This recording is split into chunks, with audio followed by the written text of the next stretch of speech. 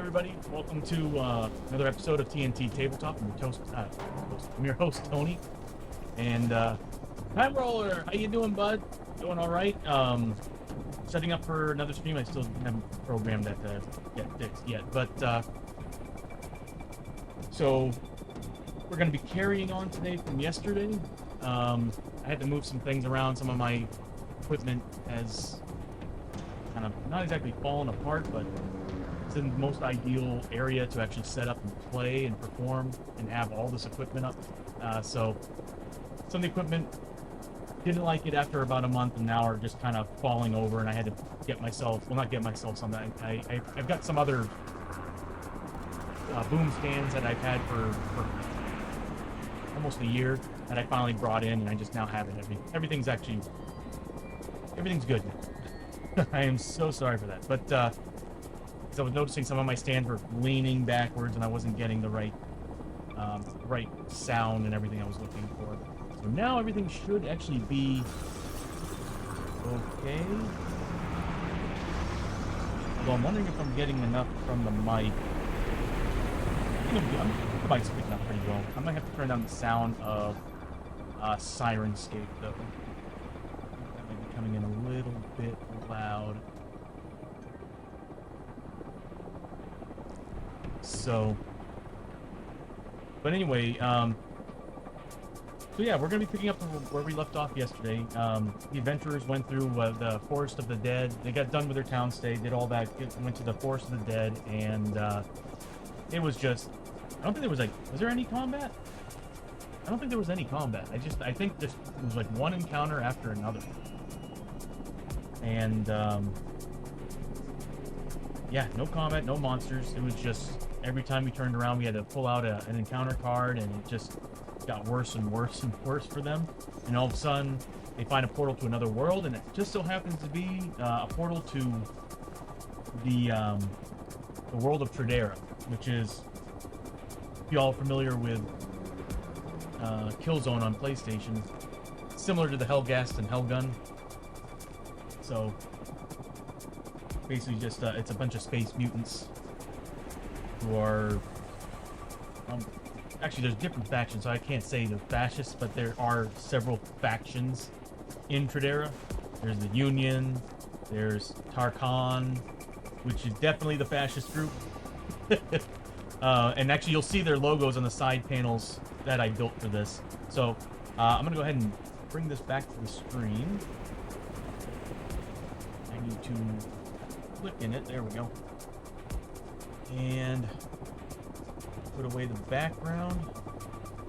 And so essentially this is what Tradera kind of looks like.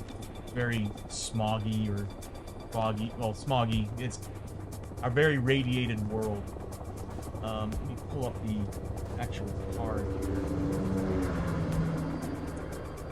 If I can find it. Was it card 2? It sure was. Okay, so we got Tradera No Man's Land. So this is a special part of Tradera. Cratered battlefield, all exploration tokens gain an extra 1 encounter. Oh boy. Let me pull my hat back here. Oh, that's right. I need the battlefield scavenge deck while in Tradera for each one you get on a scavenge roll. Okay. Take 1 horror hit. So on a 6, we find battlefield scavenge. On a 1, we take 4 hits. Surprised it's not a corruption hit.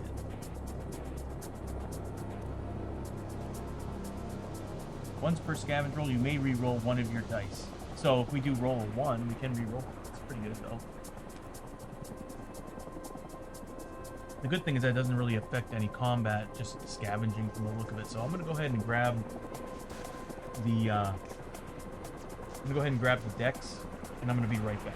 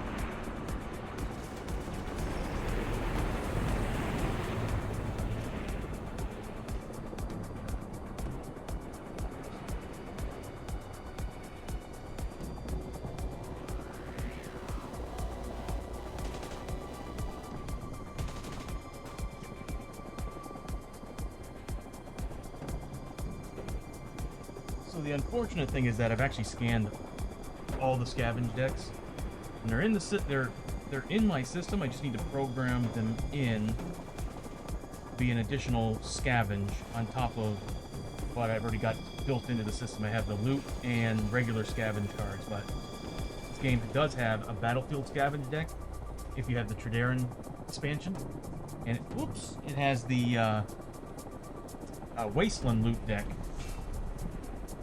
for if you have the Blasted Wastes. The Blasted Waste expansion pack gives you that. So we're going to need this for all our scavenging. Now, I've only ever really been to Tredera, I think, once before, all the time I've played this. So it's always kind of a hard world to get to, with especially when they added the second Kickstarter. So let's see how this goes.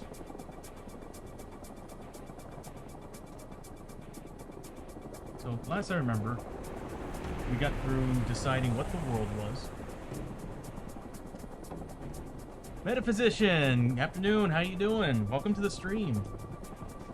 We're continuing yesterday's adventure. We're going into where we left off at. Where we found a whole new world called Tredera, and we're going through that. And we're going to see what we can find and complete on the other side of that portal. Just got to get there, and so far everybody's a little bit on the Montana's a little bit on the slow side. We'll see how this goes.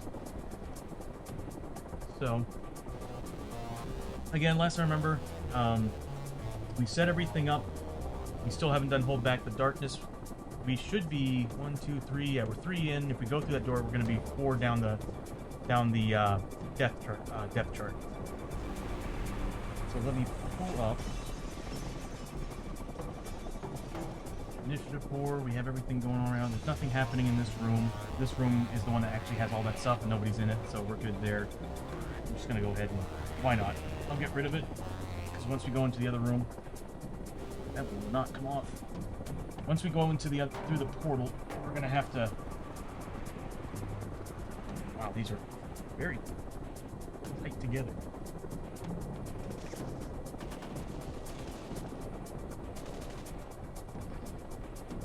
Kind of center that a little bit. So let's start with the Hold Back the Darkness. We're still at a 7+.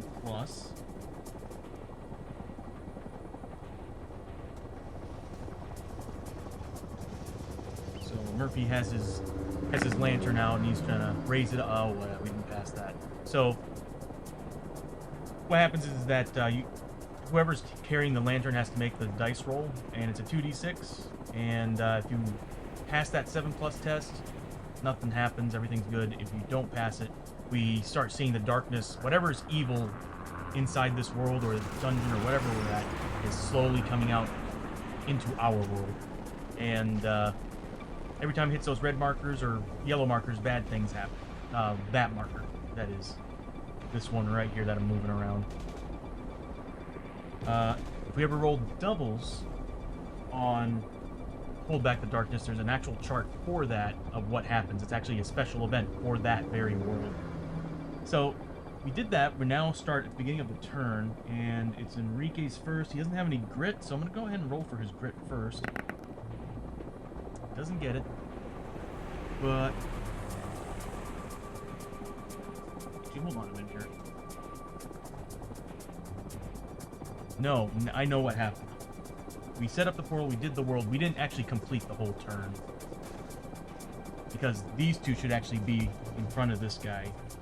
Yeah, Isamu and Murphy should actually be, by the end of the round, should actually be inside that portal. He went first, looked through the portal, that's what happened. Okay, so, we're still in that round, so that would mean that Montana's next. So she's actually going to roll for, she has max grit, so there's no point in rolling for grit, but I'm going to have her move up. She's going to go 1, 2, 3, 4. Oh, man. Well, either way, you can't shoot through a portal. That's one of the rules in the game, is that you can shoot through and see through any puzzle piece on the other side of it. But if there's a portal, you can't attack anything on the other side of that portal, melee or range. You actually have to be in that other tile to start doing any combat. Or interact with the tile on the next side. I'm wondering, I might have to look that up. I might actually change the rules for terror and unspeakable horror. So, next is going to be Isamu. He's going to move up 1, 2. We actually do need to get. I'll leave it there. Actually, we do actually need to roll what tile it's in. So let's see what happens.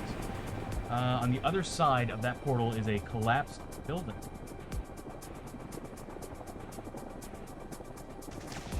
Okay. Take a look at what this cover terrain stuff means.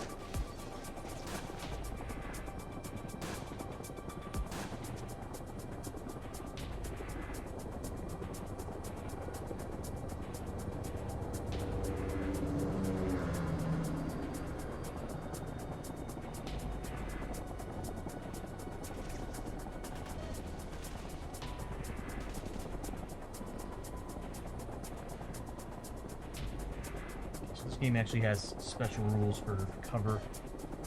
If I remember correctly, I think cover gives you armor. So we need portal tile.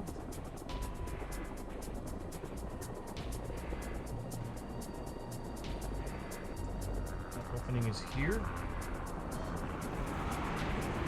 So we'll just say where it's coming out.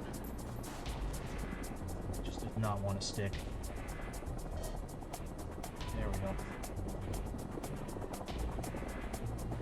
Can't quite get that in frame, can I?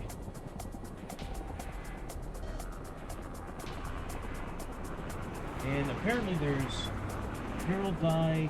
Is that plus or minus? Herald die minus 3 pieces of cover terrain.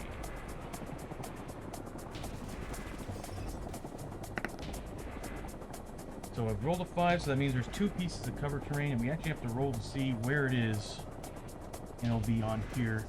I might have to look up and see what cover does, because again, I've only been to this world a couple times, but it does get an exploration token. Yeah, if you notice, there's these little icons here.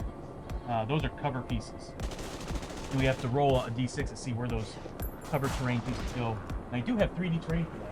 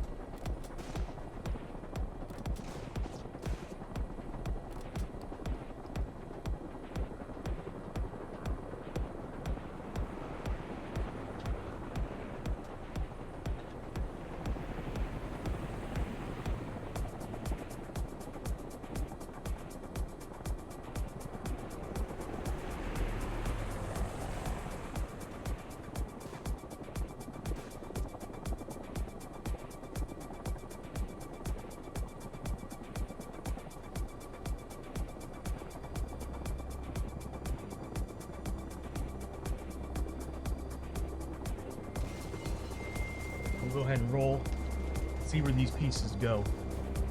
So it's 2 pieces of cover terrain.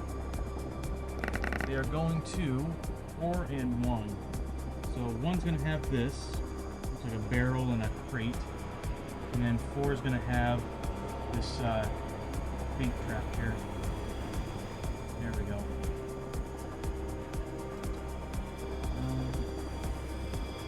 Technically, it's in between both tiles. I think I like these better. So basically, it's just like a little spot in between the 2 tiles, so you get a little bit of cover. I will need to look up and see what cover does. I guess we'll do that if there's combat in here, just to kind of keep things moving. So, did all that. Someone's going to move up 1, 2, 3, 4, 5.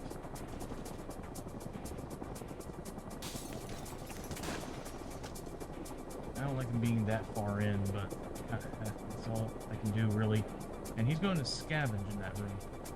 Let's see what he finds. He's a mercenary, so he gets +1 to his scavenge roll, or a plus die to his scavenge roll. He does find one.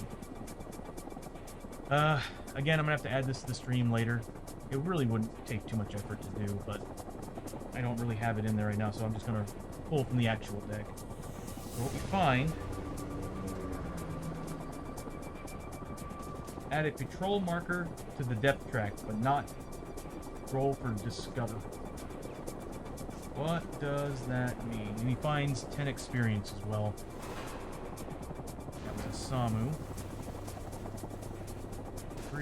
He's getting 10 XP.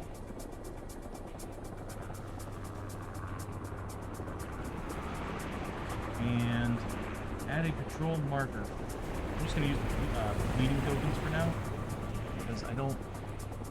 There's things I'm going to have to add later. We'll just create a stack of right here. So there's a bleeding token. We're going to use that as the patrol token. I know what the patrol token looks like, but there's a lot of rules for this world I'm going to have to read up on. Because I've only been here once, and I don't think I survived that long. No, there's a lot. So, here's the cover terrain. And patrol markers.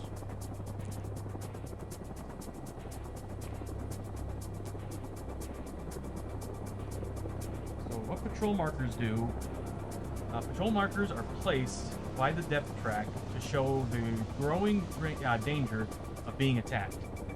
Rolling for discovery. To roll for discovery, roll 2d6 and add them together. If the roll is equal to or higher than the number of patrol markers plus the number of heroes in the posse, the test is passed and there is no effect.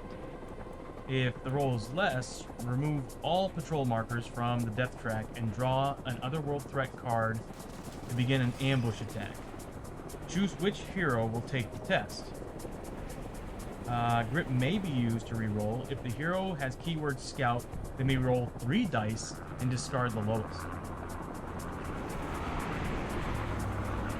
I don't have a scout. No. Everybody I have is straight up combat. So, whoops. There's radiation spaces too. Oh, great. So, as you can see, there's a little icon here. That's a radiation icon. Radiation spaces have one or more radiation icons on them. When a hero enters a radiation space or starts their activation in a radiation space, they immediately take 1 corruption hit for each radiation icon on the space. Some effects will add extra radiation icons to the space in the form of radiation markers. Enemies are not affected by radiation spaces. So, Asamu just has to make a willpower test of 5+, but he does have his spirit armor. So he gets a 5+. No, does he have? Yeah, he does have spirit armor. Does he? If I remember correctly, I think I gave him an ability. That is Murphy. Yes, so he's at the Starting Glare. He's got a spirit armor of 5+. Does spirit armor affect corruption, though? I really don't think it does. I think it's primarily on sanity. So he's gonna take that corruption hit. Let me fix the corruption while we're at it. I never got around to doing that. So that would mean that he should be here. Enrique should be at 0, really. Montana should be at 0. And finally, Murphy does have 6 maximum, but he should be at 4. So I'll just remove it. This way y'all can see where they are, where they stand. It didn't work.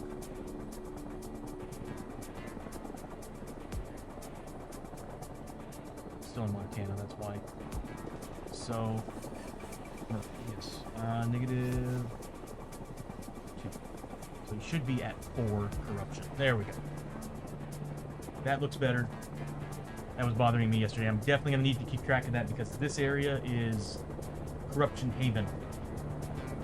And I have to keep that in mind because it looks like, I mean, I should be able to do diagonal. What I could be doing is diagonal movements to avoid that. And luckily, some of this cover is not, I don't think cover really, might be a good idea to look up and see what it does first. So, placing cover terrain, some map cards indicate that a number of pieces of cover terrain should be placed on a map tile.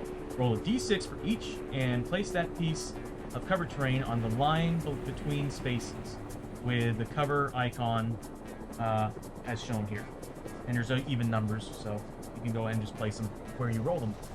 And the number rolled. Cover terrain always sits on the line between 2 spaces and does not block either space. Moving across cover terrain. A model may move across a piece of cover terrain by spending an extra movement point. So, okay, so it costs an extra movement point to go from one to the other, just to cross over. And then there's rules for shooting through it, so we'll see what that does later. Oof. So I'll go ahead and put them, I think you can really see them here, but I'll put them right here. I don't know if you can read them. I don't think the feed's coming in well enough.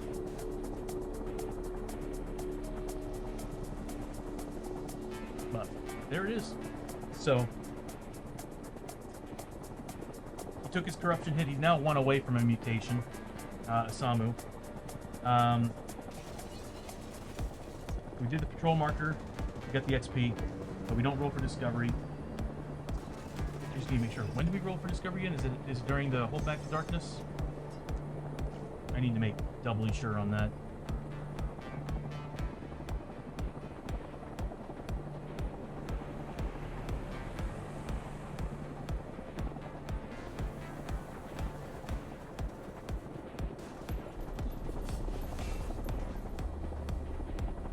Doesn't say. I'm guessing it only happens during encounters and obviously scavenging. Oh, excuse me. Pretty cool sound ambience for this. That's Asamu's turn. Next is gonna be Murph. Murph is gonna first he's gonna roll. I don't think he's in that grid anymore. No, he's far from it. So he's gonna roll for the grid first. Doesn't get it, but he's gonna move on up. 1, 2, 3, 4, 5. There's no radiation marker there, so he's safe. But he's going to roll for scavenge in this area. 6. That is a 6. So let's see what Murph finds. And this is why I would really like to have these put into the stream. Having it randomly draw every time with a click of a button, it's so nice. Nothing found, but he finds 10 XP. So back to Murphy. And he finds 10 experience. So that's the end of everybody's activations. Therefore, we have to flip the exploration token. We find the second clue token. But we have 2 doorways, so both of these are doorways.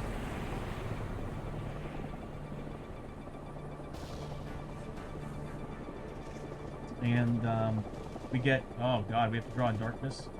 Really, there's 2 of these? Yeah, so we have to draw in darkness and an encounter card. And if I remember correctly, this place forces us to have another encounter. So we're getting 2 encounter cards in this area. So let's start with the darkness card. Let's see what comes up. First darkness card of the game. If I remember correctly, I already canceled a bad card earlier. Silent running. All robot and undead enemies are +1 combat / shot, +1 move, and +1 initiative. Remains in play. That could be a problem here. If you've noticed, that's a creature from the Derelict Ship expansion. I have them fully painted too. I love that model. Really, really cool model.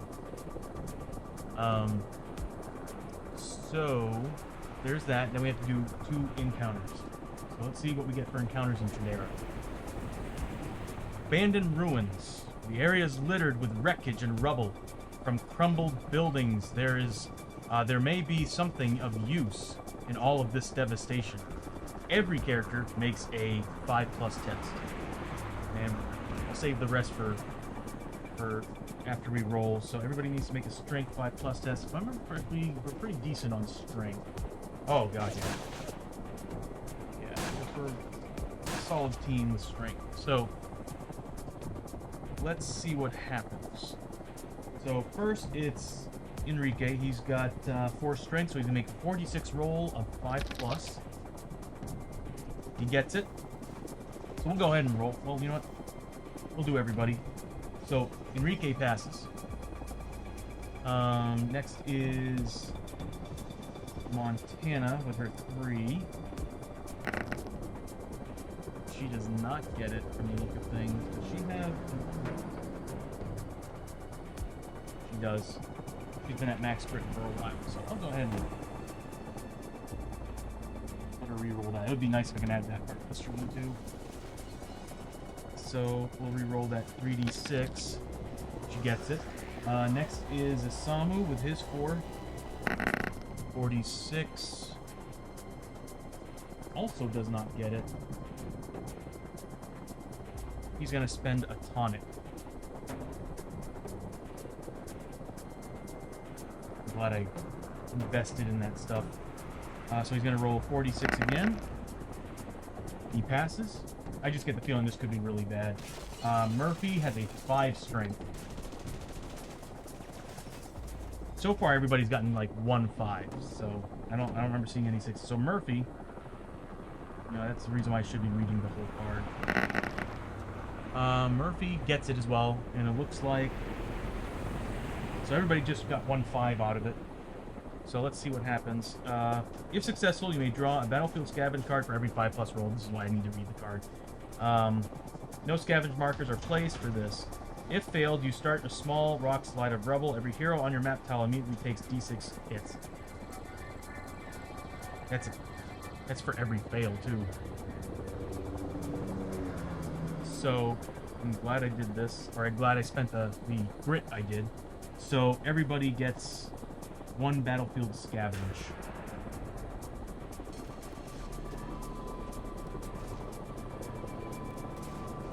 So, for Enrique, we get draw a growing dread card and add it to the stack. We love those.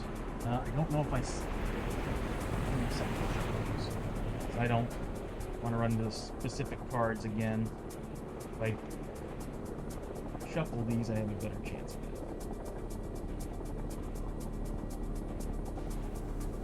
So we're adding 1 to the stack.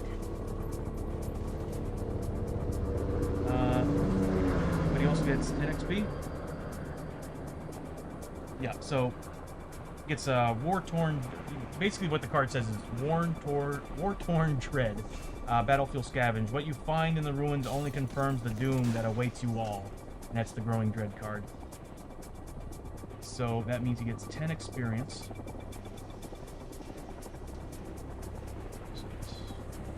XP. And then Montana,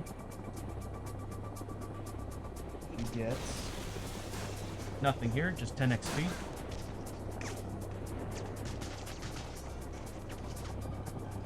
That'd be a lot faster if it's working. And then we got Isamu. Ooh. Trinkets in the rubble, 10 XP. You find a simple item from an alien culture that has been sold in town. You get D6 times 25 gold. So D6 times 25, you're getting 125, right? So 125 plus 25 for Murphy, so 150 gold and 10 XP. Samu, so gold, he's getting 125. Make doubly sure it goes up. Nice. And then 10 XP on top of that. Nice. And then finally Murphy. Let's see what Murphy finds. Again, I really want to add these to the stream. I want you all to see these cards. That's why I love how I set up the scavenge. So Murphy finds. Oh no. Movement in the distance, 10 XP, but add a patrol marker to depth track, but do not roll for discovery. So we're adding another one of these. So it's these plus the amount of players in the game. So we'd be rolling 6s if we ever run into a patrol. Oh, we'd have to roll above a 6 or 6 and above. Equal to or higher. So, yeah. So that was the first encounter card that we ran into here. And then we have a second encounter card. Dead Courier. Half buried in rubble, the body of a mangled Tredaran soldier lies slumped against a broken wall, a messenger bag clutched in his dead hands. Random player has to make a luck 5+ test. Let's just first roll and see who's gonna be the unlucky person to do this. Again, we'll do initiative order, so you know the drill. 1 or 2 is Enrique, 3 or 4 is in Montana, 5 and 6 is Samu, 7 and 8 is gonna be Murphy. I might actually just add that little trinket on these player cards. So Enrique, I don't think Enrique has a good luck. No, but if successful, you pull a rolled up map and deployment orders from the bag, gain 25 XP, and you may discard D3 patrol markers from the depth track. That would be sweet. If failed, take D6 horror hits as the carcass falls apart, exploding with trench worms, larvae, and showering you with gore. Dang. Alright, so he's going to make a 3d6 5+. He gets it. So he gets 25 experience, and we can remove one of those tokens. I say it's a pretty decent trade-off. And he also gets 25 XP. 25 XP for Enrique. Excellent. Things are looking pretty good. Montana's over halfway to her next level. Murphy is closing in on that halfway mark. Everybody else is just above quarter. Level 4 is a bitch to get to, but 5... I don't remember how many XP you need for it. I don't know if it's 3,000 or 4,000, but I know 2,000 XP is for level 4. So that's going to be the end. Yes, we did the darkness. We did 2 encounters. We did the doors. We got the extra clue. We're 1 clue away from completing. And this is giving me some ideas. So that's the end of the round. So now we're going to do a... Hold back the darkness test. 7+. Did we go down the trench? Hold on. 1, 2, 3. We did not. So we need to make a 2d6 test. 7+. Get it. So that's good. Need to read the cards one more time here. Use Battlefield Scavenge deck.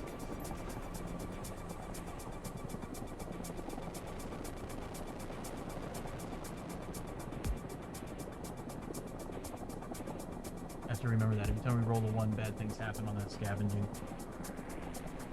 Okay. I wonder if I can add that to the stream. So now thinking, I'm wondering if I can have that automated. I like the idea of seeing the dice, but at the same time, there's part of me like thinking maybe based on the world, I can have a little disclaimer come up saying for scavenging, don't forget this rule. Might be able to do that. I can do that. So never say you might, always say you can. That's how things get done. So we're started the round. We passed the test, the pull back darkness. If I remember correctly, Isamu, because he's starting on that spot, he's taking another corruption hit. When a hero enters a radiation space or starts their activation in a radiation space, so he has to make Well, it's not Samu's turn, so it's going to be Enrique's first. When we get to Samu, we'll do what we need to do there. But Enrique's gonna go first. He needs his grit, so he needs a 5 or 6. Doesn't get it, but he's gonna move on in. 1, 2, diagonal across. 3. Which way do we want to go?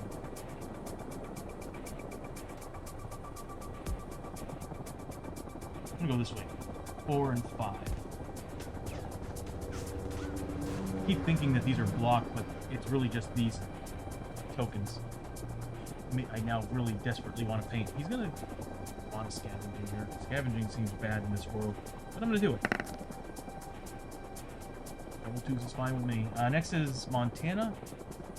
She's gonna roll for grit. I might have her spend a grit. Get it. I might have her spend a grit to rush and catch up with the team because she's way behind. So yeah, I'll do that. I'm gonna spend the grit from Montana to give her double her movement here. And she's gonna move up 1, 2, oh, actually, yes she can. 1, 2, 3, 4, 5, 6, 7, 8. And she's going to also scavenge in this room.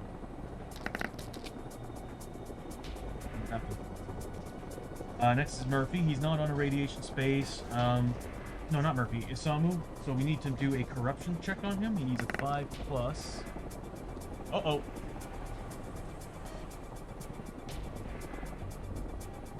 So that's another feature I'm going to add. Is when they do actually reach maximum, I'm going to have like a little thing come up showing that they need to take a mutation. There's just so much I'd love to do to this stream. Like, y'all don't know, like, I want to fully animate this thing. I want this thing to be fun to watch. Because I know that watching a board game can be a little bit slow, and you just kind of want to have it in the background. But I kind of want this to be visually pleasing as well. Yep. Rats. So, we now need to roll the mutation.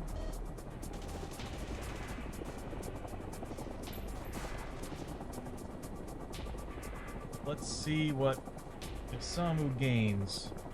So I'll go ahead and remove his mutation, bring him back down to 0. I need to set a reset on that. I don't know why I have it set to maximum. And then we'll roll for his mutation. 3d6? Well, actually, you have to... Hold on a second here. Yeah, I'm doing this right. 25. And what he gets is Void Boils. You are -2 health permanent, but gain +1 maximum grit. So I need to write down what he's got. Where are you, Isamu? Okay, so Isamu now has Void Boils.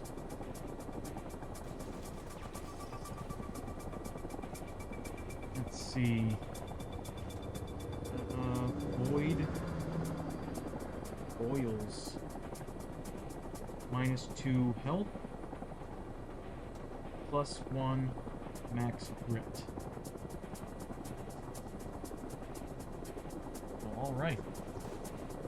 So I need to drop his maximum health.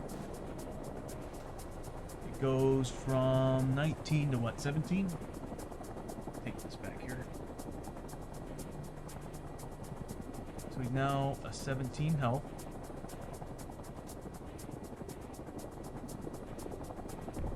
Okay, I know what I can fix that. And I'll just drop this down to be proper. And +1 to his max grit, which I have to write on the sheet because I don't have it on the stream. At this point, I feel like I need to I just need to add everything to the stream at this point. Wow, 4 max grit, that's pretty sweet. It's almost a pretty decent trade-off in my opinion. But 2 health can make a huge difference in this game. Hell, 1 health can make a huge difference in this game. So now Samu has Void Boils. Now he's gonna roll for his grit. He's got a max grit of 4 with nothing on him. Let's see if he gets a 6. He does. We've got 1 additional grit. Mostly everybody has a tonic anyway, so I think we're pretty good. And he's going to move on up and probably look through that doorway. 1, 2, 3. And he's going to peek through that door. And what he finds is a blown out storefront. And it comes with an advanced special room too. Also still has cover terrain. Okay. I might see what I can do with the setup here.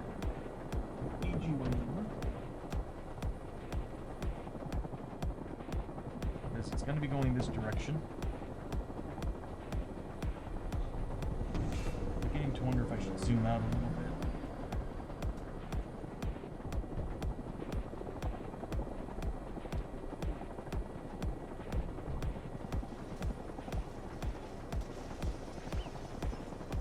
And that was the blown out storefront.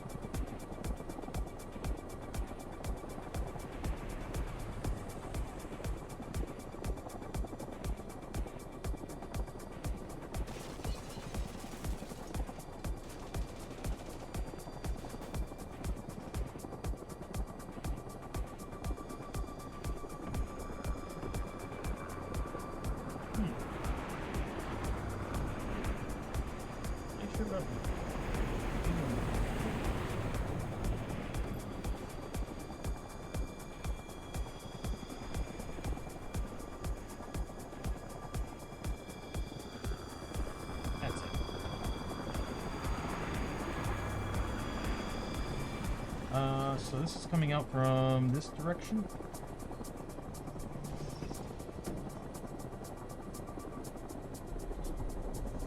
Since it's a full room, it gets another exploration token.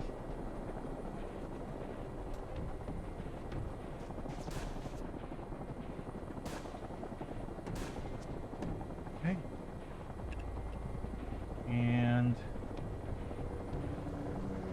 we'll pull the advanced, well, you know what, we'll do the advanced right now. And it gets, oh yeah, it gets E3, Paradigm minus 3 of those cover pieces. So 1 piece of cover, and it's going to 4. Right here. And it gets an advanced ruins. An advanced card for abandoned ruins. Let's see. We already use it? We already did. Since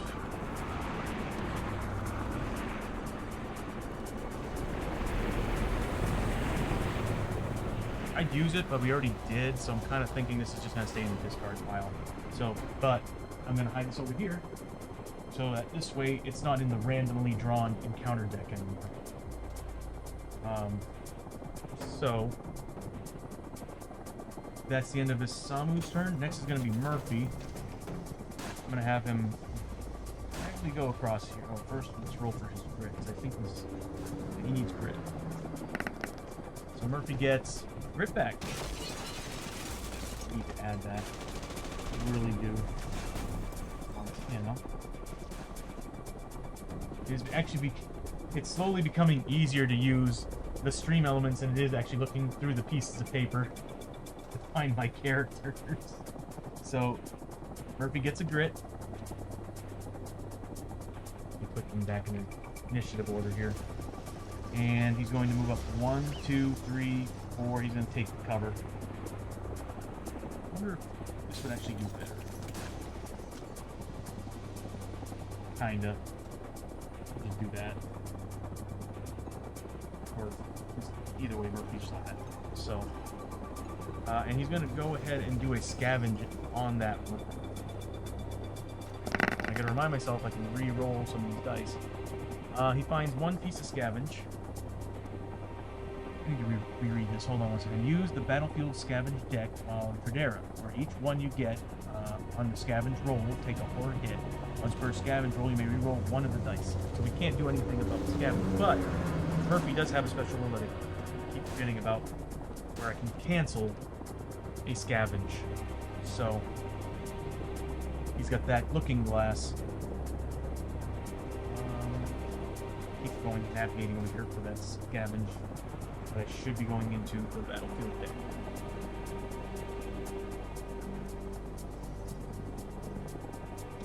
Tripwire. He gets 10 XP. You stumble through a tripwire, setting off an explosive trap. I'm going to attempt canceling that with... I should have been doing this since we've got here. I'm going to use the looking glass to... Can't try to cancel that on a 5 plus, but hey, you know, it's worth a try. It's per turn, right? Yeah, once per turn. So let's see if we can ignore that. Of course not. So, take 3 hits that do 2 damage each. Every hero adjacent to you also takes 1 hit that does 2 damage each. And that would be Justice Selmer, because technically he's on this tile. So, that's 3 hits. He needs to make 3 4+ saves. Murphy just tanked that hit. Next is a Samu who needs a 3+ save. Pretty weak explosive. So, that's what we found there. And Murphy also gained 10 experience. The more I force myself to use this, the easier it's getting. So next,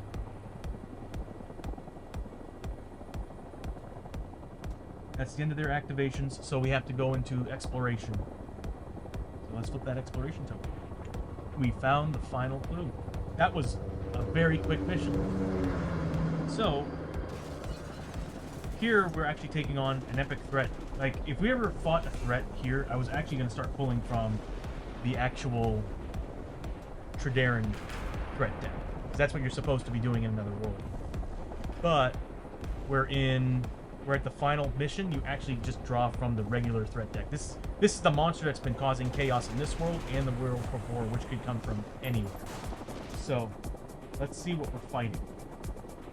And then we'll get into those horrible Growing Dread cards. And we do need to bring that up one. Yeah. So, we need to see what we're about to fight.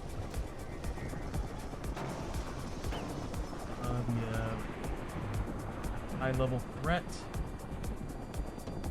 I would have known at the very beginning of this stream, but oh god, no.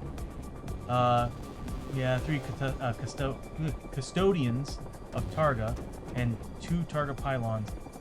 Things are pretty mean. A group of custodian robots from the Targa Plateau have been terraforming a portion of the mine here. Not so much the mine, more like Tradera. It's an interesting thing. I wonder what brought them. Probably the radiation. And again, if it's from Targa, they probably are just studying the area.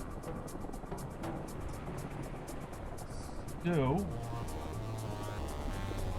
get that all here so we've done the 3 tokens. And next, I need to get their model. So that's 2 pylons and 3 of the custodians.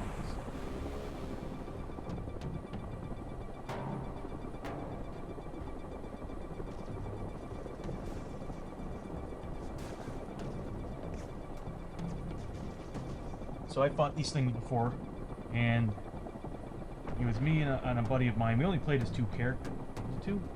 Or we had 2 apiece? I think we only had 1 apiece. And these pylons, I'll show you what the models are. But these pylons are the flipping worst. Oh, I don't have enough focus, that's why. You are unfocused though. Yeah, so that's the pylon. If I get into focus, there we go. So basically, these are like, you know, lightning pylons. You know, you just blast whatever they can see. If you're out of its LOS, which, luckily, I think the cover is going to help us. Those things are terrible. So these guys are actually going to be in the back. I forgot the rule is actually you go lowest initiative to highest. Is it that way? Where's the high? Well, either way.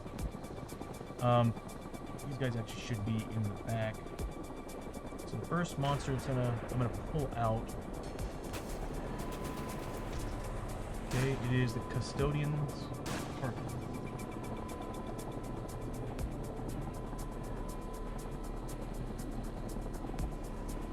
And then they are initiative 4. Next is... Who's next? Pylons. Target pylons. So we pull their card up.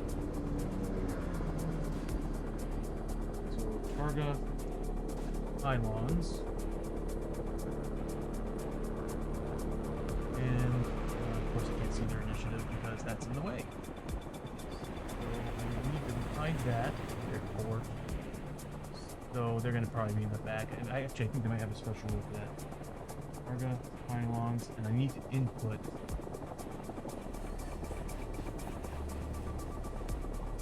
their initiative. This way they get selected. So they're, unless I pop Enrique's ability to make him get 4 initiative, they're going to. Oh wow! Raiding party of 23. Oh, Sanguine, how you doing? Raiders, welcome to the stream. This is TNT Tabletop. I'm Tony, and Dark Chronicle, thank you for the follow. Awesome. Jock Blazer, what's up, buddy? So what I'm playing is a board game called Shadows of Brimstone. I built this entire stream centered around it. So all the graphics, the health bars, all the stuff that you're seeing is all being kind of pushed through a stream deck, and everything's not exactly automated. I kind of have to punch buttons, but Shadows of Brimstone is a game that is it's a dungeon crawling type of game, and it's basically the Old West and feudal Japan taking on the forces of like Lovecraftian horror. If you're into horror movies, there's a lot of elements that kind of represent that. The Avsta, thank you, awesome. Welcome to the welcome to the stream, Raiders. Awesome. But yeah, so kind of just started the stream. I think about an hour ago, and we're actually finishing. We're at the final part of this adventure, and then we're gonna move on to the travel stay afterward. Oh, which reminds me, I should do this.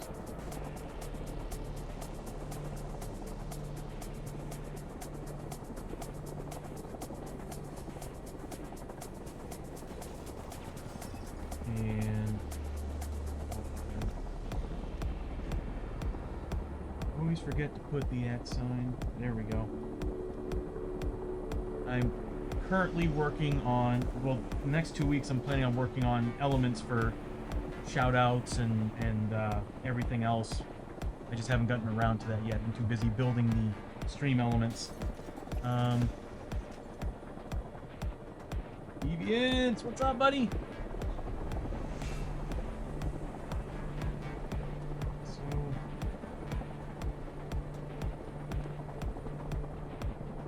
Flower Dragon's here too. Awesome.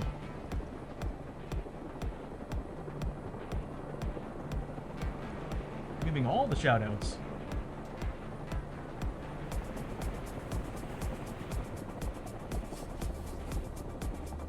Did I type it in right? I did not.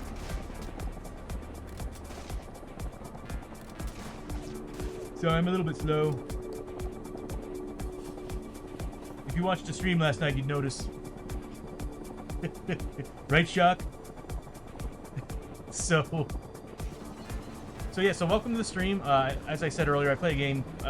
My stream is dedicated primarily to Shadows of Brimstone. We're constantly continuing this adventure of these 4 characters in particular. They've gone through quite a bit in the past 3 weeks. And I think I'm not going to retire them today. I'm thinking that the next time I start, next time I jump back into this, I'm probably going to bring out my new characters that I created that is actually part of this world, the Tredarans. It's a Tredaran strike team. I've been dying to play as them because they have faction rules, and I've always wanted to try those rule sets out. Bro, I am editing clips, getting clips from last night's stream, and I am wheezing all over again. Yeah, it was a pretty wild stream, bro. But yeah, so right now I'm just setting up the end of the turn. We flipped over the exploration token to figure out what's going on in this room. We found the final clue, so that means that this is the final room, final boss fight. And we're taking on a group of monsters that are just pretty darn awful. So I have to set them up just like that. Very small room. And I don't have any dynamite to spread out some damage. But I'm going to see where this goes. This is a good chance. You know, I've been saying this like every time we get into a combat. There's a good chance we're going to lose this. But I've been winning the battles recently. So we'll see how the team goes, how the team works on this. The rope cannon mishap better end up in the Calypso. Yeah, deviants. Yeah, it was a hilarious night. So that's the end of the exploration. We set everybody up. We got the cards out. They don't get any elite abilities because nobody's level 5 yet. Now, the moment we have 2 characters at level 5, we increase to elite abilities, and then when we get to level 4, sorry. When we get to level 4, 2 people are in level 4, we get an elite ability. Once everybody's at level 5, we start seeing epic threats for the final boss fight instead of the high threat. We start upgrading all the cards. It starts getting stupid hard. Oh god, did I fall on spaces that are... I did not. Okay. There's no radiation in this area, so I think we're safe from that. And we got cover. And I gotta read what the rule is for cover. So, we're done placing the terrain. And you know what, as a matter of fact, I think it's time to place music. There it is, with battle music.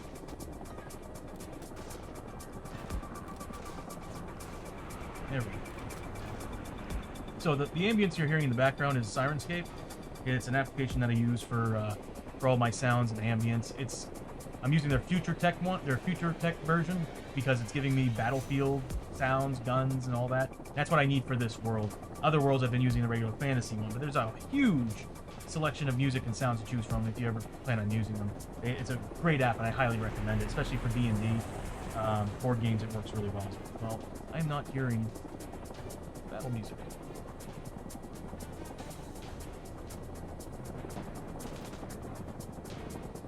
It's there. Just there's some sound effects that are just super loud. It's the helicopters. I don't want the helicopters.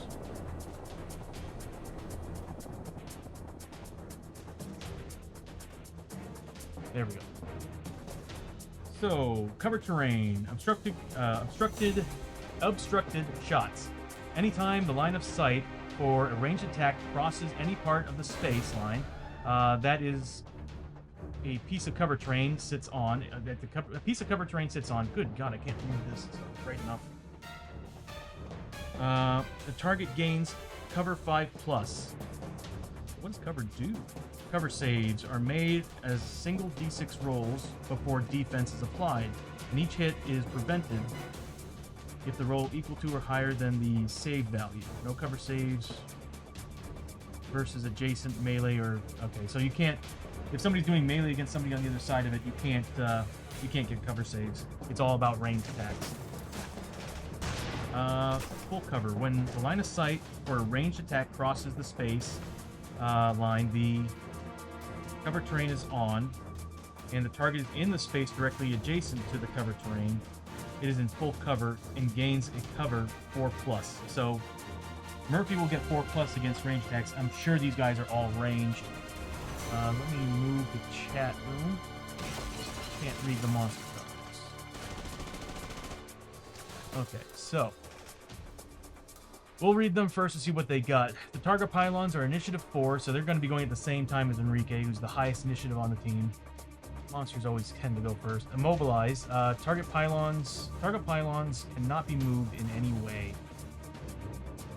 Thank you for the shout out to TNT Tabletop. You didn't have to do that, Trent. Flower Dragon. No, absolutely. Like, let me make sure. I think I'm following you. Yeah. No, I definitely have to give shout outs to people. Like, you know, when you all are streaming, you're all streamers, you know, make sure you let me know, because I definitely want to support the community as much as y'all want to support us. So, you know, I love giving shout outs, and trust me, I'll have a better version of it in the future. Right now, as you can tell, I'm using the Twitch stream elements. I'm planning on getting rid of those and actually just using what are they called? Webhooks to grab information from Twitch and just port it over to here and have my own animations happen on the screen. Oh, trust me, it will. So, stonework. Critical hits only reduce target pylons down to defense 2. Oh, no. Burning lasers, ranged attack. There's one shot, does 2 damage. Each target pylon's range hits counts as D6 hits? So hold on a minute. So this is how it works.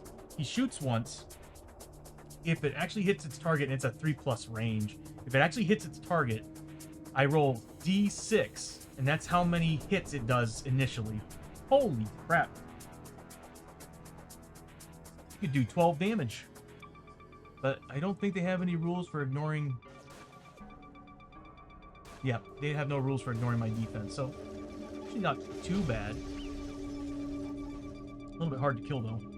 Now, the other guys, on the other hand, let's see what they got for abilities. That's the wrong card. I have the chat selected, that's why it's not working. So the Custodians... Initiative 4, Electroshock. At the start of the enemy's activation, every adjacent hero takes 3 hits. So, on top of making combat hits of 3, they're always sending... Wow. I need to kite these guys and... I need my dynamite. I didn't bring any dynamite. Defense laser. Ranged tech. There was no dynamite in town anyway, so... they have a defense laser. Ranged 8 with shots of 2. Damage 3. Okay. They repair. At the start of the enemy's activation, if there is no adjacent heroes, heals 2 wounds from itself and all adjacent pylon and robot enemies. And these are constructs, aren't they? No, they're robots. Okay, I think we're safe. Because we have this card here. All robot and undead enemies. Oh! So they're a +1 combat and shot now with +1 initiative. They're always going first on a 5 initiative. So they're a 4 combat now. 3 shots. The pylon's making 2 shots with D6 hits. This is awful. You know what? I've been saying that every time we get into combat, we win. So you know what? I'm just gonna say we're gonna take these guys on. We're gonna win this. I'm confident in my team. Not my dice rolling, but my team. Oh wow. So these guys can't move. These guys move 10 spaces, so they can get anywhere. They don't have anything else. Do they repair protocol when selecting a target, include any damage target pylons? Wait. When selecting a target, include any damaged target pylons.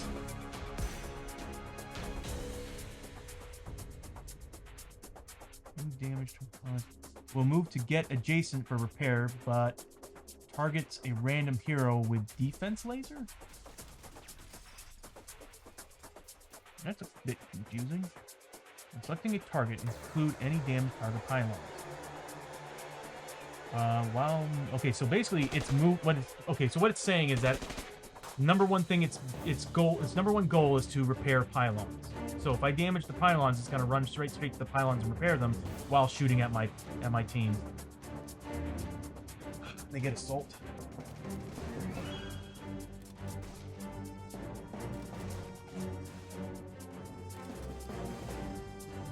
Assault.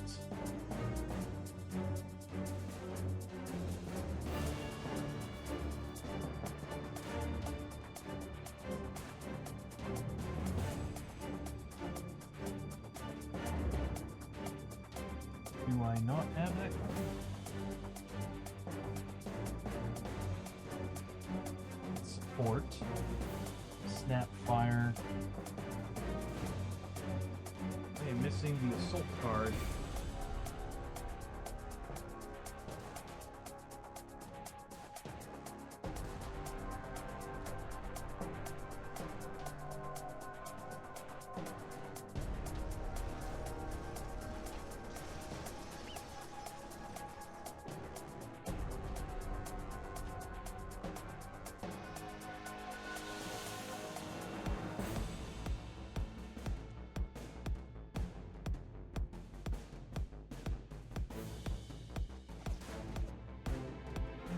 my extras deck here. Heavy rifles.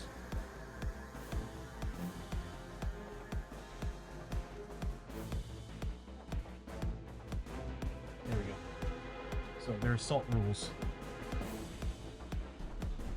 Enemies with assault target and move to engage their opponents in melee as normal, but they also have a ranged attack that they fire for free at the end of their movement. Placement, targeting, and movement. Enemies with assault ability are placed, target, and move like normal enemies, so they choose a random target. Ranged attack at the end of its movement.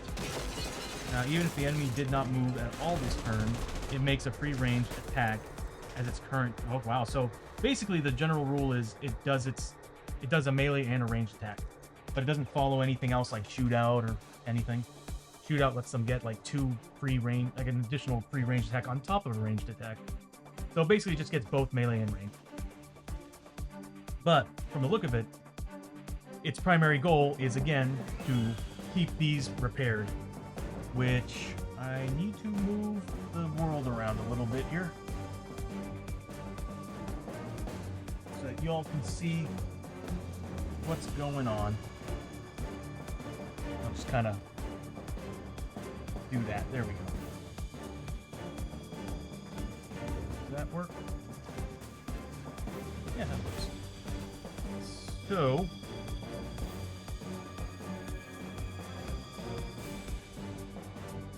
they're going to be going first, but now that it's over, we've set everything up.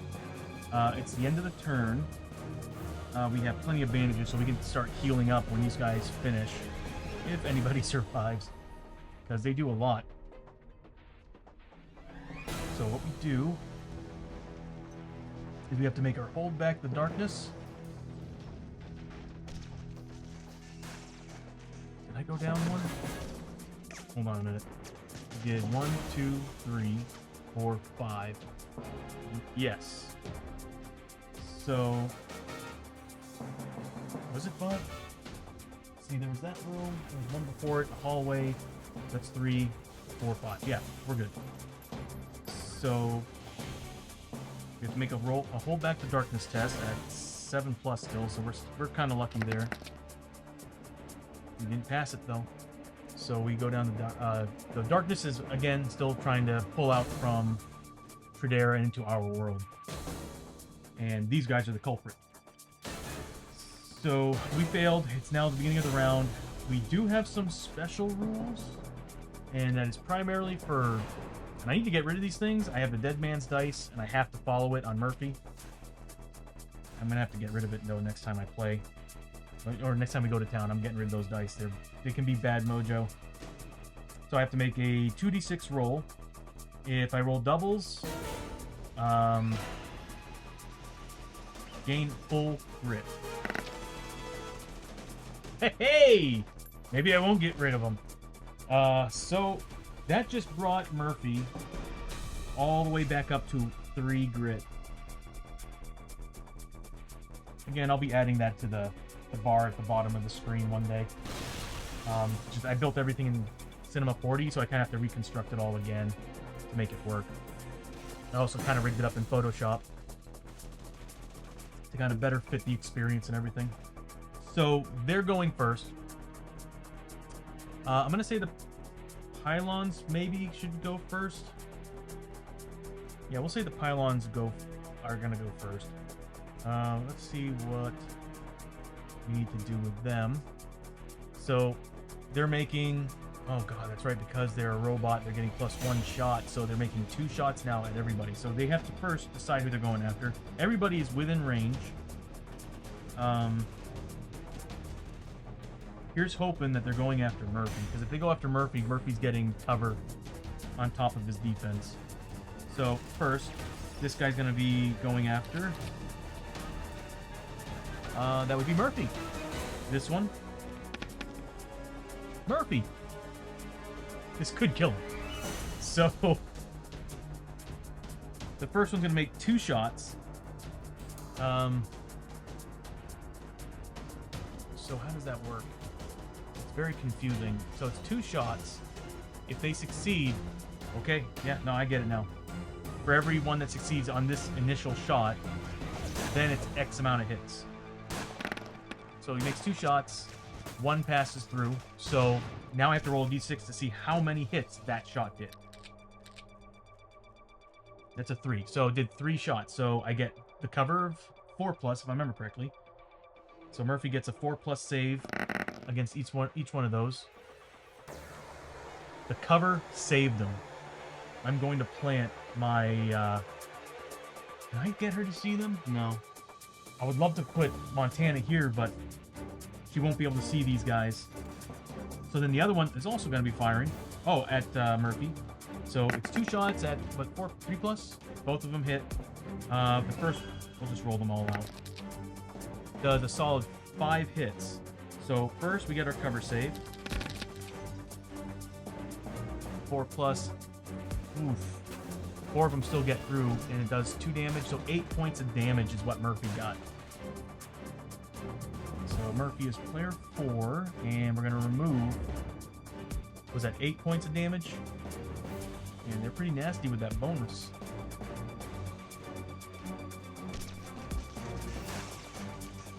Ouch. I might add sound effects too. Like whenever damage happens, I'll add a sound effect. That's cool. So Murphy's now down to 9 health. Not quite bloody, but he's not doing well. Next, these guys, they're not in danger. They haven't taken any damage yet, so their priority is coming after the team. And their thing is to both attack melee and range because they have assault. Now, was that before or after? Let's make sure. At the end of its movement.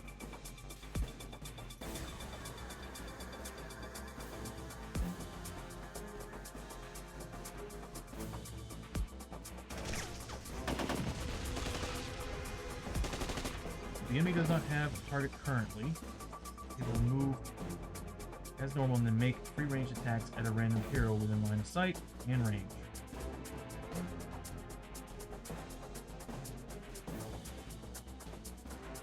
Yeah. So there's 3 of them. They're robots, so they get their special abilities. Or their bonuses. So they're getting +1, they're getting a 4 combat instead of 3, and they're getting 3 shots instead of 2. They only damage 1 on their melee. Oh, but if the electro shock at the start of this enemy's activation. Okay, so that means I need to attack and run, which I can do.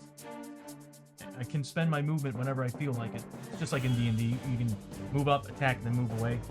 But I have to make escape tests. And their escape is a 4+. So they're gonna move on up. But first, well, the only 2 people they can go after. Wow, actually, the cover's kind of saving me because they can't do melee across, right?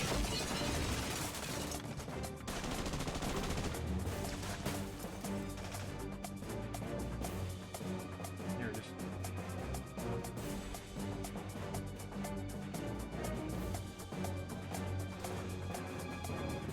So you know you don't get cover saves against melee, so they can still do melee.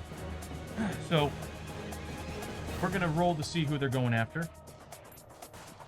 Again, I can't wait to add monster icons into this game so that I can actually keep track of who's who. So this guy is gonna be going after, it's one of these 2. It's either Isamu or Murphy. So a 1 through 3 is gonna be Isamu, a 4 through 6 is gonna be Murphy. So let's roll to see. He's going after Murphy. He's going after Murphy, and he's going after Murphy. God, everyone hates Murphy today. So we'll just kind of put them in place here. They are all surrounding Murph. So what I might end up doing is I might have the ranged... If I can get rid of those guys, we won't have to worry about healing the pylons. But I also want to get rid of those pylons so they do a lot of damage. Murph about to have a party. Yes, he is, Deviants. This is typically what happens, though. Murph usually is the one that gets, like, all the problems. I guess that's you know, what happens when you're greedy, being a prospector. Because I built his character to be just constantly finding cash. And yet he's turned into an amazing tank in doing so. So, alright, let's see what happens. So first they need to make their... They did their movement, they do their shooting, then they do their melee. So, they're getting 3 shots. We'll just roll them all together, because they don't have any critical special rules, do they? No, they have repair. Okay, so they're going to be getting 9 shots on Murphy. So this one and this one, let's see. This one's going to be getting, he's going to be getting cover shots from this one. This one, not so much. So these two are getting their straight shots. He'll just get his defense. So here's 96. Or actually, you know what? I should roll them separately. So these two here, we'll start with them first. Or we'll start with them with cover first. So 3 shots. What are they? 3+ all across the board. So all 3 hit. But now he gets his cover, which is a 4+. Murphy ignored them. Now he's going to get his melee.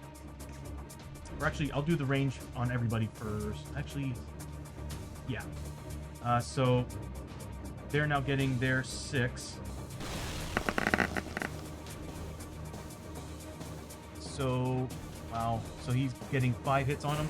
He's made 5d6, 5, no, he's a 4+. 4+ saves. Okay. My dice roller, there we go. He's getting 3 hits through, and they deal 3 damage up top. So 6 points of damage to Murph. Murph is not looking good.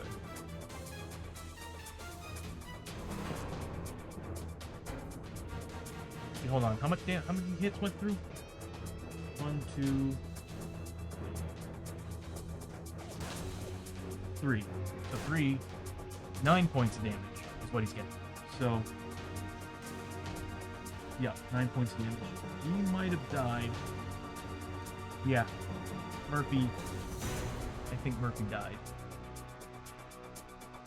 Yep. So Murphy's down.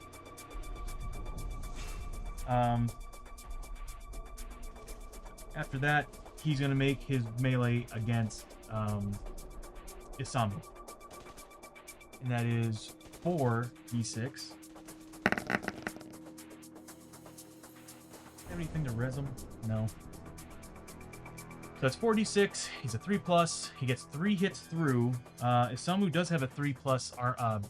He does have a 3+ defense. So let's see what we can do. 3+ on 3d6. 1 gets through, dealing.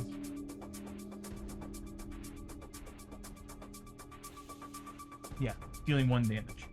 So Samu takes 1 point damage.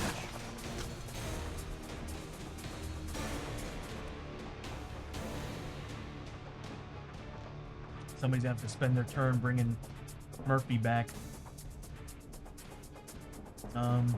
I think he already used his... No, he didn't use his canteen. We haven't had a single combat yet. So everybody actually still has their full health abilities. So if I res him, I should be able to bring him back and give him all his stuff back. Just those pylons have got to go. So that's their turn, because he can't attack anybody in melee, and he can't attack anybody in melee. Thankfully, they kind of held them away from getting to the ranged team members. So that's the end of their turn. We now move on to Enrique. Enrique's first in line, and he has his Darkstone pistols, or his, well, they're Darkstone grip pistols, so he's getting 6 shots total against these guys. Unfortunately, doesn't really have any other special rules. Not gonna lie, Bandito's a little bit disappointing when it comes to the first level of upgrades on their leveling chart, but if I do manage to kill someone, I do get a d6 roll, and on a 5 or 6, I get a grit back. I knew I should. I totally forgot I should have done that. Next turn, I'll do it. He actually has a special ability where I can give him +4 initiative for the turn. I should have done that this round. But that's okay. I might have saved Murphy, actually. The only problem is that Enrique's not really good at ranged combat, and I'm building him for ranged combat. So, first I'm going to roll for his grit, because he's not at max grit yet. Oh, he's on 5s and 6s, so yes. He's now at, officially, he's actually reached max grit. He's at 3. Murph! Shock Blazing. I know. It's always Murphy, man. My longest lasting character. He's like my first character I built for this stream, and he's been toughing it out as a tank. He's really just a greedy old prospector. But he's come through several times. So I got 3 grit. That means I can do a lot with this. And I still have tonics. Oh yeah, this is awesome. So I'm gonna... I just wish I had more gun abilities for him. So luckily I do get critical rolls with this pistol because he's a bandito. So Enrique is gonna fire shots obviously into these guys because the pylons are too far away for him. So we'll have him fire his 6 shots into those custodians. That's a critical and 3 hits. I'm going to spend a grit to reroll those 2 hits. Those 2 misses.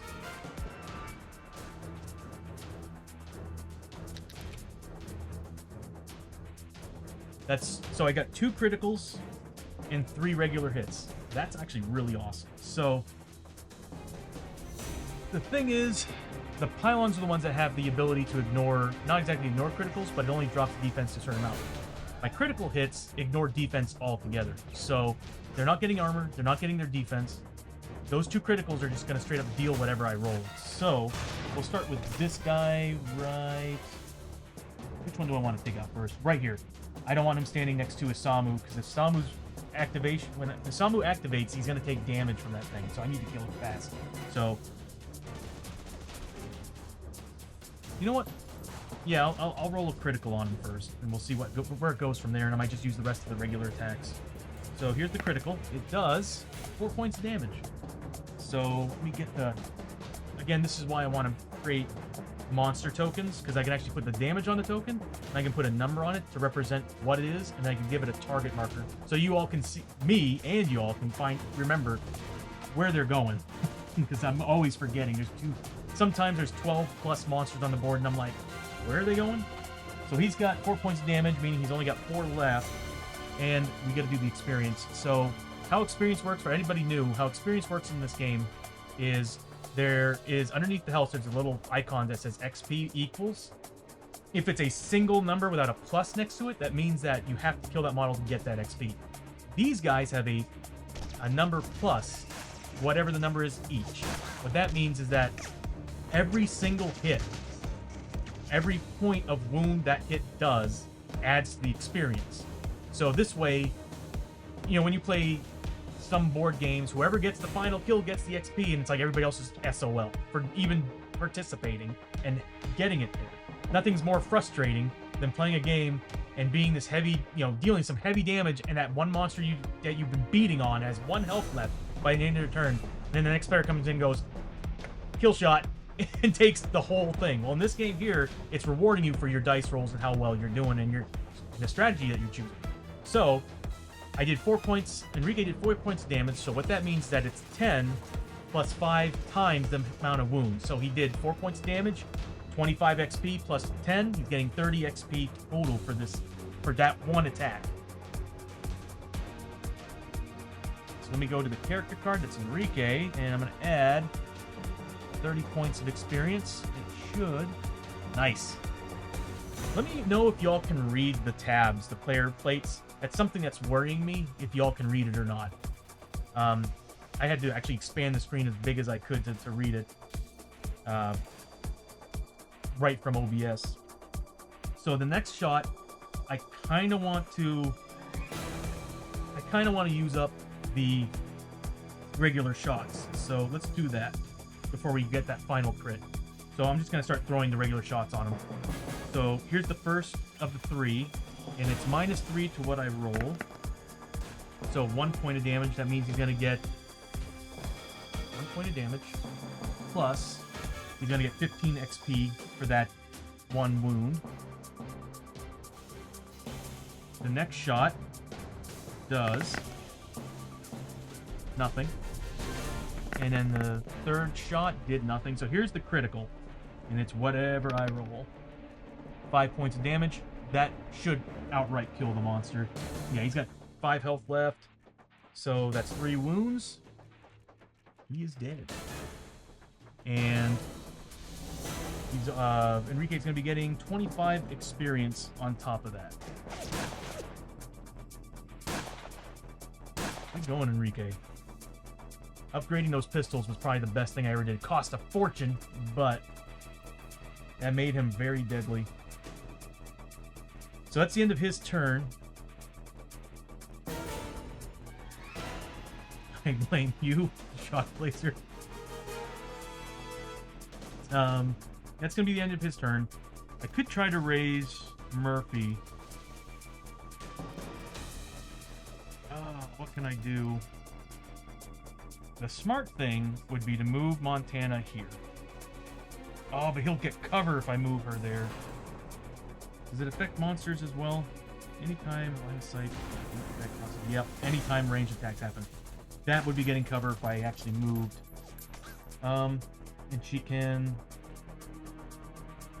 That's actually going to obstruct it too.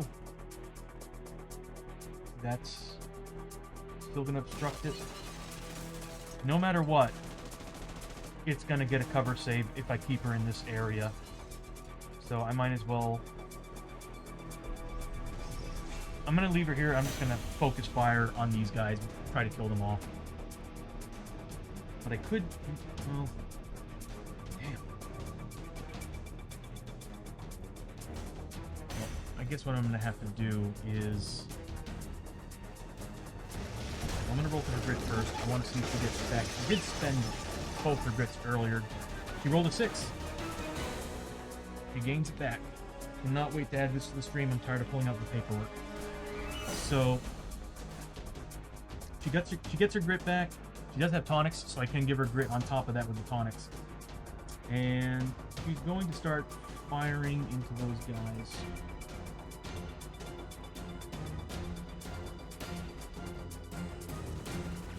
Oh my god. I really want her to be the one to bring Murphy back, but I really need those guys dead. So she has her hunting rifle, and she gets, if I remember correctly, 3 shots with it. Yes, she's getting 3 shots at damage 2, so that would mean, yeah, that's gonna be some good damage if I get some criticals. If she kills anybody, she gets her rapid shot, so she just keeps, hold on a minute. Enrique killed somebody, he gets to roll a D6, and he could get a grit back on a 5 or 6. No. So, Montana, and she can do quite a bit. So, her thing is, she's got 2 abilities. She's got the Darkstone inlay, so she can re-roll a to-hit roll, a failed hit roll, and she can, she's also got Iron Concentration for re-rolling a damage die. So let's go ahead and fire her shots. 3 shots into them. You actually don't declare who you're putting these shots on. You're just saying, I'm shooting. And then once you get to the hits, that's when you start declaring where you... As long as they're in range and LOS, that's when you can start declaring where they're going. So, let's see if she hits anybody. That was about to be a crit, too. I can see it. She doesn't hit anybody, so I'm going to spend a grit. That grit that she gained. And I'm going to re-roll those 3 dice. That is 2 hits. Just 2 basic hits. So, she's going to put 1 on this guy. And it's -2 to... actually, he's a 3 defense. And that's all he's getting, right? So, 3 defense, but I get 2 damage. Starting grit. So, it's going to be a -1 to whatever I roll on these 2 hits. Maybe I should just have it rolled up and bring Murph back, because I think Samu could do a lot more to these guys. So here's the first shot. 5 points of damage. She's only got 3 health left. And she gains 35 experience.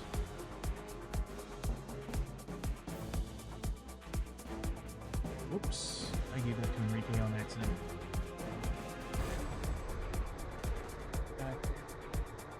And Montana gains 35 experience. There we go. I dared quite easily. Thank you for asking. For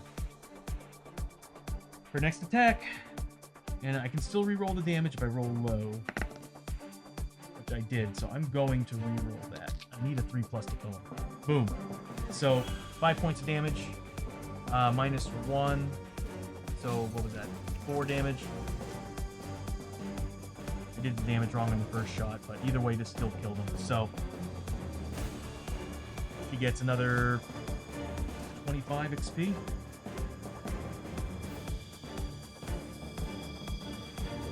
He's dead, and then after that shot, because she successfully killed somebody, she gets rapid shot, +1 shot.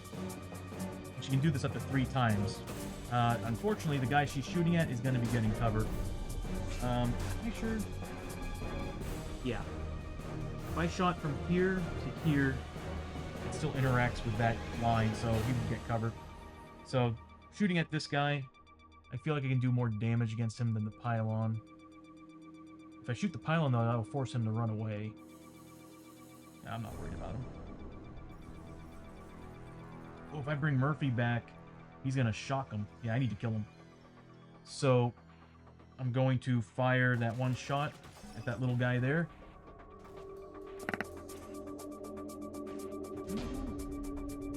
This was...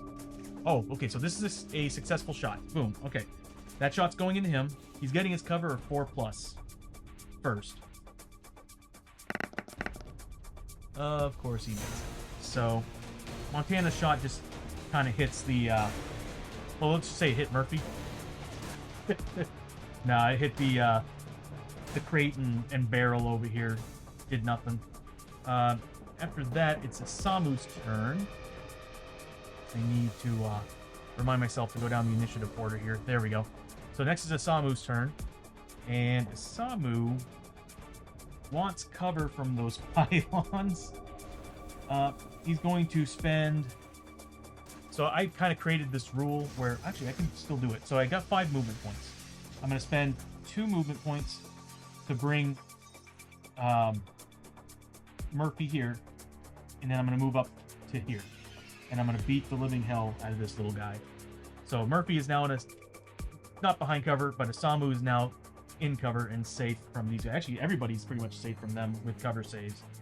So he's going to attack the little bastard over here. And he is getting 3 combat, because I did get rid of his pickaxe, but I gave him the Sword of Defiance, which gave him more damage. So he should be getting plus... Let's see how much I'm getting. Because these aren't a mythical creature, are they? So... Not mythical creature. If they cause fear or terror or anything, I get bonus damage, but not so much. So I'll be getting +1 damage with the Sword of Defiance. I got the Darkstone Core. You got the Void Core, which is adding +1 damage. So I'm getting +2 damage base. What's the size of the model? It's a large model. Wow, okay. That's interesting. So it's a large model, so I'm not getting the bonuses for the Outlaw Club, but I still have my Rattlesnake Fangs I can add some extra damage to, which I might use. So, how's the Samu doing on health and everything? Yeah, he's doing alright. So, I don't think I rolled for his grit. So I'm going to roll for his grit. Doesn't get it. But I'm going to go ahead and swing 3 combat at this custodian.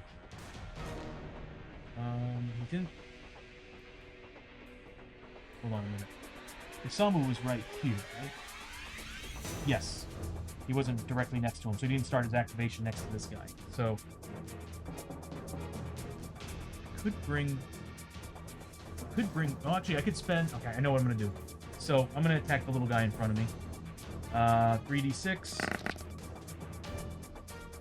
does get 3 pluses. That's 3 hits with +2 damage, meaning it would be -1 to all my rolls. And I do have grit, so I can double the damage output. I might just stick to these 3 hits.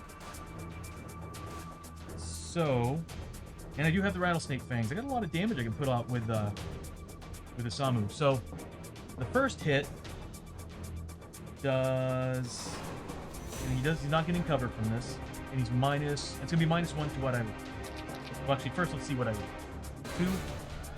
So 2 -1 to what I rolled. He takes 1 point of damage. I feel like I'm forgetting something. Anyway, 1 point of damage. And I'll go to, not Murphy, it's Samu. So Samu's getting, is that 15 experience? Awesome. And his next attack, I don't need you anymore. His next attack does another 2.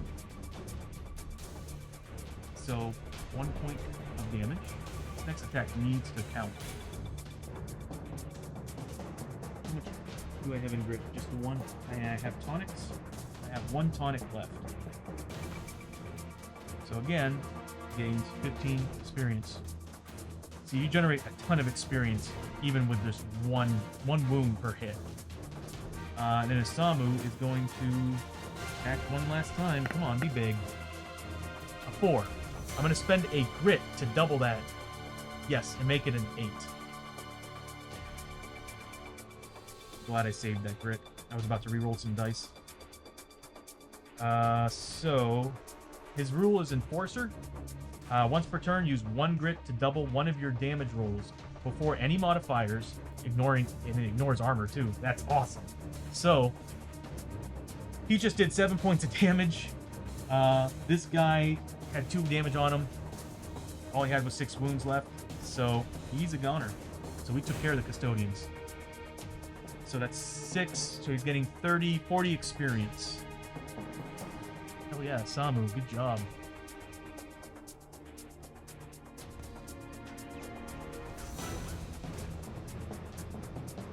He's finally catching up to Enrique. He's actually one of the first characters, like the second, no, he's the 3rd character I created.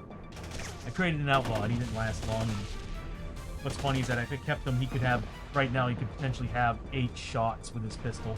The only problem is that he doesn't have any special rules ignoring dual-wielding pistols. So that's the end of the Samu's turn. Murphy is still down. Didn't res him. Didn't have anybody help him back. So that means it's the end of everybody's activation. It's the end of the turn. So hold back the darkness at 7+.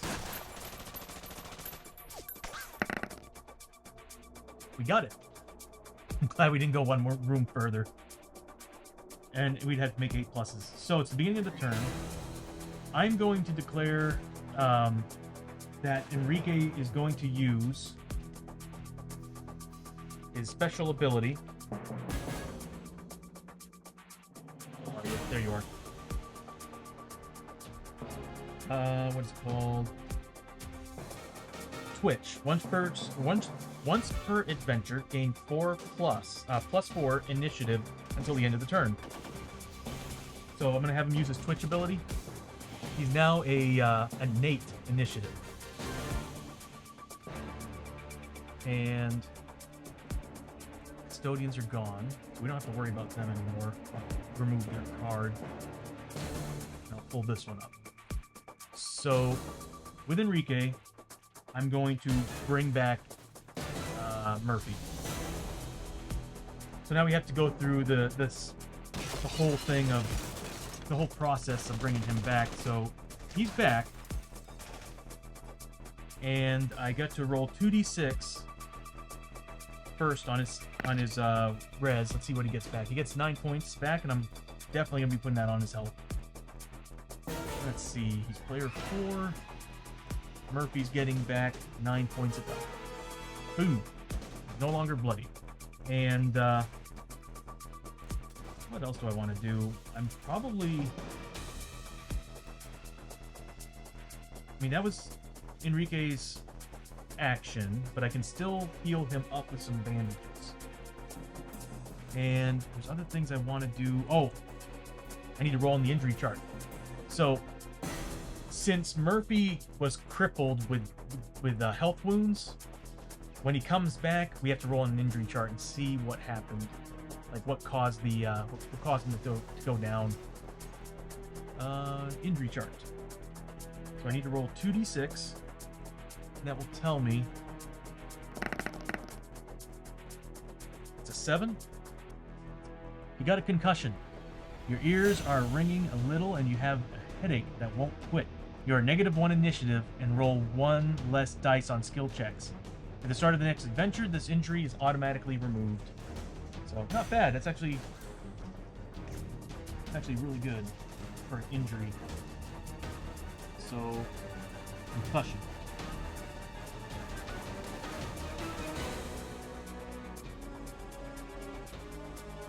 And that is -1 initiative and -1 skill till adventure. There we go. Excuse my handwriting. That's not bad. Now all we have to deal with are the pylons. And we're getting cover shots from all their attacks, so that's a bonus. They can still really, really hurt somebody. So we did that. Next thing I want to do is I want Enrique to... He's still activated. And so therefore... How much does he have? Oh, he's got plenty of bandages. So I'm going to start just dishing out bandages on Murphy. So here's the first one. How much does he get back? 2. Might as well. Oh, and I gotta remind myself. He gets experience for all the healing that he's doing. That's the beauty about being a healer too, is that, you know, of course you're not gonna be well in combat, but healing grants you XP, and I keep forgetting to do that. So initially he gained 9 XP, so it's 9 times 5. So Enrique got 45 experience for spending his turn to help him up first off. 1 XP. Gain, well, 45. You've got 2 now, so 55 experience. I might as well just add that up right now. And he's giving Murphy 2 health. And then I'm going to roll again. If I can at least get him above 15, I'll be happy. Give him another bandage. It's 3 health. And why not? I'll roll 1 more. He's got 3 on him. I mean, it got me to 15. So that's 4. So he got 20 points of experience is what Enrique gained. Whoops. Gained 20 experience. And that'll be the end of Enrique's turn. He just needed... I just wanted him to res Murphy before the end of the adventure. Also, I want Murphy to go in there and bust the pylons up. If they don't get any AoE effects or anything standing next to them. But it's nice to have these cover shots. Yeah, these cover saves. So, now their turn. So, they're getting, again, still 2 shots. They're getting 2 shots. I've been rolling their combats right. I don't think I did. But, they're getting 2 shots apiece. And... who are they going after? They can go after just about everybody on the table. So this guy is going after... come on, dice roller. Murphy. And this guy is going after... that would be Montana. So this one still has a thing for Murphy, a hard-on for Murphy. And this one is going after Montana. Actually... yeah, he can see her. They're all getting cover saves on this, though. So here's 2d6 against Murphy first. Come on. He needs, what, 3 pluses? Dice roll is running slow today. So that's 2 hits. So let's roll and see what they do for for actual hits. 5. So 5. So he needs to make 5 cover saves, 4 plus. He gets them all. Go Murph. So how this is working, if it's a little hard to follow, is that these guys, they technically have 1 or 2 shots, but that shot is kind of like a burst when it hits the area.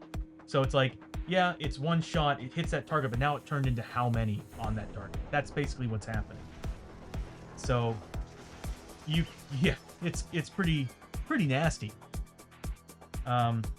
There's other ones that do something similar, but it does AoE effect. And I think that's like, no matter what, everybody around takes a 1-hit, no defense, ignoring defense. This one's now going after Montana. Again, needs to make 3 pluses.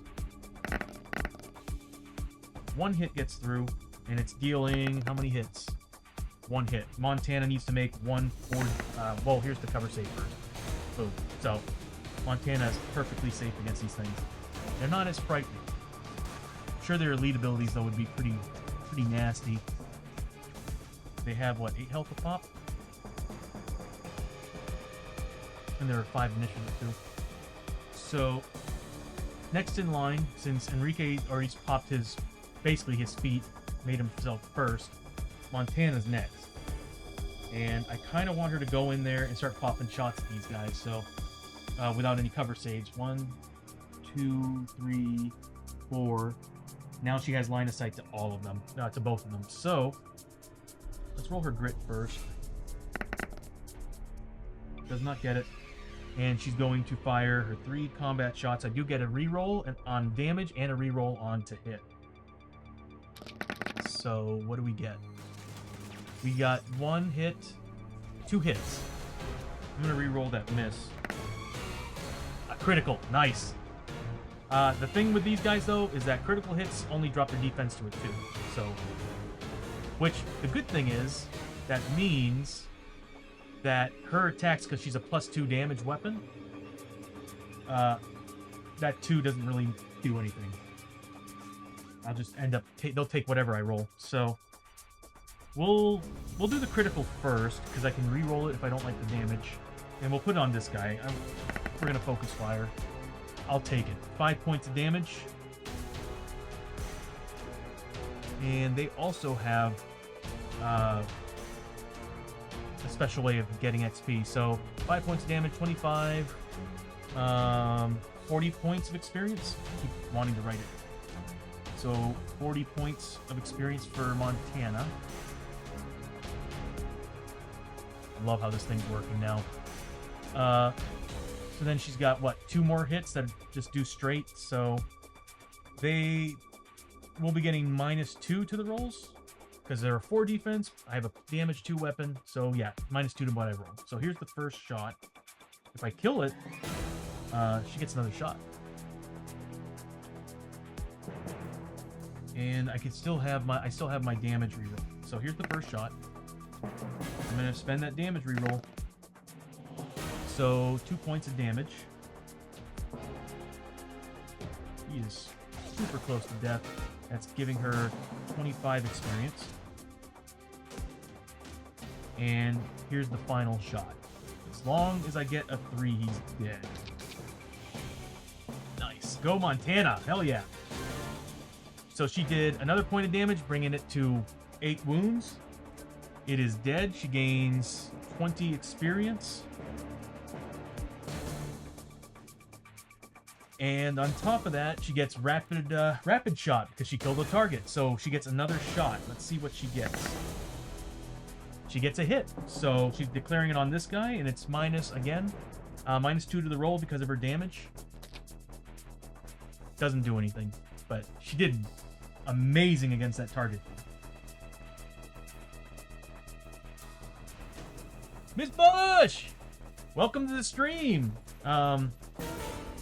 Since this is your first time in here, I play a board game called Shadows of Brimstone. I've played this game for years, although it's been probably 3 or 4 since the last time I played it. But I started the stream about 3 weeks ago, and it's a board game that is a how do I put it? It's a dungeon crawler where the Old West and feudal Japan takes on Lovecraftian horror, and it's got everything you can think of from like a Diablo-esque game where You go out on an adventure, you come back to town, sell your goods, upgrade your gear, go back out.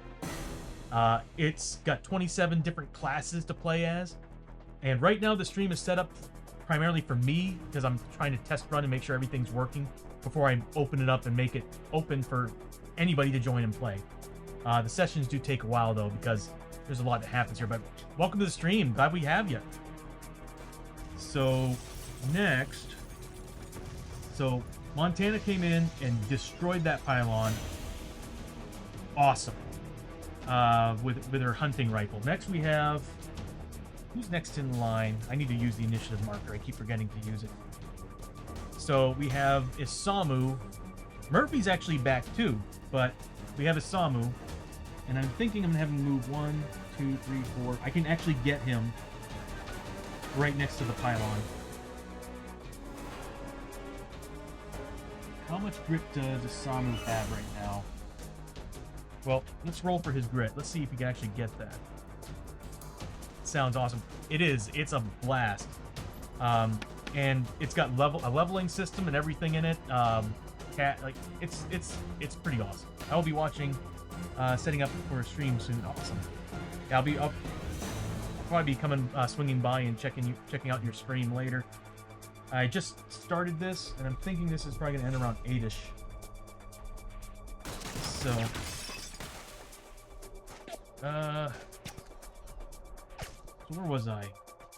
I was gonna roll for Isamu. Isamu did not get his grit, so he's gonna go ahead, and he's got 5 movement. 1, 2, 3, 4, 5. I can get him there, but I want Murphy to get in on this too. And Murphy has grit, I think. He sure does. I still have all my abilities. We didn't have enough combat during this adventure. So I'm just going to move Isamu up. 1, 2, 3, 4, 5. Notice that I went diagonal instead of actually going through that. Actually, hold on a second. Are you allowed to go diagonal? You can choose to move across from it, but I'm guessing that I bet you what it is that there are areas that you could block off and you'd have to go through, but in this case we just went around it. So he moved up here right next to the pylon, and he's going to get his 3d6 attacks of 3+ against this guy. Power World! Oh, you're playing Power World tonight. Awesome! I only got to play like a few minutes of it. It looked more fun multiplayer with friends than playing by yourself. So I kind of just drifted away from the game. But I've always wanted to play it. They even had another game that was similar to Zelda, if I remember correctly. But Power World looked like a lot of fun. So he's going to make 3d6 attacks. He doesn't really get anything else other than his +2. What size are the models? A large? Oh, you Shock and Lancer playing it? I'd love to, but I think I'd rather, like, tonight specifically, I've been holding back on updating the stream and fixing certain things, so I kind of need to do that tonight. I also have a small chore to do, but when I get done with the chore and I'm working on my stuff, I'll come in and hang out and just watch you all play, because I got some elements I need to fix on the stream. I want to add grid markers. I want to add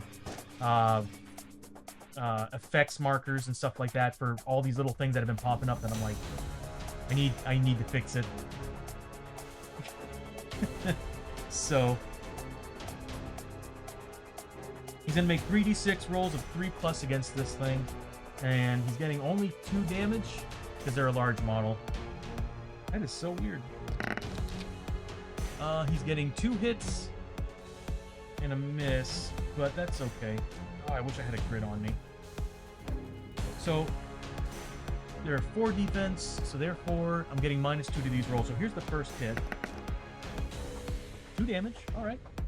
Get down. So he's going to be getting, what, 25 experience from this? Yeah, 25 experience. And he is taking 2 points of damage. Again, it's going to be nice if I add those monster markers. Next is the final hit that he got. Does 1 point of damage, so he's getting 20. He's getting 20 points of experience, and the monster took 1 damage. guys are actually leveling up the team pretty well. So that's Isamu's turn. Next is Murphy. He wants some revenge. I'm actually kind of relieved that it's still alive because I want Murphy to go in there and finish it off after taking that beating. I don't know if he's going to make it, but I can spend a grit to give him double his movement. So I'm going to do that. He's going to move 1, 2, 3, 4, 5, 6, 7. Pretty much just about enough that he needed. And now he's going to make some serious hits. So he gets to roll D8s instead of D6s. Be sure to check out check out the group chat from Sounds Good. You are always welcome. Oh, thanks, Mitch Bush. Like I said, maybe we'll plan for something. I might join y'all. But like tonight, I really have to work on some elements for the stream. Yesterday's stream, after setting everything up, just reminded me there are a lot of bugs and a lot of things I need to fix and add. So, Murphy moved up. The old prospector moved on up. And he's gonna swing his big old pickaxe at this pylon. Oh yeah, get on that pylon.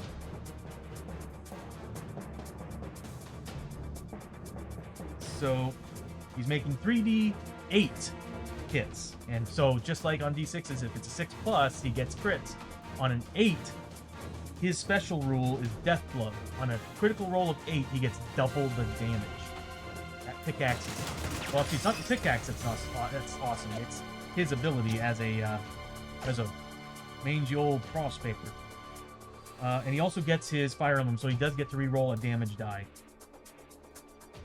What else do they have on there? Critical hits, cannot be moved. Okay, so these guys really aren't that bad. He's at full health. That's pretty... Oh, wait, hold on a minute here. I do need to drop his initiative. So let me go back to Murphy. And I need to drop his initiative down to a 1. Because he has that injury from earlier. Boom, he's now in a 1. So let me bring initiative down. Now it's Murphy's turn. So he moved up. Rolled for his grit. Didn't get it. Well, actually, I couldn't roll for his grit. But he's going to move up. He's going to attack with his 3d8. And what do we get? We get 1 crit, a hit, and a miss. I'm going to spend a grit to re-roll the miss. Murphy wants to kill this thing. He gets 2 criticals and a hit. I'm sure it's dead at this point. So we'll roll the damage for the first. He is getting +1 damage to this roll, so -3 to what he rolls. So here's the first critical. Actually, it's a critical, so it's defense 2, +1 defense, so -1 to what I rolled. So 3 points of damage. He is super close, or it is super close to death. So 3, that would give him 30 points of experience. And then the final critical does... I'm going to re-roll that with the Fire Emblem. That ended it. 6 points of damage. But it only has 2 left, so he gets 25 experience. Nice. Murphy is now over halfway to level 4. Awesome.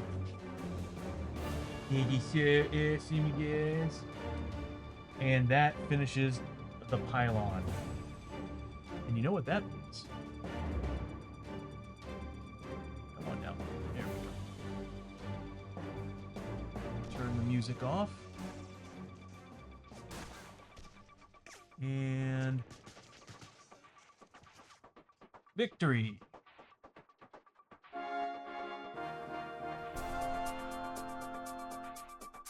There it is. So, let me turn off the sound effects for this, because we're going back to town now. This isn't very fitting.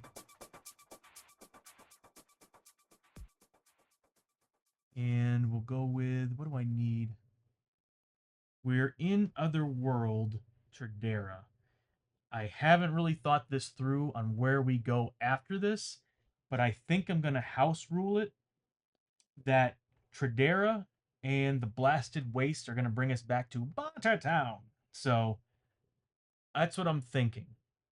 I'm thinking that Tradera and the Blasted Waste is a Barter Town location. This way we have more chances of going to Barter Town. Although I do like the idea of Barter Town being incredibly rare to get to by just making it the Blasted Wastes. That's a tough one. I mean, it would make sense because it's like going back from Tradera to a frontier town doesn't make much sense. Or actually, maybe you just go back to the town and you went in, you came back, maybe going back to a feudal village. So let me find the music I have for my feudal village stuff. I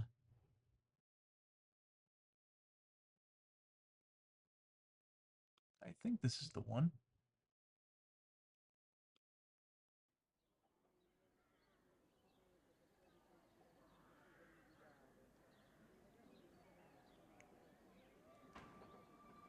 There we go. So we completed the mission. Is that right? Hold on a second. Yeah, that works. Kind of a haunted town feel. So we completed the mission. We get D3 plus 1 Darkstone and was it 45 experience? Let me pull up the experience chart here. See what we get. Oh, come on. That's another thing I'm thinking about doing too in the future is I'm actually going to have a random mission roller that pulls up 3 different missions. So I'll scan these sheets, and once we finish with the town stay, it'll be like, here's 3 missions, and we have to choose one of them. Or maybe there's a mission in town that we found, and we just do that one. So that is not what I'm looking for. I'm looking for a bag full of dollars, or a few. That's what it is. For a few Darkstone more. We are gaining 50 XP apiece and 3 D3 plus 1 Darkstone. So everybody's getting XPs. So we'll start with that.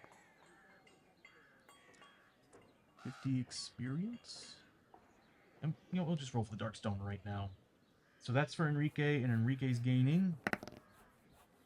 That's 3.3 Darkstone. Next is Montana, and we still have to do loot after this too. Montana's getting, again, 3 pieces of Darkstone. And she is also gaining 50 XP. Next is Samu. Samu's gaining 50 experience. And he's gaining, come on, 2 pieces of Darkstone. He's always been pretty bad at gaining Darkstone. And then finally Murphy, which we need to fix his injury. He's gaining 50 experience and generating 3 pieces of Darkstone. I think... How much Darkstone do we have? Montana has 5, Murphy has 5, so that's 10. We have 16 pieces of Darkstone. So we have just enough space in our Darkstone boxes to fit all that Darkstone in. Problem is that everybody's wearing Darkstone gear, so we have to make rolls on all those. Yikes. And some people are pretty high on the corruption. Yeah. Yeah. Some people are pretty high on the corruption. Murphy, I'm looking at you. So we handed out the XP. We handed out the Darkstone. The more I'm using that player sheet at the bottom, the more I'm loving it. Because the beautiful thing about it is that it's saving it on the go because of OBS. OBS is like, you don't press the save button. It's always keeping it to date. And I'm like, I can leave OBS, come back, and all that stuff is still there. I love this. So, yeah. So what's going to happen next is loot time. Let's roll for loot. We'll go to the loot section. And again, we'll go in order. The first loot is going to be Enrique. Enrique finds... Wow, nice. He finds 40 XP. Oops. And he finds D6 times 50 on both of these. So the first one he finds 150.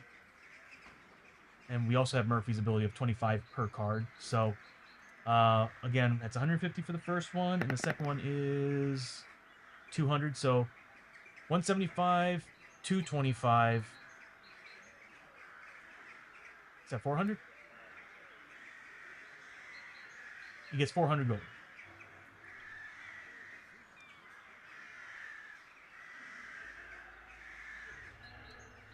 I want to make that font thicker.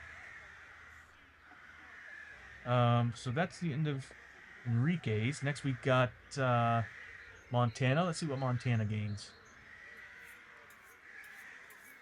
So she finds an artifact, and she finds an artifact in Tradera. Oh no, a gear card if in another world. Ah, that sucks. It would have been cool to see her get a gun. A new gun. Because like everybody here is using their starting equipment. It's crazy. It's crazy how powerful starting equipment is in this game. Because it gets like upgrade slots and all this good stuff. So Montana's getting... We'll start with the XP first. So she's getting... Was that 40 XP? She's gaining 100 bucks. 125 bucks because of Murphy. And she's generating a gear card. Ooh. She found a set of traveling boots. She's getting... She doesn't have anything equipped yet, so she gets +1 agility. When using grit to add to movement, any may always add 6 instead of rolling. Oh. When using grit to add movement. So basically what this does, since I'm following the upgrade, in my opinion, the better rule. The general rule in this game was you're supposed to roll for movement every time. That sucks, because it's like, you roll a 1, you keep rolling a 1 on your movement, you're just constantly moving 1 space. Yeah, sure, you're getting a grit, but at the same time, you're only moving 1 space. And then you're spending that grit to move, I don't know, maybe another 1 space. So, I follow the 4 movement rule, so no matter what, your movement is 4. And in this case, this upgrades her 4 movement on spending a grit to 6 instead of 4. Which is really good for her. So that will come in handy. She needs that because everybody else is a 5 movement because they're wearing gear that's giving them that. So I need to actually write that down on the card. So she's getting traveling boots. And I'll put that up. You know what? You can go here.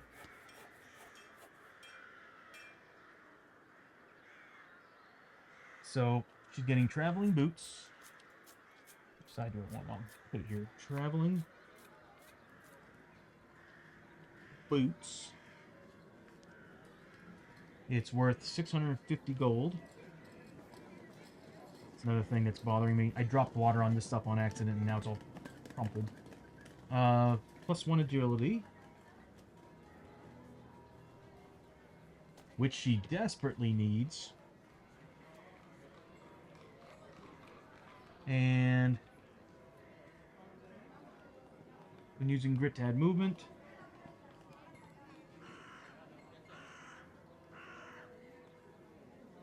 To add movement.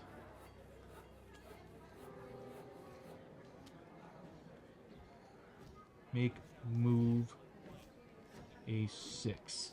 There we go. She's got a set of traveling boots. That is slick. I'll put it right here so y'all can see what it looks like. So I did the experience, I did the money. She's done.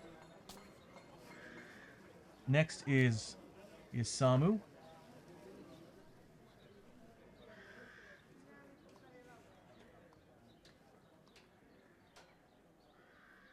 a minute here. Yeah. Next is Isamu. And Isamu's getting 1 Darkstone.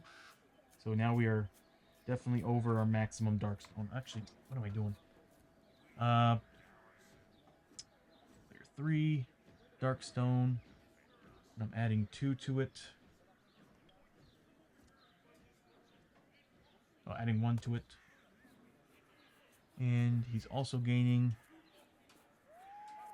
50 experience. Just following along to make sure that the experience is actually going up. And D6 times 50 plus 25 for Murphy. Wow. Getting a solid 325 gold. We're actually doing pretty good on money. And then finally, we got Murphy. Here's hoping that Murphy has some bonuses. Or gets to use his bonuses. Nice. Okay, so also getting a gear card. So Murphy is generating 40 experience. He's getting 225 gold because he gets double what he finds in loot and scavenge. So 225, and he's also getting his bonus for his level up. And I'm doing this for Murphy, right? Yeah. And he's getting a gear card.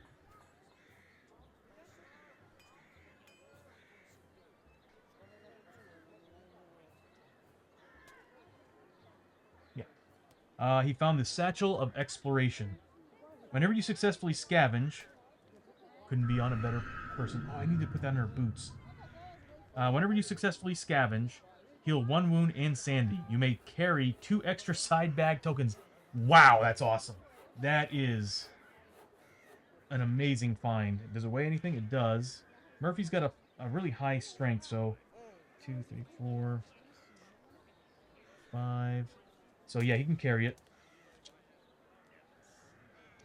So I'm going to go ahead and write that down as well. Move some of these guys out of the way. So Murphy is generating the Satchel of well, not generating, gaining the Satchel of Exploration.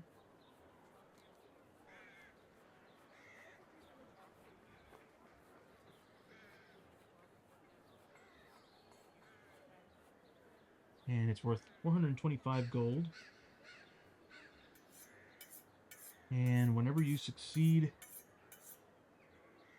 I'll just put successful. Scavenge equals heal 1 wound and 1 Sandy. Plus 2 side bag. So now we can carry 6 side bag items. So when we do the town stay, he can load up on bandages and whiskey and dynamite. That was a good find. And that's what that looks like. Oh god, we didn't do... I failed to use the Growing Dread cards. As you look out into the... As you look out into the darkness, I need to remind myself about that. I need to have a fight button. Yeah, I need to have a button where every time I find a clue token or something, whenever it's the final combat, it needs to remind me. Somehow I need to find a way to have this remind me to do the Growing Dread cards, because this was going to be nasty. I'll read it just the same. I knew I forgot something. Dreaded knowledge, as you look out into the darkness rising all around, you begin to understand that no amount of soldiers or firearms could hope to hold back the evil for so long. The darkness moves 1 step forward on the depth track, which it would have brought it into the red. If this moves onto a blood splatter or growing dread space, every hero takes d6. Yeah, this would have affected us. D6. Well, the sanity damage really wouldn't have affected us because we were all max sanity. And on top, were we all max sanity? Yes, we were. And it wouldn't have done enough damage to us to really affect us during that combat because these guys didn't have horror or terror or unspeakable horror. So that wouldn't have affected us. But let's just to see what would have happened with the darkness card that would have come up because of that blood spider space. What would have happened? I'll use this guy. And the darkness card would have been... This actually could have been bad. I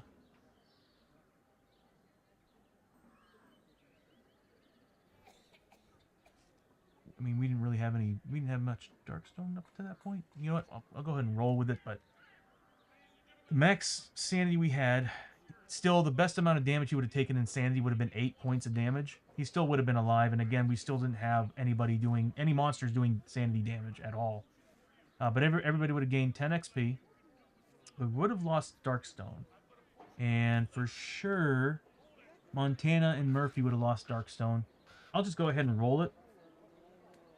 And we'll see how much Darkstone we lost. Strength 4+. So Montana, I think, is a Strength 3.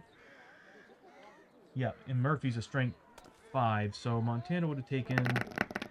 She would have been fine. And Murphy is a Strength 5. He would have not passed. So he would have lost 1 Darkstone. So we'll go ahead and remove that 1 Darkstone from Murphy.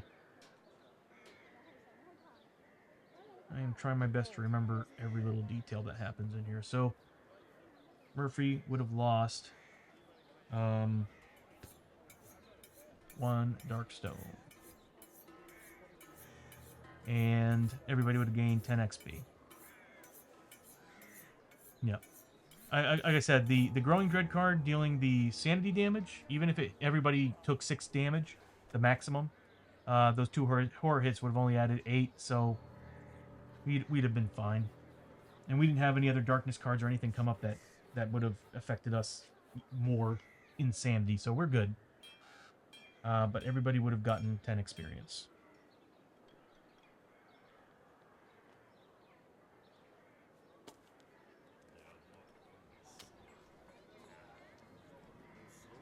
I'm loving how easy this is. The more I'm getting used to this, the easier it's becoming. I'm just hoping that everything's working properly. I get really nervous about it not going to the right player. So, we don't have a... what round is that called? We don't have a phase for Catch Your Breath because we completed the round. We killed the monsters. Everybody gets their health and sanity back, so they're all at full. I need a button for that, so I don't have to go through everybody's health. They're good. He needs 1 health. And Murphy needs 3 health. Yeah, I need to make a button where it brings everybody back up to maximum. But we still need to make Darkstone checks because we still have 9, 12. Okay, we have 16. That's right, because Asamu gained some. So again, we're at cap with what our satchels are not our satchels, our Darkstone boxes are holding right now. So we have 2 of them. We have who is it? Murphy's got the Darkstone box, and then of course the Tansu box is what Isamu's holding. So that's 8 apiece that are ignoring the rules of corruption. But problem is everybody's holding Darkstone items or Darkstone infused items. So we'll start with Enrique. Enrique's holding 1. He needs to make a corruption test. No, he's holding 2. He's got two pistols with Darkstone grips. So 5+ willpower saves. He takes 1 point of corruption. Next is Montana. She's holding her hunting rifle that has 1.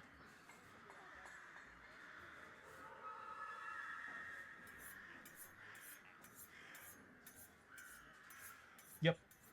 It's holding 1. What's taking up 2 slots? The inlay should only be taking up 1 slot. Oh, wait. Yeah, it should only be taking up 1 slot. What is up with this? I think I wrote this all in wrong. Because the Serpent Fang should only be taking up 1 slot. Oh, okay. That's why.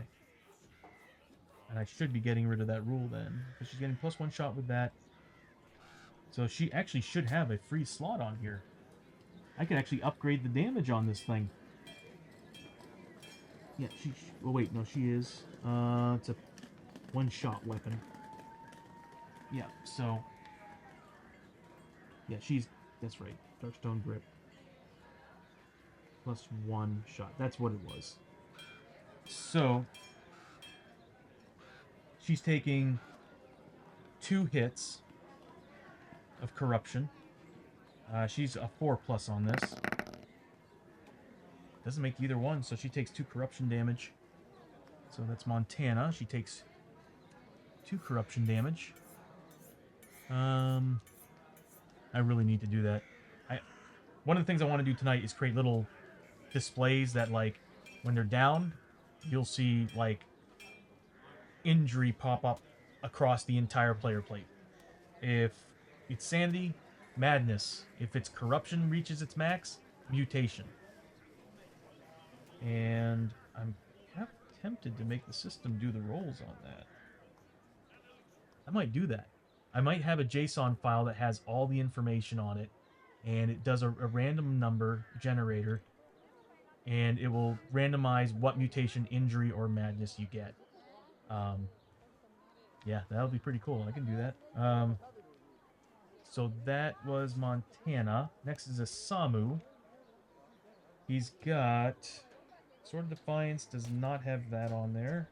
He does have a Darkstone Grip on his Outlaw Club. Oh, Sword of Defiance has a... Oh, it's getting a damage core. Yep, the Void Core. So he's got 2. So he's also taking 2 Corruption hits. Oh my god, just let me log in. He's at 5+, isn't he? So he's taking 2 points as well.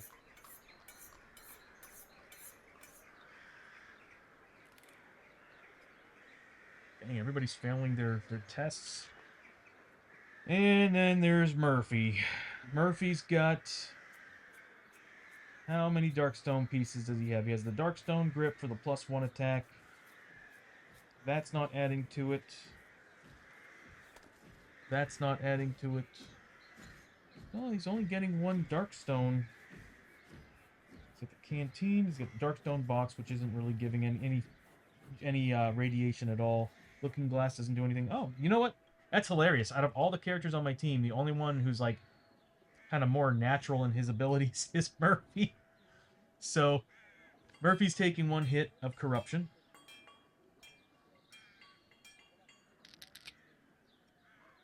Fails it. So, Murphy is now taking a point of Corruption. And that is it. We now move on to the travel part of the game. Oh, we got plenty of time. So let me go ahead and kind of move some of these out of the way. Got to admit, the cover stuff, the cover system, love it. I love Tradera. And I think I'm going to give this team a break the next time I play, and you're going to see the Traderan Strike Team come into play. They use tokens for everything. The same thing goes with the Vikings and the Conquistadors. They do team abilities, and every time they get successful hits or damage, kill somebody, kill an enemy, or do some type of action, they generate these tokens, these team tokens, and these team tokens are dispersed, and you get to use them to increase your damage, heal, a whole bunch of things. On top of Grit. Grit is always in the game, no matter what you do. But those team ability tokens, I think the reason why they did it is because the biggest and this is the problem with playing with the team characters. Unlike the core set characters from Forbidden Fortress and what's it called? The Old West set, those characters have their own skill tree. So you play as a Bandito, you have the Bandito skill tree. If you're playing as the Drifter skill tree. If you're playing as the Rancher or prospector, you're playing as a sorcerer, you're playing as all these different characters from these games. They have a skill tree, and you just follow the skill tree. Um, faction the team games, you don't get a a personalized um, skill tree. You get a generic one. Now it's made for your team, but it's not like the engineer and the Tredaran strike team gets the exact same skill tree as the leader does. It's just what makes you different are, of course, are your special rules that your character card just designates, and then on top of that, um, the uh, the beginning ability you choose. So just like the other characters, when you choose what class you want to be, you choose one of the three class abilities that it's called the free upgrade for your character, and that kind of decides what weapons you get, and basically what feat you get. Like for example, when I chose the prospector, I chose um, Murphy. When I chose for Murphy, I chose Eagle Eye, which basically helps us scavenge. Can scavenge already scavenged tile to limit. Can hold on, getting ahead of myself. Can always scavenge already scavenged tile to the limit of 1, and so that means like if the posse scavenged a tile twice, which is the most amount of times we can scavenge it, he can still scavenge it a third time. Um, and then on top of that, he rolls 1 extra die on his scavenge. That's why I was getting 3 rolls. The 4th one was from the looking glass that I picked up for him. But so that's one of the starting upgrade abilities that you get. So that's really the difference. And again, like your starting character class card will tell you, hey, like not the engineer, there's another class that's basically a gunner. You get to choose, like, at the beginning of every adventure, you can choose what weapon you want, what heavy weapon you want to start with. You do start with a pistol, but you can also, at the start of every adventure, you're like, well, I'm going to choose the rocket launcher, or I'm going to choose the minigun, or I'm going to choose, like, whatever heavy weapon you want, you can choose. But there's also, for that class, and I think it's what I chose, is that at any point in the adventure, instead of just once per adventure, at the beginning of the adventure, I think it's once per adventure or once per fight, I can choose what weapon to pull out. So at the beginning of a fight, I'm like fighting this big bad, and I'm like, I think a rocket launcher will do better than a machine gun that'll hit multiple targets. So that's the assault part. I do need to sleeve that. That is very important. For the next stream, I'm going to be doing a paint session. I won't be playing the game. I think it's not the tentacles, but it's a type of tentacle card, a tentacle enemy that I'm going to be painting. Pretty excited. The last time I did a paint session was, I think, the first week I streamed, and it was actually a lot of fun. And nothing's quite as cool as, well, playing the game's awesome, but I love painting minis. I love painting minis so much. So, and I'm trying to get back into it, and I'm just excited to do it. But it is, I think it's like 10 or 12 models. Could be 6 or 8, I don't know. Every model group has a whole bunch of different types. But back to it, we're now at the travel stay. So what I'm going to say is that they turned around, went back through the portal, are now heading back to a feudal village. Again, it's going to be a random one. So, do I want that or do I want this? Let's see what I got. Whoops. It's not a good thing to do.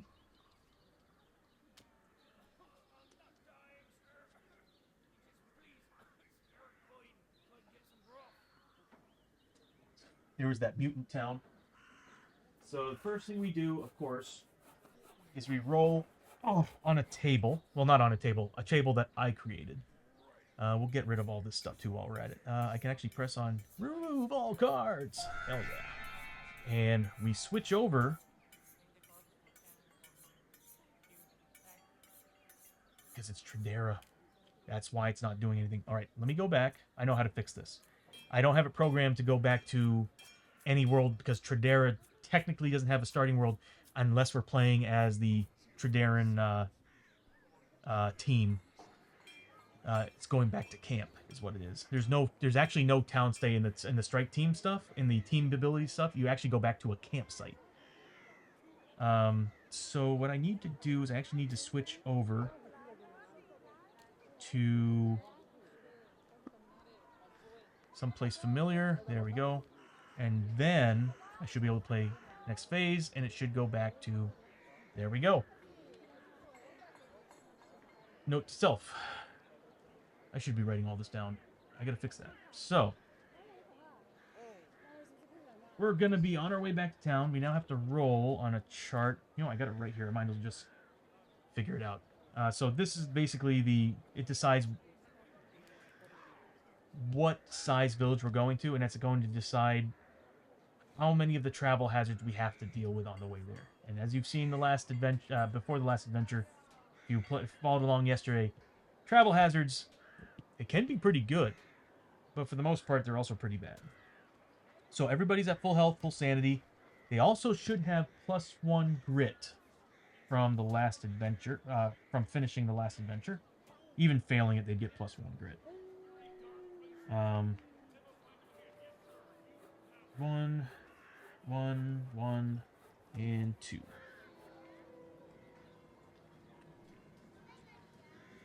There we go. Everybody's got some grit. And now we have to roll here and decide what size town we're going to have to go to. So let's roll a d8. And per usual, on a roll, it is a 1 to 3, it's a small town. 4 through 6 is a medium town, and a large town is a 7 or 8. So we're going to another small town. That's good. That means we have to roll and see how many hazards we run into instead of just generating those. So it's going to be this guy right here. Is it facing me? It's facing me. Here you go. There we go. And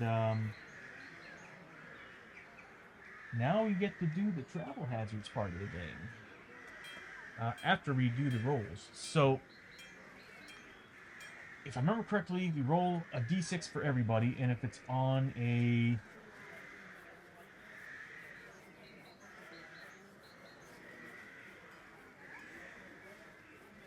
Yes. So for a small village, each hero adds a travel hazard on a d6 roll of 1, 2, or 3. Now, we don't have any steeds, we don't have a wagon, we don't have anything to help us get away from these, so we're kind of stuck with it. There's the town. So many cards. So let's start with Enrique. Let's see what he gets. Does he get a travel hazard? So 1d6 on a 1, 2, or 3, we get a travel hazard. Enrique gets 1. Montana. No. Isamu. No. Murphy. No. So Enrique, he does not have good luck on travel hazards. He does not. He's always rolling high or always getting something. So we only have 1 travel hazard on the way to town. It's actually kind of a breath of fresh air, if you want me to be honest with you, because normally we get stupid amounts of them. So we have to roll and see what happens. We roll we roll 2 die, and they decide what's going to happen here. 32. As a matter, hold on 1 second. Let me see if I can fix the camera.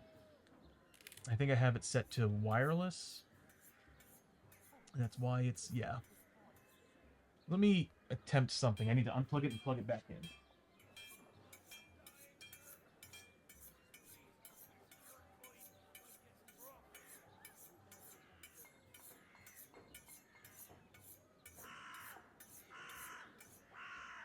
And it should pop up with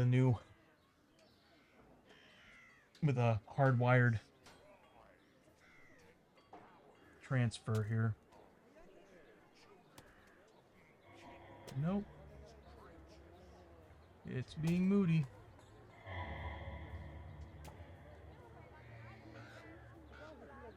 Nah, it's a shame. Some days it works, some days it doesn't. Sometimes it just wants to stay on wireless. Ah, man. I hate the lag. But anyway, so we rolled what? Was it a 32? So what do we get on a 32? Oof. So on a 32 roll, the team runs into the headless dead. The road is littered with dead horses and the headless bodies of fallen soldiers. The ruthless savagery and expert cuts can mean only one thing: the Red Ronin has been here. Any hero may make a scavenge roll to search the carnage for valuables and clues as to why the Red Ronin attacked. For each 6 roll, draw a scavenge card as normal. Any darkness or growing dread cards that would be triggered are instead added to the start of the hero's next adventure. Any gold or darkstone found is doubled. I need to roll 6s? And what is this roll for?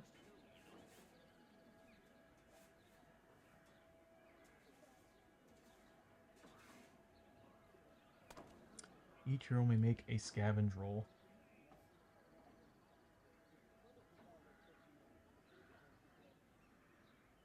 Okay.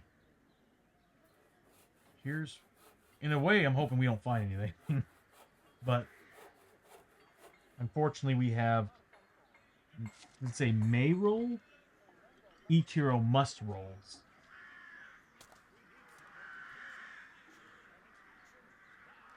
Oh, wait, hold on. That's the wrong one. 32. Any hero... Oh, may make a scavenge roll. I mean... Getting double the rewards, though? I mean, I know Enrique would do it. Montana probably could care less either way. She's rich. Isamu would probably do it. And Murphy, being a greedy prospector, wouldn't be able to help or resist. So, alright. You know what? I'm going to roll a die on Montana and see if she would even bother to do it. She's a rancher. He's already got a lot of money.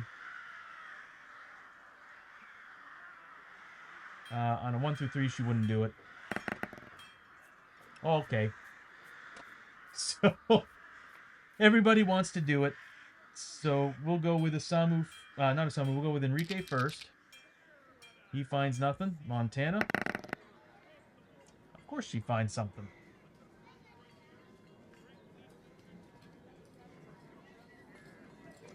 So, double the gold and plus 25 for Murphy's ability. So she finds, what, 50 gold? 75 pieces of gold and 10 XP. So, let me add that in. So, 10 XP for Montana. And 75 gold. She is rich.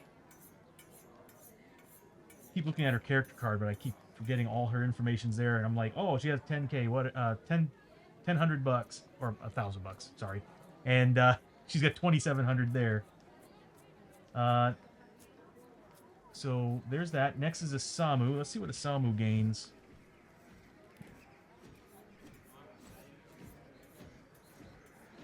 He rolls 3 dice because he's a mercenary. Nothing. And Murphy with his fat 4.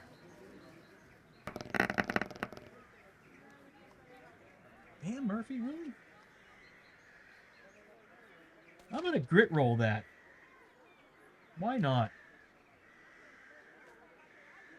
You know, I know earlier I said I'd almost rather not have any scavenge, but I can ignore scavenge using Murphy's abilities. Nothing. Okay, that's fine. So, not much. We didn't find much in the bodies at all. Or the team didn't find many things in the bodies at all, other than... Who was it, Montana? She pocketed 75 bucks. That's hilarious. You know, at the beginning of it, I was like, yeah, she's the one that probably wouldn't find anything. And then she's the only one that not only was I proved wrong, but she actually bent down and picked up 75 gold from some poor carcass. Well, that's the end of the travel stations. We only had one travel hazard that happened. So we're going to move on to the town part of the game.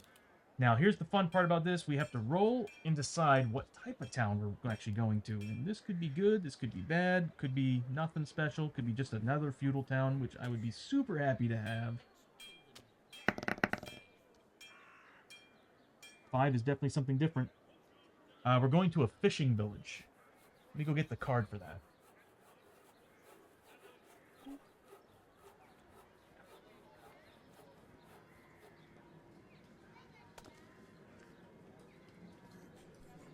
What have we got? Let me put this guy away.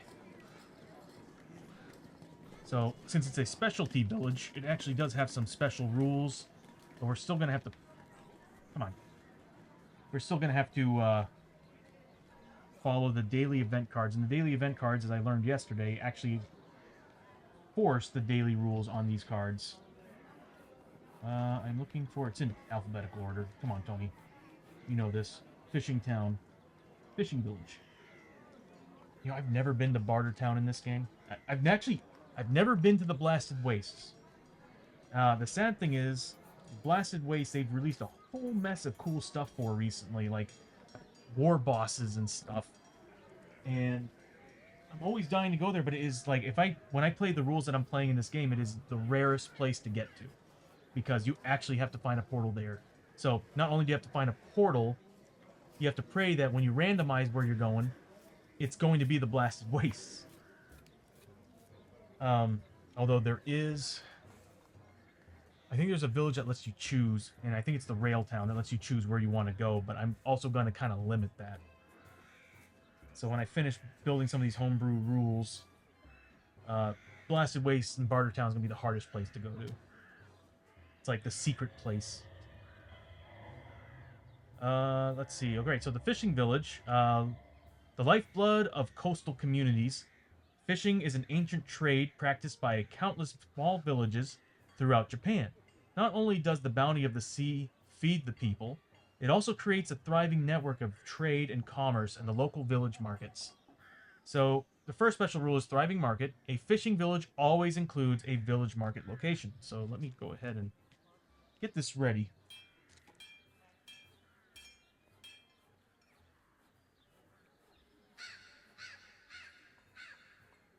There we go.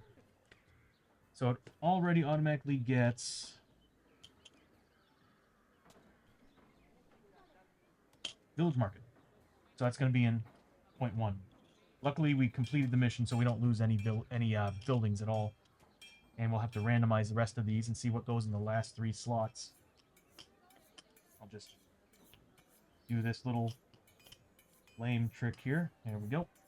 And next thing it's got is Meager Town. A fishing village is always one town size smaller than what the heroes were traveling to. Large town it becomes a medium becomes a small, and the small now has one fewer location. Oh boy. So we leave one empty. Fresh supplies. At the start of every day in town, each hero may draw a gear card that is a special deal they find offered by the street vendors. This card may be purchased by the heroes for its listed price plus 100. Treat no listed value as 0. If not purchased, discard this card, this gear card. Okay. And then the daily events. There's extra stuff that you can do here too. Well-earned rest. Roll a d6 for each injury, madness, and curse you have. On a roll of 1 or 2, remove it as you recover in a peaceful tranquility of simple life. That's once per town stay, and it's free. We need that. But we can still go to the campsite. So at the beginning of the town stay, I'm definitely going to roll this for Murphy and his injury. Oh, actually, no, hold on a minute. He's only got concussed. He only got concussed. So that's going to go away anyway at the beginning of the next adventure. So if anything needs to go away, it's Enrique's nose. We need to get some plastic surgery on that guy. And the void boils need to go away as well. Because that makes... I don't think I did that. Who has it? Asamu? Yeah, no. 17 health, so yeah, so I should be... I'm going to get rid of it so I can get his health back up to 19. These sounds are freaking me out. So what I'll do is I'll bring this up a tad, and I'll put the town card here so y'all can see it. I don't know if you can read it.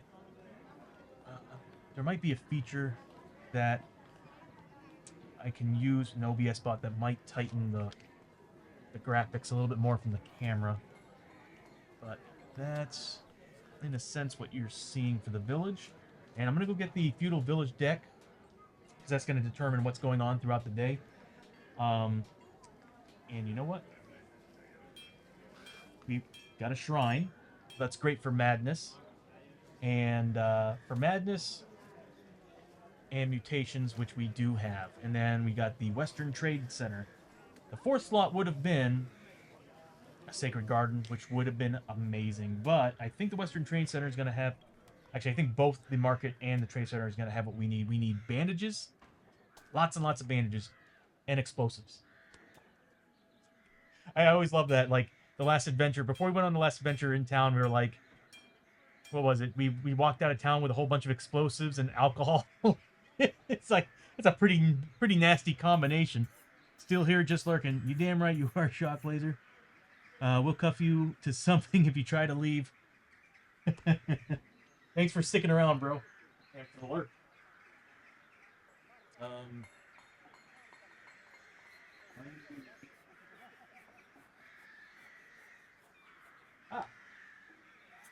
Feudal cards are right here.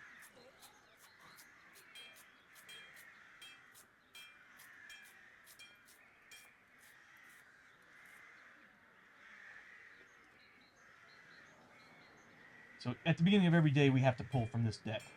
And stuff happens. Could be good, could be bad. And I'm going to have everybody start at the inn.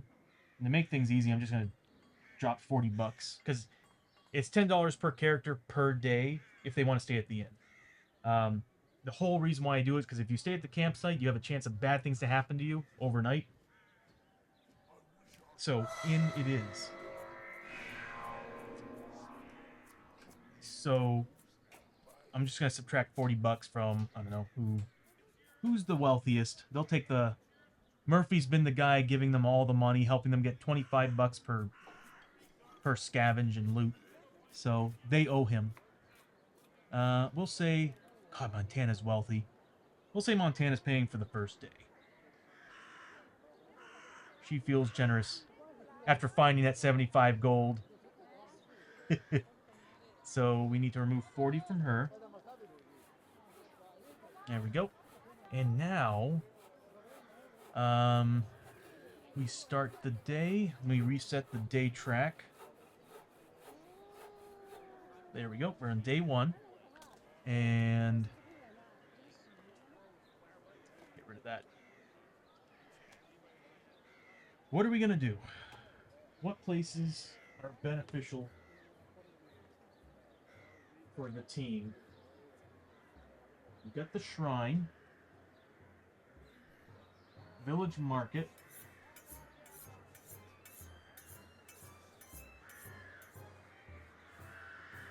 like I said, one of these days my goal is to actually fill these 4 bad boys with windows that will display the stuff that I'm seeing. Like, I might even put my player cards in there. That might actually be a great idea. Put player cards in there and you all can see the abilities, and I won't need these sheets anymore. I just have to find a better place to put them. So that means I need to make square player cards. So what we're seeing here, and I'll just move this to the side for now so that we can get these sheets over here and I can show you all what we're getting. The Western Trading Post definitely gets us bandages. And Portuguese wine. What does that do? Wicked cool. Okay. Do they have dynamite? They do not have dynamite. That sucks. You got crossbows. some decent stuff in there, but I don't really see... Hold on, we got a trading post. You may sell... Ooh, we can sell our Darkstone. Okay, so here we can sell our Darkstone. So you may sell Darkstone here. You may also sell gear and artifact cards here for a potential profit. I think we have these 4 dumb things we want to get rid of. Or these 5 dumb things that I want to get rid of. I forgot to sell them at the last adventure. They're cursed, so I don't want to wear them. And it sucks because some of them are actually really, really good, but I don't want the curses that are on them. They're bad. You may also sell gear and artifact cards here for a profit. After selling a card here, roll a d6 to see what the extra value is gained. So it'd be half the... So, of course, selling it, it'd be half of what it is, which, of course, this is 200 for the arcane scroll. But I roll to see how much it is when I decide to sell it, and it will be... It could be a lot of money. I could make 600 additional bucks on a sale here. Do we have any other... Is that for real? You may sell Darkstone shards for d6 times 30 each here. Yeah, we need to go here. And then I'm going to have somebody go to the village market because we need bandages, we need tonics, we need sake, and we need explosives. Actually, Enrique needs explosives. There's potions too. And the shrine, we need someone to go to get rid of that corruption. Yep. Wait, the shrine only does madness? Banish corruption.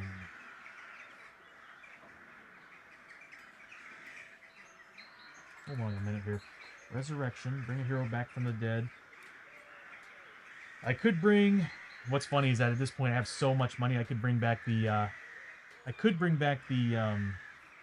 the outlaw if I wanted to. Oh, there's nothing else I can do here. I thought that you could actually get rid of a mutation. I'm guessing that's the doc's office. So this is kind of useless unless I want to get rid of some corruption, which Murphy would definitely need. So I'm going to send Murphy over there, but Murphy also has a mutation, doesn't he? No, that's right, he's got concussion. So I'm going to send Murphy over there. Murphy's going over to the shrine.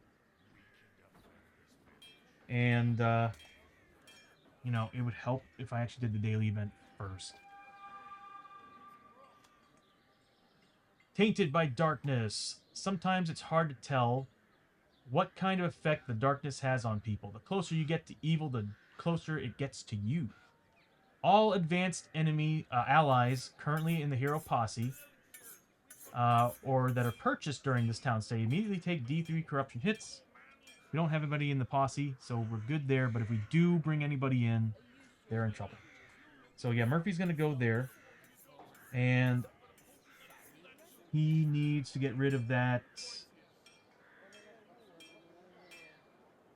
Thinking of somebody else. That is... Who's the one with the mutation? Come on.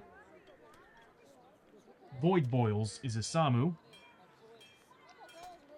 Oh, he needs to get rid of corruption points. That's why. So Isamu's going to go to the campsite to get rid of the mutation.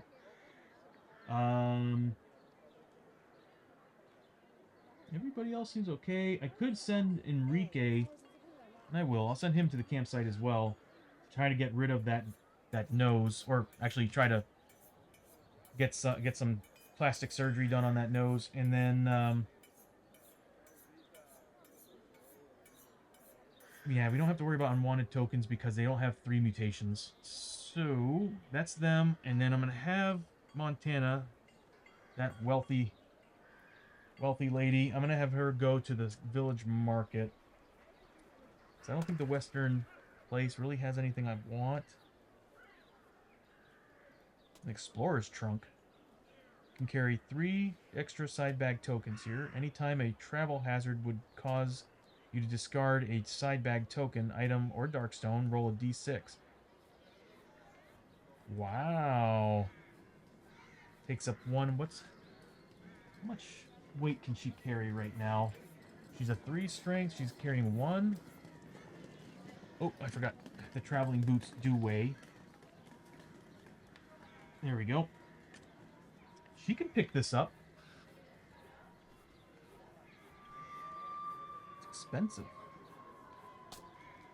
But she can carry 3 extra side bag items.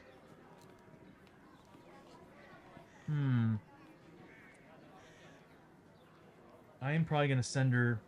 Oh, no, she needs to go to the village. It's more important to do that right now. Because if the town gets destroyed overnight, I'm going to wish I had gone to the village center to get some bandages. So, we decide where everybody's going. None of this is really affecting us right now. So what that means is we'll start with the guys at the campsite. That would be Isamu and Enrique.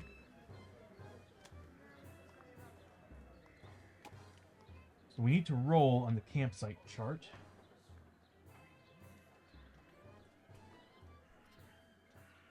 Let's see what happens to them when they're there. So it's 2d6. They do have grit, so I can re-roll it if it's really, really, really bad. It's a 9. Dirty Karuta. The campsite is filled with drinking, laughter, and games of chance with the soldiers here. You may make a Luck 4 Plus test.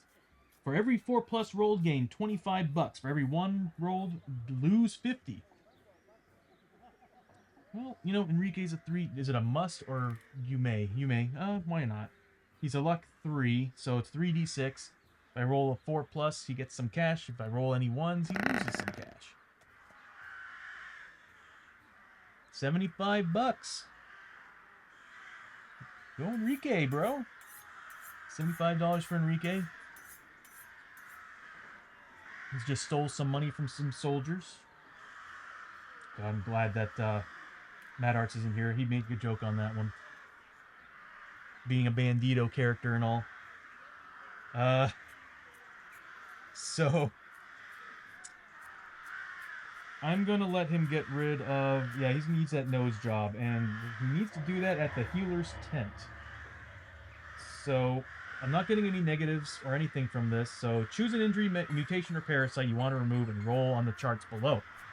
So I'm gonna roll a d6. Luckily, I still have my grit, so I can re-roll this if I need to. Unfortunately, I'm not getting the amazing rolls I was getting last time, where I had like +2 by the second person.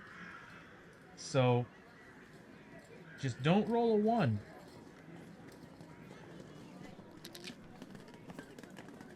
I'm gonna grit that. You know, every time I say those words, I end up having it. I need to stop being stupid and stop summoning the 1s. Don't roll a 6! It's a 5. Good. Okay, so we got a 5. It's a success. The doctor came over to Enrique, saw that melted off nose, and just, you know, just did his magic to it. Kind of want to roll to see what kind of nose he got, but it's gone, and it cost him $250. Enrique, gold, -250. Next is Isamu. He needs to get rid of those void boils. And same deal, 250 gold, and he does have a grit, so he can re-roll it if he needs to. I'm not going to say anything, I'm just going to roll the die. I'm going to grit that. You really need to pass this, buddy. A 6! Hell yeah! So, after rolling a 1, of course, the mutations healed and all that. If this was the actual doctor's office, the beauty about the... Oh, I need to roll... God, I keep forgetting. I need to roll on his chart first. A 6. I don't think anything happens. Yeah. No event. A camp of wounded and broken men. The sights you see in the campsite are not pretty, but the smells are worse, so nothing happened. So he still got rid of it. And Isamu needs to remove 250 gold. Nice. That's it of the campsite. I don't think anybody else needs to do anything. Concussion's gonna go away. We do have a tentacle mustache on Murphy. I gotta remind myself it's $10 less for all his purchases. Montana doesn't have any mutations or injuries. Everybody's doing really good. So next we'll go. These guys are going back to the inn. Murphy is going to go to the shrine, and we're gonna see what happens at the shrine first. So again, we roll 2d6. An 11. Wow. Protective shield. Blessed by the monks of the Brotherhood, your mind is steeled against the dread of what lays before you. During the next adventure, you may cancel one darkness or growing dread card for free. Go Murphy. Protective shield.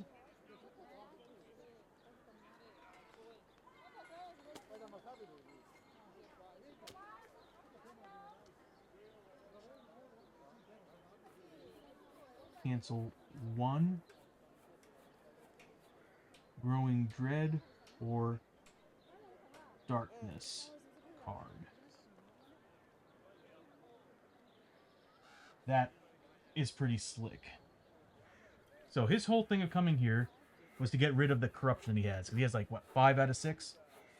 Yeah, he needs to get rid of that. It's going to cost him $100. Where are you, Murphy? All right, negative 100. And let's see what happens. Banish corruption. It's worth $100. Ritual. With a wave of his hands, a few cryptic words, and a splash of sacred water, you'll be as good as new. They'll knock the corrupt influence right off of you. For a marginal fee, of course. Remove D6 minus 2. D6 minus 2 corruption points from your hero. If no corruption points are removed, instead you take D6 sanity damage, ignoring willpower. I did not read that part. At least it's not permanent damage. I'll take this. Because nothing that a little bit of whiskey can fix. So, literally, because that's what whiskey does in this game. So, I need to make a D6 minus 2. Do you gain corruption for the mind? Hold on a minute. Removes D6 minus 2 corruption. Oh, it just removes, so it doesn't say that you gain corruption for any excess, so I'm going to say no.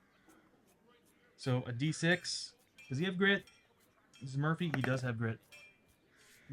Ooh, 4 points. Awesome. So Murphy just lost 4 points of corruption. So excellent. This traveling medicine man actually did the trick. So minus 4 to that corruption. And yes, good. It's working. Whew. Excellent. So that's the end of that for Murphy. He's just going to mosey on back to town, all happy. Feeling less corrupted. Oh, I forgot. We could have done that thing at the beginning of the town save. Nah, don't worry about it. And then, of course, Montana is buying Deviance Factor. Montana got that money from the corpses. Drinks are on Montana tonight. Yeah. What's crazy, though, is that in this game, whiskey's 40 gold a pop. It ain't cheap. But she is wealthy, though. If you can tell, she's got, 2,730 gold. So, she's going... Oh, I really want Mystic Potions. Potions give me +2 on skill checks. That can be very important. I mean, I could add as many potions as I want to a... Well, actually, it wouldn't be a scavenge check. It would just be helpful for certain things. There are some skill checks you need to pass. So first we need to roll and see what happens on our way there. The mutant quarter in the frontier of town is hilarious. If you weren't here for it, I think it was like the second or third day that I played this. The mutant quarter had a mutant growth that got bigger and was just pulling people into itself and sucking them in and turning them, getting larger and larger and larger. It destroyed its What's hilarious about this is on the rolls. It destroyed the mutant quarter part of the town, but then on top of that, the next day when I had to see what happens in town, apparently it started a riot. Now everybody in town's running around stealing, and like the prices of everything went up, and we also like we lost like X amount of time in town. It was pretty hilarious watching as like this town state got worse and worse and worse. Just awful things just kept happening. I love the randomness in this game. So we have to roll and see what happens on her way to this spot. Whoops. It's a 9. That's a pretty good roll. Market prices are down. Everything's going to be cheaper. I love that. Okay, so market prices are down. The winds are favorable today for goods, for good bartering in the market. Everyone is ready to make a deal. All prices in the village today are marked $50 less than normal to a minimum of 25 bucks. So that means that bandages and sake whiskey are 25 bucks a pop. The tonics are now 100 bucks a pop, so I'm stocking up. Oh, it makes me wish I had the that box. Can I buy anything like a satchel? I can go to a theater performance too. So you venture into a local theater house to watch the kabuki performance. Make a lore 4 plus test. For each 4 plus rolled, gain 5 XP. If at least one 6 plus was rolled, you also may recover a crit. The village market's badass.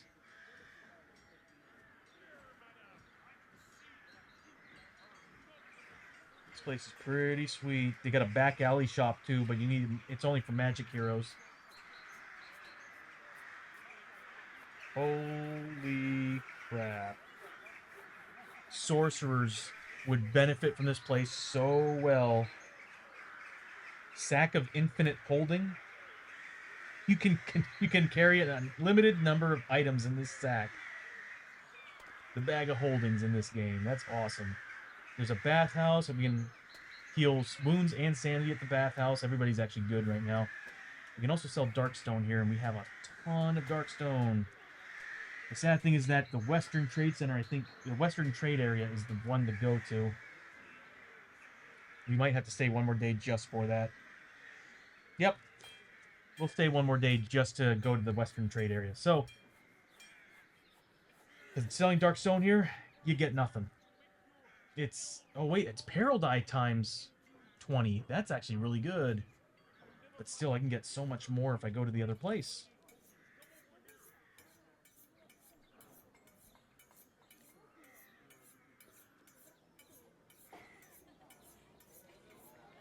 I'm selling here. I mean, it's another 10 gold each. But... Well... Yeah, you know what? I'll wait to go to the Western Center. So, for now, I'm just going to decide what I need to stock up on. So, I need lots of bandages. I need to first see how much weight everybody has. So, luckily, so far, we got that new satchel in for Murphy. So, he can hold 3 more side bag items, which is awesome. You should be at a 9, I think, right?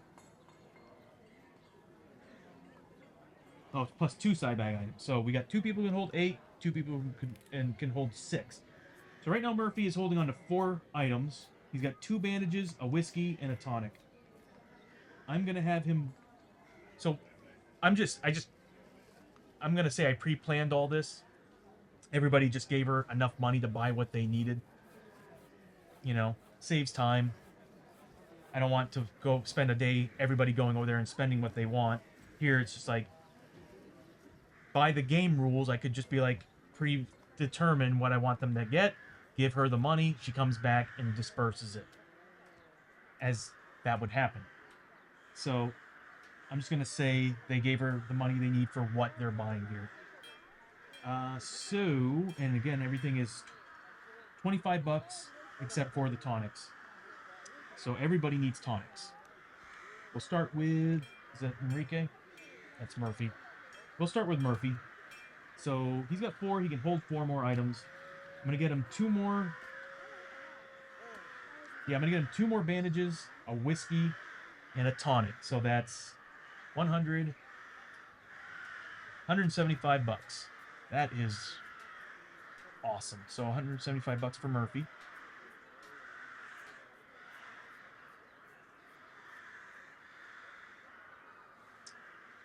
Spending gold. 175 for Murphy. And that's giving him, where's the thing? There it is. Bringing him up to 3 on the bandages, 2 on the whiskey, and now two on the tonics. Hold on a minute. 3, 4, 5, 6, 7. Could buy one more thing. You know, I'll just buy another bandage. Oh wait, no. I'll buy a dynamite. They don't have dynamite. No, they do. They have bombs. So 150 for the bomb. So negative 150. Dynamite in this game, I'm going to be honest with you right now, greatest thing ever. We're going to blame Shock for that too.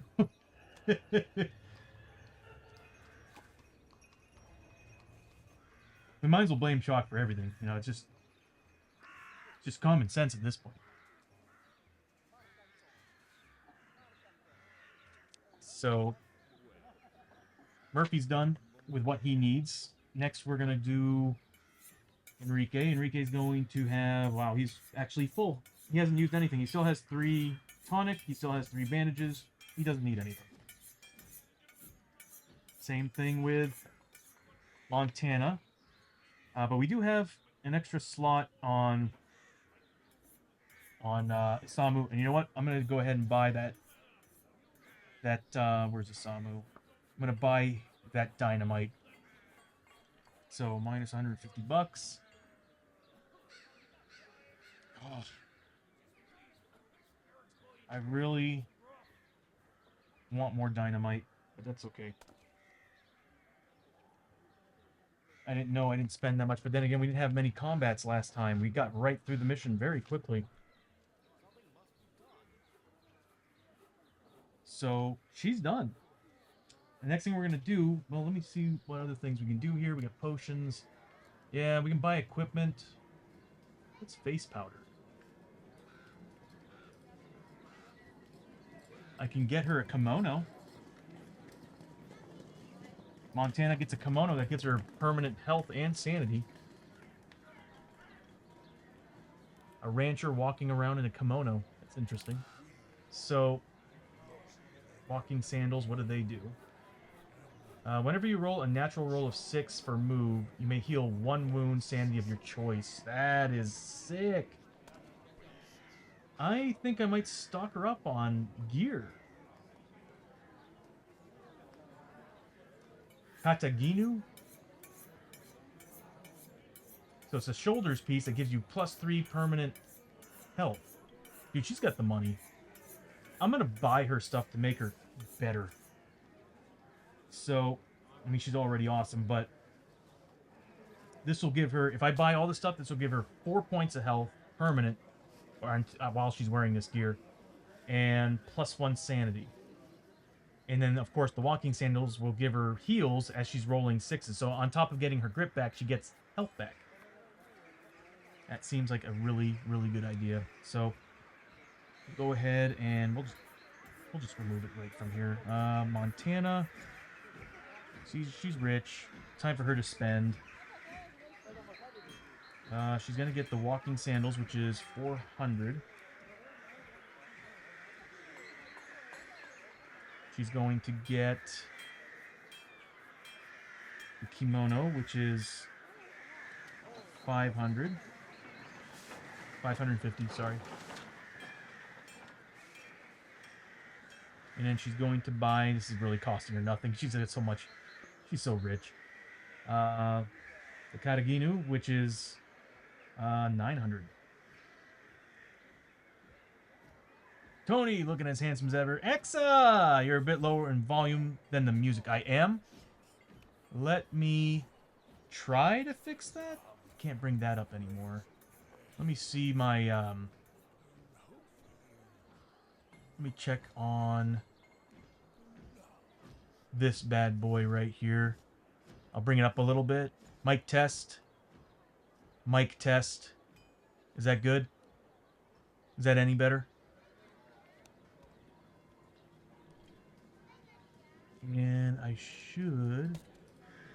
I apologize. I will be building better... There we go, clear. Thank you, Hexa. I will be building a better shout-out. That's my goal for the next couple weeks. Can't hear the other sounds too good anymore. They are a little bit on the low side.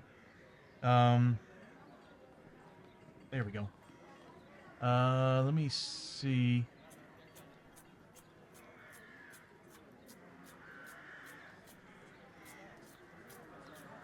The sound packs are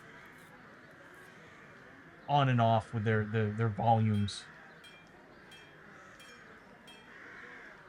So, oh, you're welcome, Hexa. Don't worry, buddy. Always happy to give out shoutouts. But like I said, I'm going to make a better version of the shoutouts later. That will pop up and have this cool animation for the screen. So I think that's it. So I'm going to go ahead and add that to her player sheet. Oh, God. So she's got boots now. And that is the walking sandals.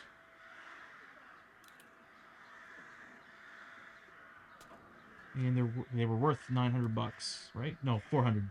Yeah, $400 for the walking sandals. And on grit rolls of 6, gain +1 health, sanity. Boom. Next is the kimono, which is considered pants. Kimono. And that's worth $550.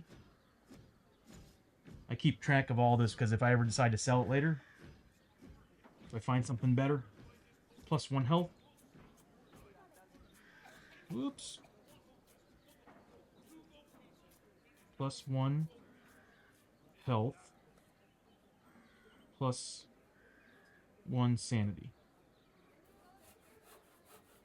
And then finally the Kataginu, which is shoulders. Kataginu. That was $900, but it's +3 health.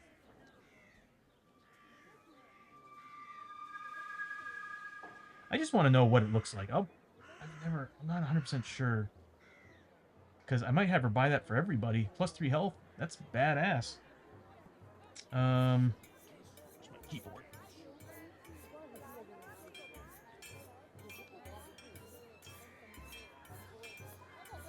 That's cool looking. Yeah, okay, now I know what it is. I might... How much does everybody have? Everybody's doing pretty well. I'm half tempted to give them all the boots. Well, actually, some people are already wearing boots. I might just go with... Yeah, everybody's wearing... 2 characters are wearing boots. Actually, no, 1 character's wearing boots. Okay, so... Man, health bonus is pretty nice.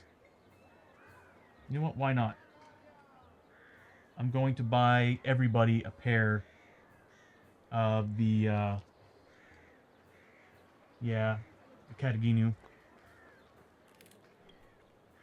So, that would mean I did Montana. Yeah, she's got a lot less money now. Enrique, we're going to lose 900 gold.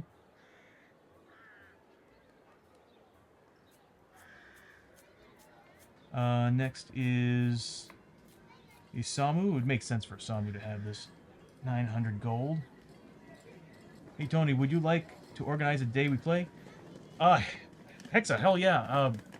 I still want to build elements for you. Or for people joining in. I still need to build the digital player card. Because my goal...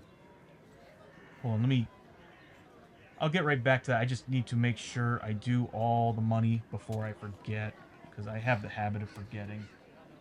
So, there we go. Now I just need to log it all in. Yeah, so I still need to play player cards, and what I want to do, my goal is I want to use these to display your player cards. So I'll have them off screen. You go what you got to do first. Come back to me later. Absolutely, bro. But yeah, I definitely want to get you all in on this. I feel comfortable where it is right now. I'm able to get your health on there, your sanity on there, corruption, initiative order, all the goodies, experience. There's a lot in there, but I still want to add some elements like grit, and I want to also create a. I want uh, those four panels to have your player cards, which is basically just your other information like what weapon you're using, what your two hit rolls are, and movement, which I might just add it to that player to those player health bars. Which, if that's the case, I might just move them above those things. I don't know. Well, I got a whole bunch of plans for this, and I just got to figure it all out first. But I I want to add those sheets in there, and I want them to be. I should be able to open up if I build them right. I should be able to open them up in Acrobatic Reader or Acrobat Reader, whatever it's called, and I should be able to take that display and put it inside those panels if I make them square, just like the panels. And you should be able to see it and read it. And I should be able to zoom in on them so you can actually see them in plain sight. But I want to make everything also big enough for you to actually be able to see inside those panels as they are right now, which I actually might increase their sizes too. Um, but I can put them off to the sides when there's nothing in that space, like darkness cards or monster cards. I might have them sitting there, but once the monster cards and the darkness cards start coming in, I'll have them go back off the screen, and we only call them when it's your turn, which I think I can program it to where when it's your initiative turn, it'll just call your card to the screen. Because I think I have it set up to where, yes, I can do it. Because, of course, what you're seeing on the bottom here, next to the initiative marker, the player cards, it goes, the one on the top right is player 1, the one on the top left is player 2, bottom right's player 3, bottom right's player 4, and I can kind of link them to those boxes so that, again, when you see the player highlight like you're seeing on Murphy right now, that box will just automatically come on the screen and take up the spot it's supposed to take. So this way it's like, here's your card, here's your information, and this is what you have to work with in this combat or on this turn. And then I can easily call them when I need to when we need to make skill checks. So that's what I got to do to those cards. I need to add your skills, which is, this.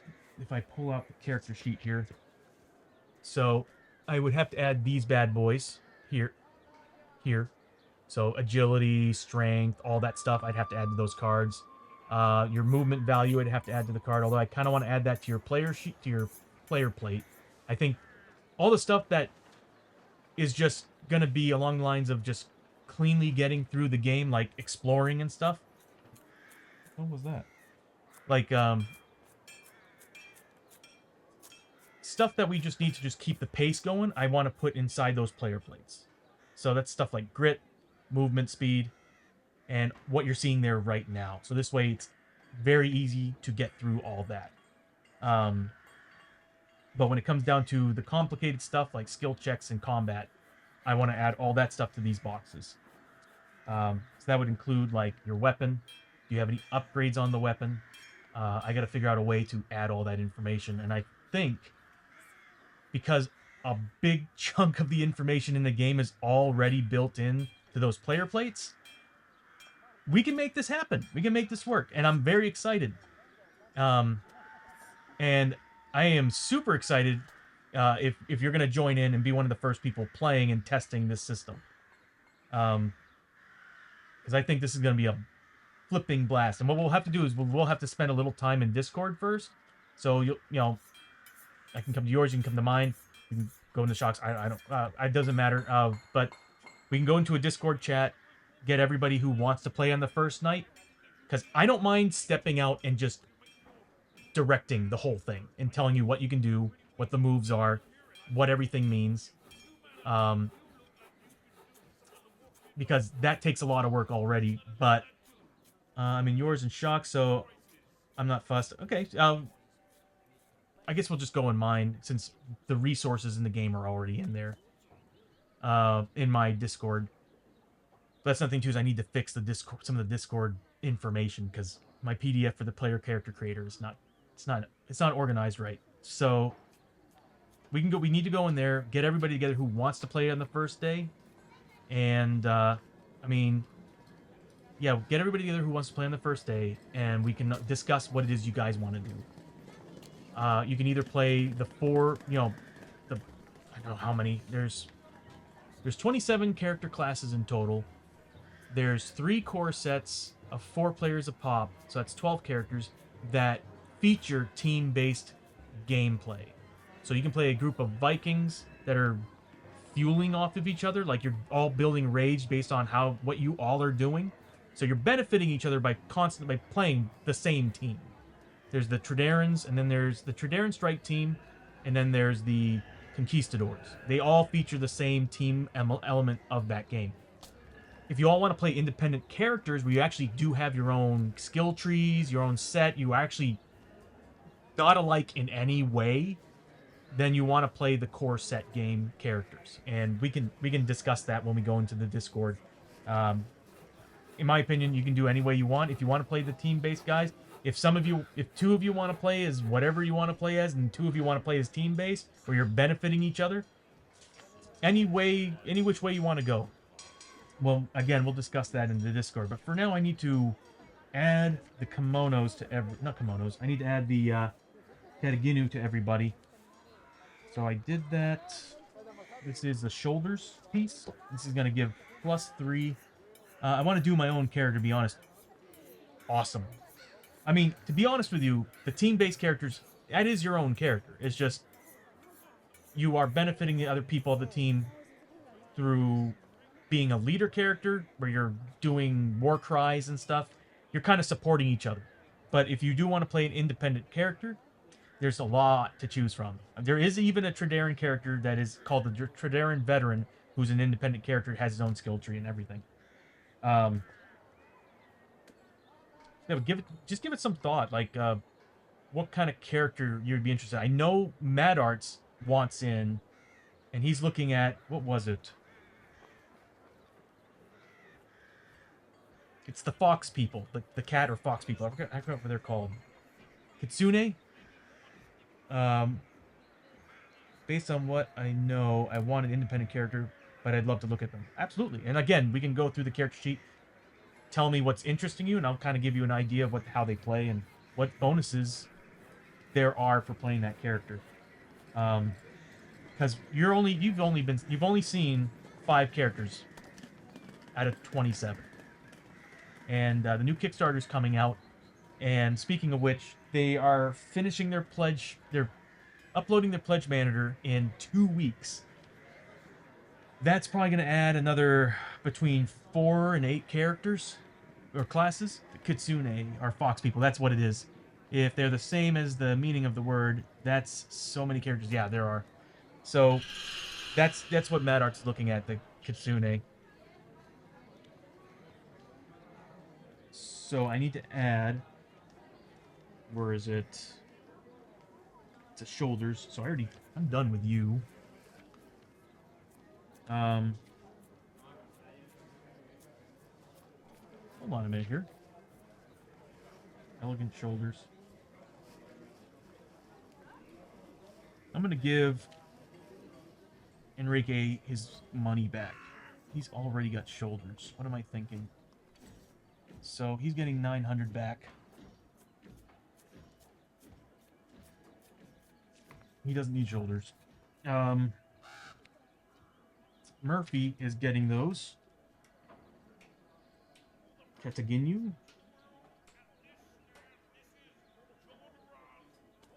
Again, that's 900 bucks. And +3 health. And the same thing goes for I'm sure this is a Samu. Yep. Same thing. Kataginu. Kataginu. I don't know. I am terrible with pronunciation. I am so sorry. And now I need to add all that into their character plates. So that means Enrique doesn't get anything because I didn't buy him anything, but looking at Montana, she should be gaining. She's getting 4 health and 1 sanity. So her max health is now going to... Oh, that's right. This is an input. So that would make it, what, 23? 23 health? Yes. And she's gaining... How much sanity? She's getting 1 sanity, so 18 sanity. Next is Isamu. The rest of them are getting 3, so Isamu's getting... He's got 20 health. Wow. Isamu's getting 20 health. 20. That's Montana. I'm still in Montana's edit. I'm so sorry. I should probably... There we go, Isamu. So he's getting, what, +3, so he's at 20 health.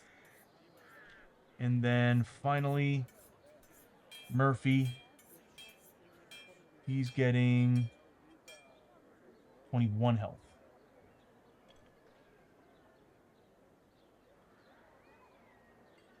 And I'll bring that up here in a second.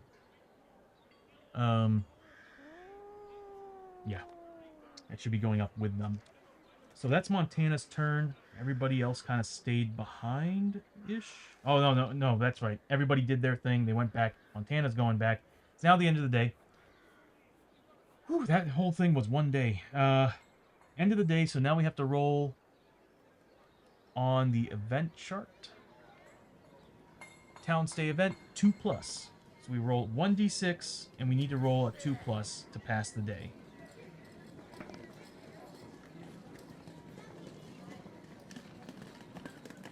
Piss. So now, what that means, bad things happen. Does this have a daily event?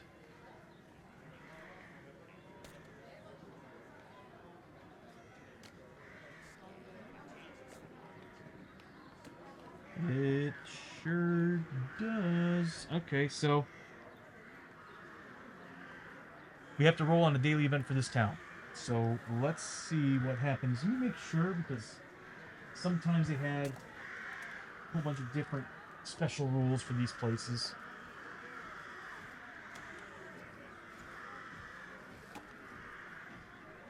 Campsite hazard chart. Town event. That's a daily event, so this is... We have to do the town event chart, not the daily event chart. This is for something else. If we get one of these cards, they force a daily event. That's what that means. Okay, so it's actually a feudal village. So we have to roll a 2d6, and that's going to determine what happened to the town. For all we know, it might get destroyed. So 2d6. A 5. That's not great, but... The fever.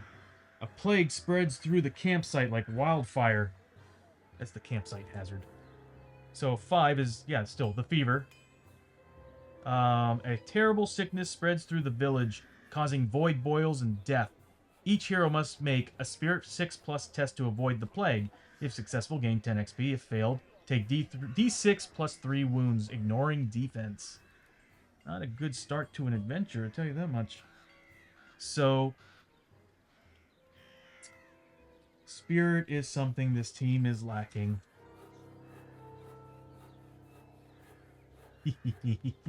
Yeah. Not great. So we'll start with Isamu. He actually has average spirit. I think the only one that has poor spirit... Oh, God. Okay, yeah. The one that has poor spirit, I think, is Isamu. Does everybody have grit? No. But we do have tonics. So we'll start with Enrique. He's rolling 3d6. He needs to make, what was it? Oh god, are you kidding me? Is it a 6 plus? It's a 6 plus. Oh, okay, yeah. So Enrique, there's no -1 thing here, is there? Okay, so he's getting 10 XP for avoiding the plague. Next is Montana. Montana is a 3 spirit as well. Go Montana. She gets 10 XP as well. She avoids the plague.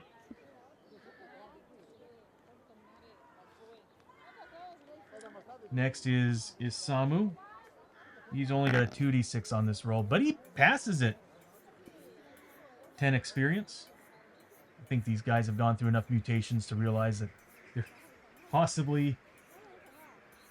Oh god, Murphy. Murphy's a 2 spirit. I just know it's going to be bad for Murphy. It always is bad for Murphy.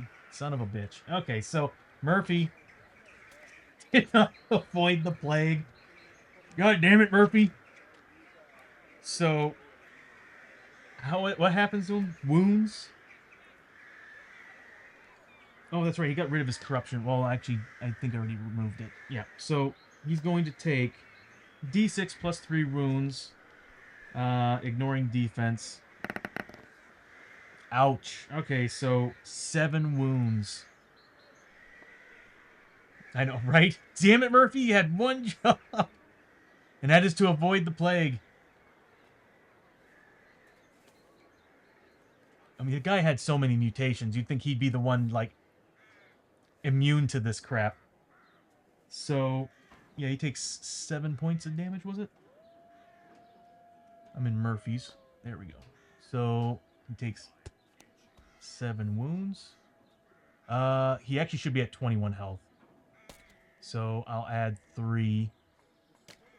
My bad.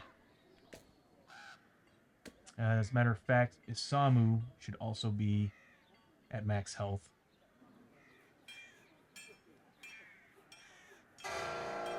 So should Montana. Because I gave them that gear, so they actually should be at... That gear brings them up. There we go.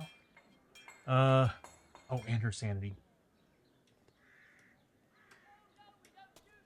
Alright, so they passed the night. We go on to the next day. We could go to the Western...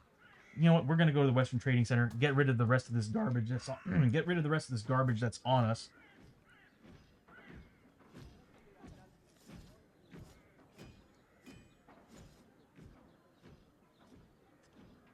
And sell the Darkstone, which we desperately need to do. I could have done it at the village market, but... I mean, it's another 10 bucks. It's like D6 times 10 cents instead of D6 times 20. I'd rather do that. So, we're only going to have one character over there. We don't need any more events happening. There it is. So we'll have...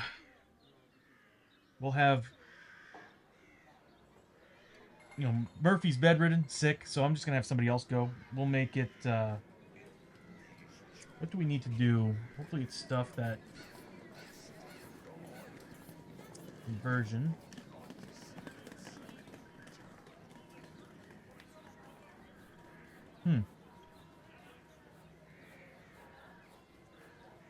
Well, I'll have Miss Moneybags go over there. And she's going to attempt to sell the rest of the stuff. We do need to spend 40 bucks. Who's got the most money right now? Murphy. So I'll have Murphy pay for it. He's paying for the town stay for the day. For everybody. It's only 40 bucks. I gave him 40 bucks. Hold on a second. Minus 80. There we go. And we do need to do a daily event, so let's see what happens. Just another day in the village. It's just another day living in feudal Japan. Death and adventure around every corner. There's no effect.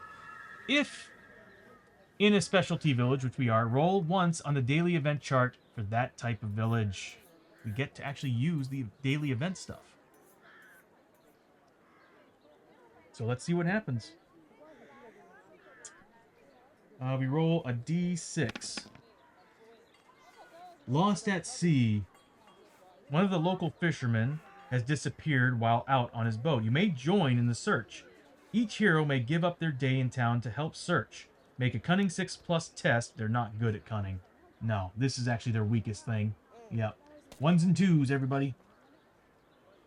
So each hero may give up their day in town to help search. Make a cunning 6+ test.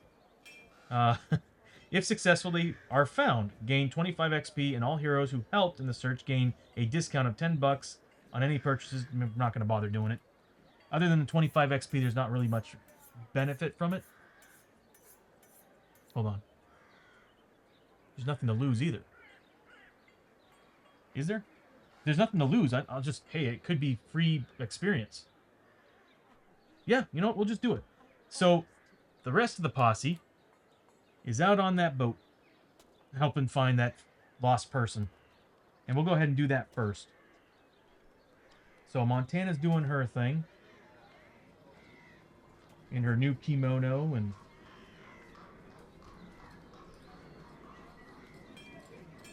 Murphy is probably going to sink the boat.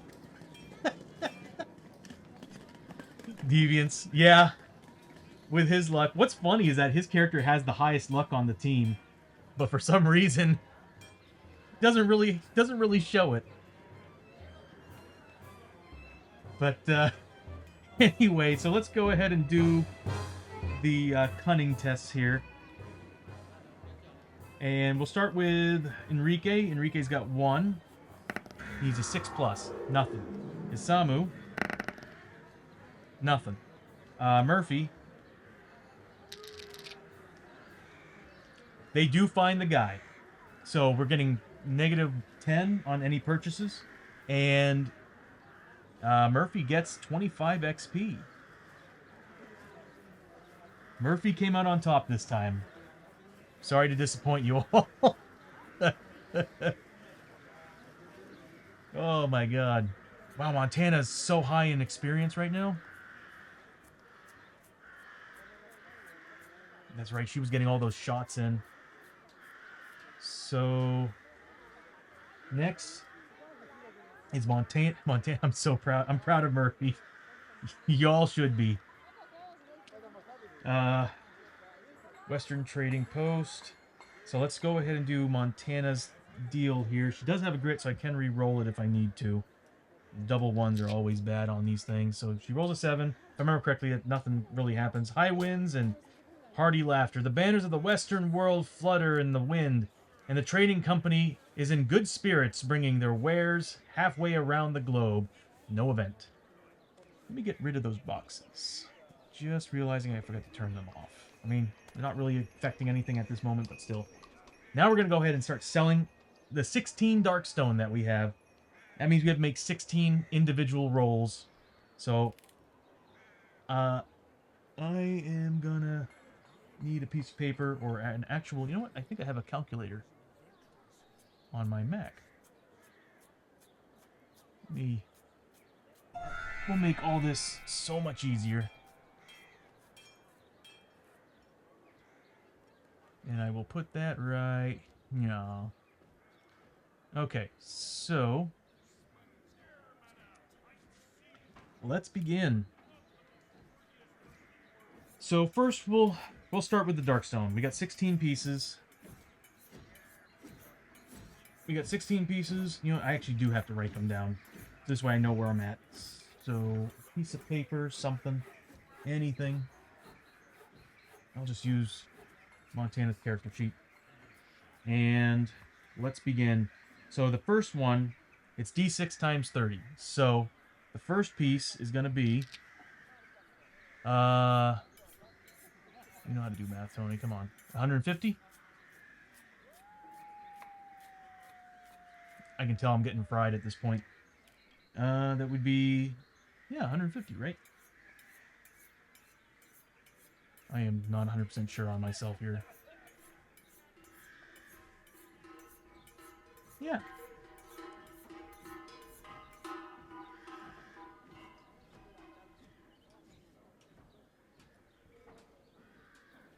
Yeah, I don't know where I'm at. So we get 150 for one. The next one's worth, come on now, 60.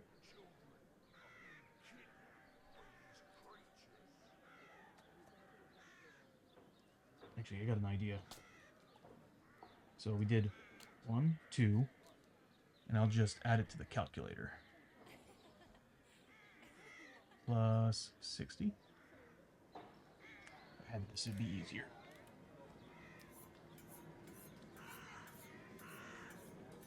Next is, oh my god, iPhone stopped turning off on me. 30 pieces, so plus 30. Next is,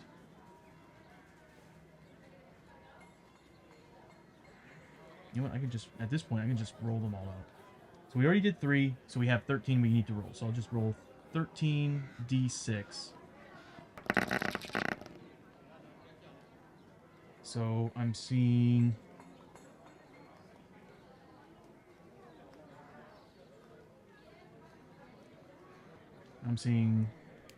plus 60, plus 30, plus 90, plus 180, plus 60, plus 90, plus 150, plus 120, plus 30, plus... it's a 4, 6, 1, and 4 before it goes away. 120, plus 180, plus 30, plus 120. We made 1,500 gold off of those pieces. And we'll divide that. 375 per player. This math, man. So player 1 gets 300, what was it, 375? So we'll give 375 to Enrique. 375. Next is Montana. She gets 375. I might actually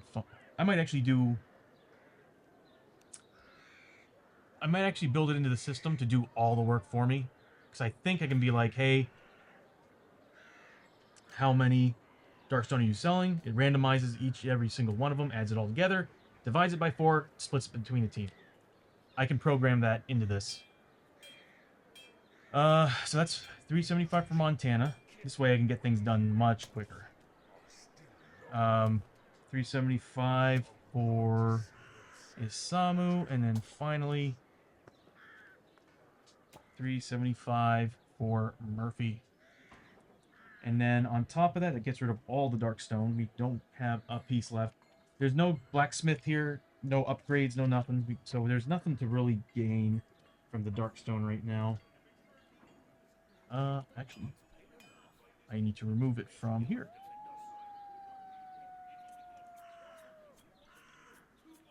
There. Oh, okay. I actually have to type in exactly as is. Okay.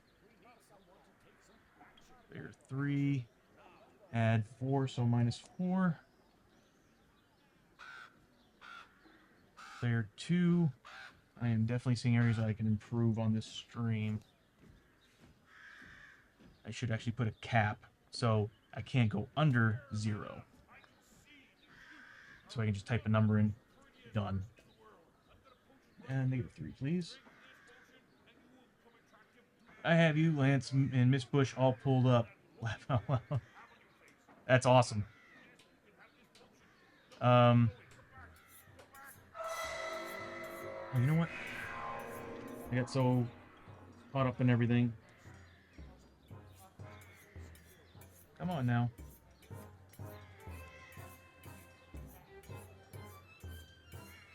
I already did Hexa. That's right.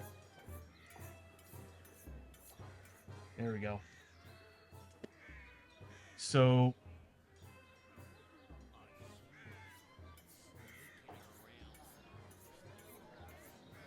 okay, everybody's done on the Darkstone. Oh my god.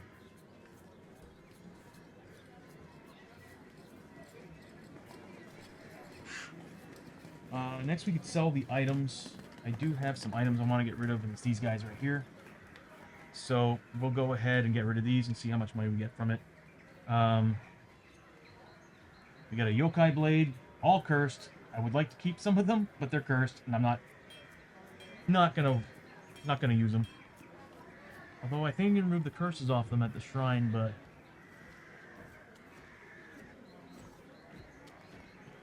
that yokai blade is pretty sweet, but it only has one upgrade slot on it, so no.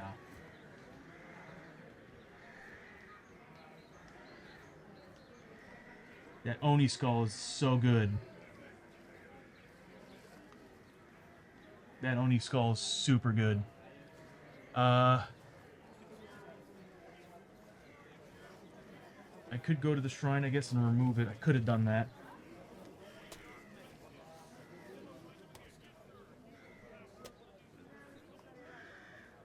No, you can't.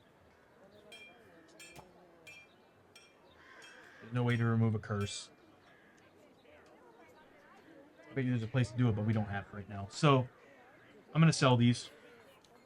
And the rules for selling them at the Western Trading Port is, you may sell Darkstone here. You may also sell gear and artifact cards that have potential that could add to potential profit. After selling a card here, roll a d6 to see what extra value is gained. So, we'll start with the Yokai Blade. It's worth 450, so therefore it's worth 225. So we're going to sell it, and we're going to roll and see what additional value it is. Of course. So it's actually worth $175 instead of $225. So $175 for you, and then the Oni skull is, you know what? We'll just say 200. We'll say 212.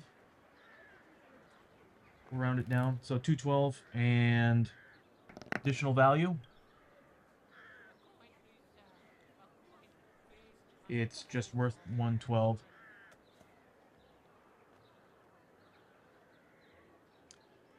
Oh, thank you, Hexifier, for the for sending out the oh, Lance is in here. For sending out the shout outs. Love you, bro. Next is the trophy head. It's worth 800, so $400 total. What's it worth after everything? A lot more. It's worth an additional 200, so it's worth 600. Oh my god. Don't mind me, bro. Like, my head is just spinning all this math. He isn't, but Lance got to mention. Oh, okay, cool. Yeah, like I said, all this math, like playing the game, the adventure mode, no problems. I mean, even though there's a lot of rules to remember and a lot of things happening, but it's all the math and stuff that we're doing that is just like trying to keep track of everything is just exhausting. The Takabaki rifle's worth 800, so $400 total on that. It's got no additional worth, so 400 bucks. And then, of course, the scroll, 100. Worth 150. So let's go ahead and add that all up. And after this, we should be done and ready to go on to the next adventure. 175, 112, 600, 400, and 150. 1,434, 37 divided by 4. Everybody's getting a 300. We'll round it up on this one. 360 gold a pop. So we're finally selling a lot of stuff that has been building up.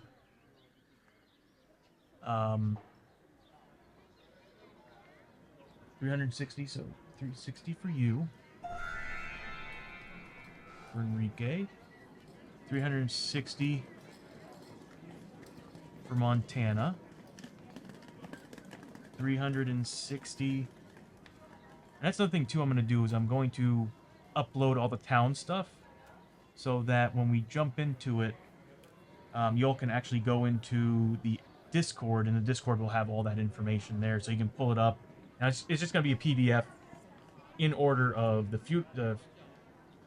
Frontier Town, the Feudal Town, and Barter Town. And what will happen is that when we get to those points, you can just pull up the PDF, go to the pages, and you can actually look and see what you would want to do with your character while we're there. So this way you don't have to wait for me to pull up all the sheets and everything. Figured that might make things easier for you all. Then 360 for Murphy. Did I add it to Isamu? Yes, I think. Or was Isamu the one that I did not add? I don't think I did add it to Isamu. He's got the shoulders. I didn't spend the money. I think I did. I don't feel like I did. I feel like I skipped Isamu.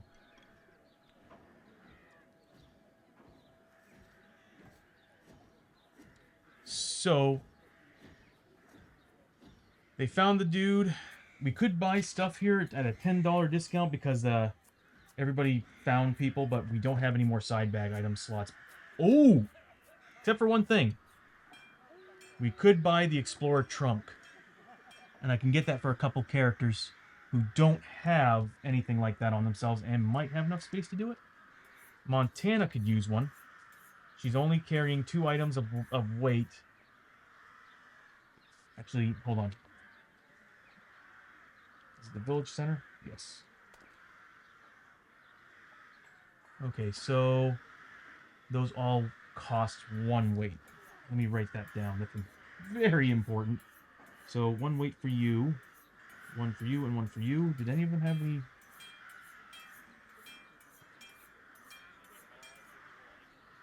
Kimono and the Kataginu both have upgrade slots. 2 and 1. So 2 for the kimono and 1 for the boots. I mean, for the Kataginu. That means I can actually put some Darkstone items on them if I wanted to. Enrique has shoulders. Oh, he did spend it. Okay, so anyway. Kataginu. That's 1 and 1.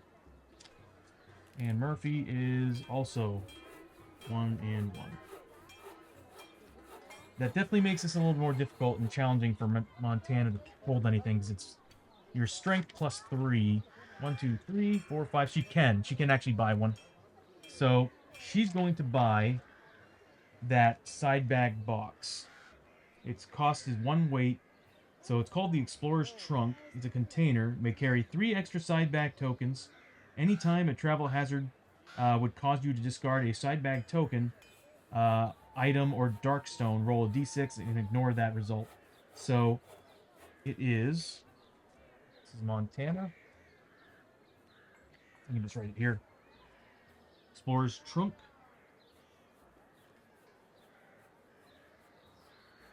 And we'll get right into the adventure once we're done doing these parts. And that's $1,200, $1,500? Yeah, she can afford that. And it's a weight 1, and it also has an upgrade slot for some reason. Plus 3 side bag. And anytime a travel hazard. So travel hazard.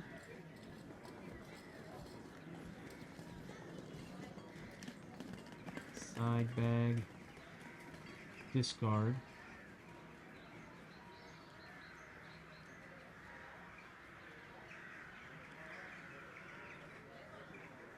Side bag.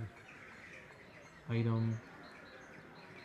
Or Darkstone. Discard. Roll d6. 5 or 6, ignore. 5 or 6, ignore. Oh, so now she's a 9 capacity on her side bag items.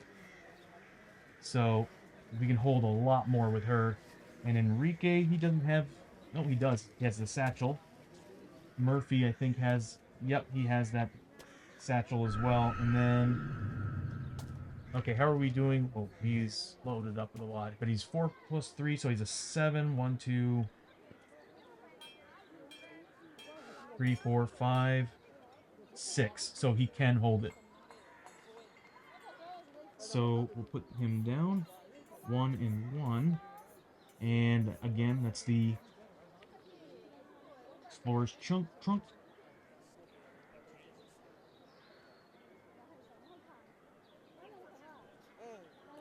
1,500 plus 3 side bag. And again, travel hazard, side bag, item, Darkstone,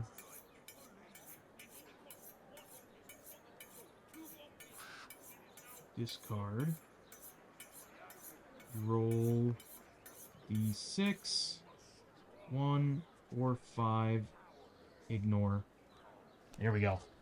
So now we have a lot more space for side bag items.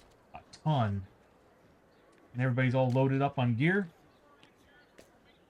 The town stay is definitely going to be done after this. So everybody is actually now back at the end. And we are now at a 3+ event stay. We should be able to make this, even though we rolled a 1 last time, right? Let's see what we get. Where's my dice roller? There it is. We get a 5. We pass for the day. We're good. Posse collects themselves and leave the fishing village behind. We sold all this stuff. Ugh. That town stay took quite a bit of time for just 2 days, but we were doing a lot of events trying to sell all our gear. Now we get to determine where we're going. So since Mad Arts, hello and greetings. I am here to seek the wacky wizard. Ah, I'm here too. So we're going to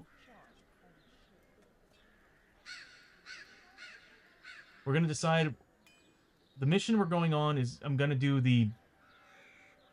I didn't really prepare a new mission, so I'm just gonna do the basic Darkstone mission. We'll do it on hard though. We need 4 tokens. And I need... Oh, thank you, Matt. Thank you, Hexa, for doing the shout-out. So, yeah, we're going to go ahead and do a basic mission, but we're going to make it on hard. So it's now 4... Is it 4 clue tokens? So it's 2 clue tokens on easy, 3 on medium, 4 on hard. And if I remember correctly, there's 4 clue tokens in total in the game. So... there are. So we need to find 4 clue tokens. Next time I'll try to prepare a new mission. Or actually, next time I'm going to bring in the Tredaran Strike team. Because I want to try them out. Oh, thank you, Hexa, for your gorgeous love you. Let me go ahead and put these encounters away. Because I'm probably not going to need them. But what I'm thinking is... we're probably going to go into the forest of the... we're probably going to go into the forest of the dead.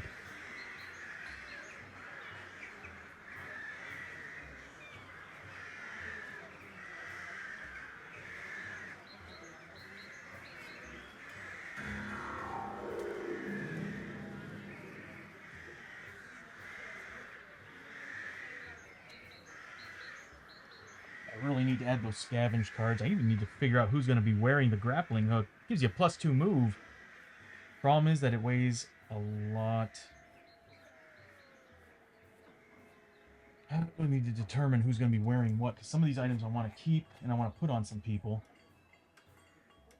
So, we're going to go into the Forest of the Dead. I need to reshuffle these bad boys.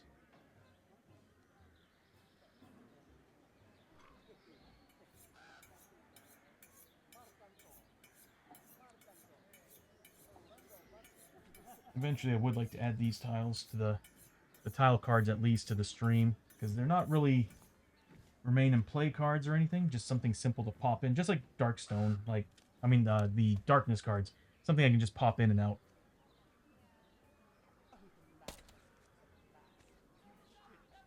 I already did you, right? Yes. Then we have to do these bad boys. Get rid of them. Don't need you.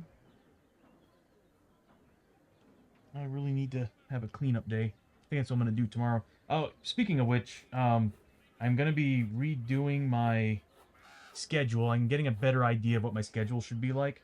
So, Fridays are definitely a thing. Saturdays are definitely a thing. Tuesdays and Wednesdays, I'm definitely keeping. But I'm thinking about leaving Sundays. Maybe. It all depends on how things go. So I do like playing on Sunday, but I think I'm moving things around for Sunday. To be left open for me and my personal life stuff. So I'm probably gonna be primarily playing on Tuesdays, Wednesdays, Fridays, and Saturdays. Friday was a lot of fun, and I kind of want to keep that going. Um, I mean, I can always. Part of me's always thought about turning Monday into a day, or yeah, it might not be a bad idea for me to do Monday, Tuesday, Wednesday, Friday, Saturday. But I think for the next week or two, just so that I have a little bit of time to work on things, I'm gonna keep my Mondays open for me so I can get some stuff done. Because there's a lot of things I need to debug, a lot of things I need to add to the stream. I also have a couple people who want me to work on a couple things for them for some animations, some graphics. I got some people who, yeah, they want me to build them some stuff for their stream, and I'm like, I need to make a little time for that, and it's kind of hard to do that when I'm very focused on this. As much as I love doing this and I want to keep doing it, I have to admit, playing this for 6 hours can be exhausting. So in initiative order, it's gonna be Enrique, Montana, Asamu, then Murphy. I decided to start making Murphy last. Don't need this anymore. But when things start settling down, I might start streaming an additional day. Like if there's a week that's just calm, I might go ahead and stream an additional day. And that'll probably be on a Monday, so I can kind of break the days up a little bit. We'll put the fishing village away. That's like I said, that's one thing I want to do is I want to scan more of these cards. I want to add them to the stream, so I have to do less of this, less prep. Less prep work makes the stream go by, or makes the game go by faster. Okay, so the team had quite a town stay. Murphy ended up getting some plague, the fever or whatever it was called, some type of plague. They went out on a boat. He was sick with the plague, but managed to be the person to find the missing fisherman. And yeah, that was pretty much it for this town. Did an awful lot with the selling. We've pretty much sold all the stuff that we've been building up for multiple adventures over the past 2 town stays. So now we're going to move on to the next phase. But we're not going to the Forbidden Fortress. Actually, you know what? I'm going to leave it up all to you. Do you want us to go to the Forest of the Dead or the Forbidden Fortress? Because those are the 2 places that by the rules that I'm going by, those are the 2 places that we can actually go to. Let you all decide on that one. Because either one's fun.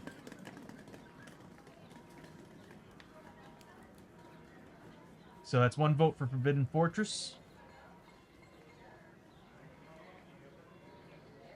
If so, I'm going to go ahead and grab the cards.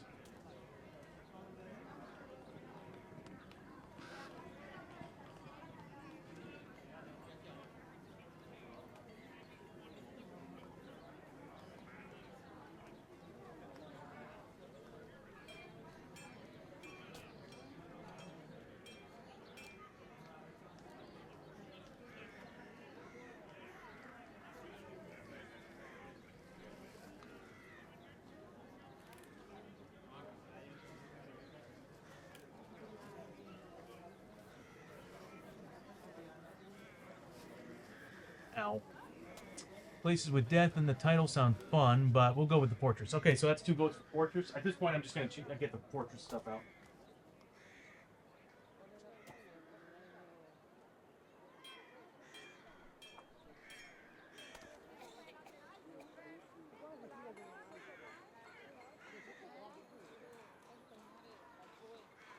So I got their tile cards.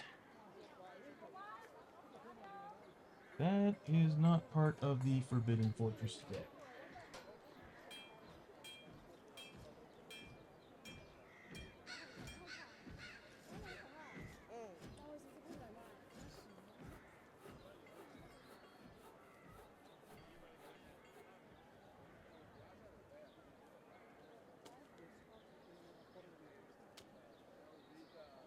Split in half. Okay, give me a short recess. I got somebody knocking on the door. I'm gonna be...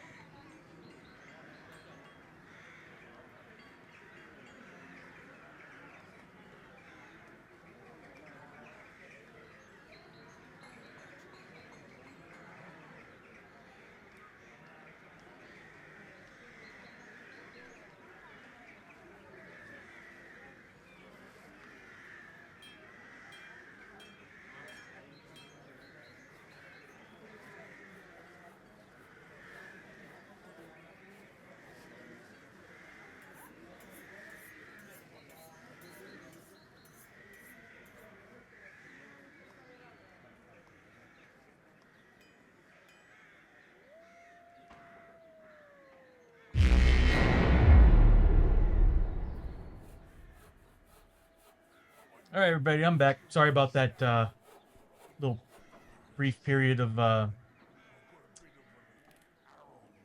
being away for a bit. I had somebody knock on the door and I had to answer. And anyway, back to the game. Cosmic, how you doing? Welcome to the stream. Awesome. Um, so where were we? We were on our way to the Forbidden Fortress. So we got the overlay set up for that. But we do need the Forbidden Fortress card. So I'll go ahead and grab that. How's your boy Murphy doing? He's been the talk of the town during this adventure so far. Well, during the past town stay and everything. He was taken down by a couple of what were they? Basically Tesla coils. They're these pylons that shoot lightning bolts down and deal ridiculous damage. He got one shot by one of them. And was it one of them? No. He did take a lot of damage from it, but it was these conduit guys that repair the vehicle or the pylons that came over, just swarmed him and beat him down. He came back, but he had some injuries. He has a concussion, but now it's the beginning of the adventure. That concussion goes away. During the last town stay, he got hit by a plague, and he got hit by the plague. Everybody else survived it, but he got hit by a plague, but managed to actually find a missing fisherman when he went on basically like a little town adventure. So yeah, pretty eventful for him. Good old Murph. So now we're going to the Forbidden Fortress. Let me go get the deal here.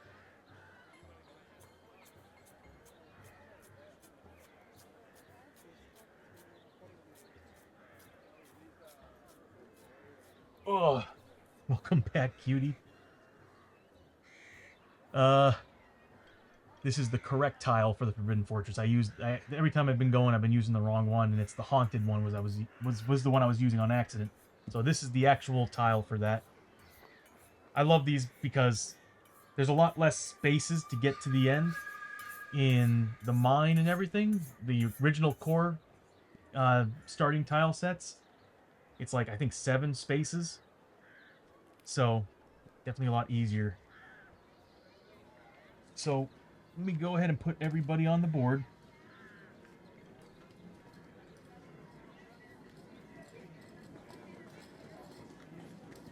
And again, we're doing a hard mode Darkstone mission.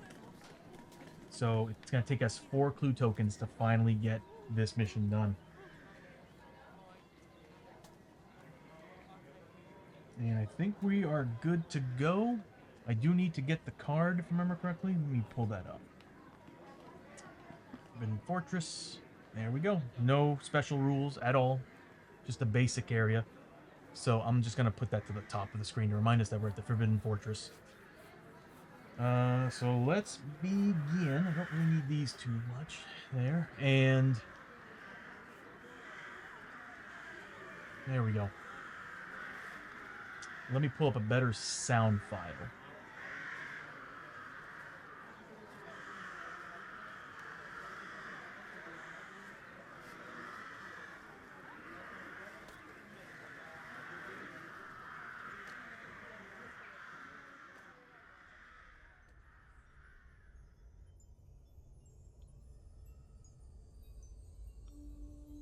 There we go.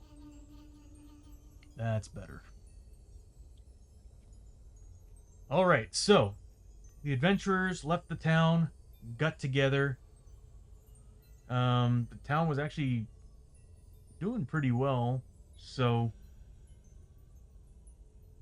they found themselves at the Forbidden Fortress once again, this time in search of Darkstone. Maybe a way back home, too.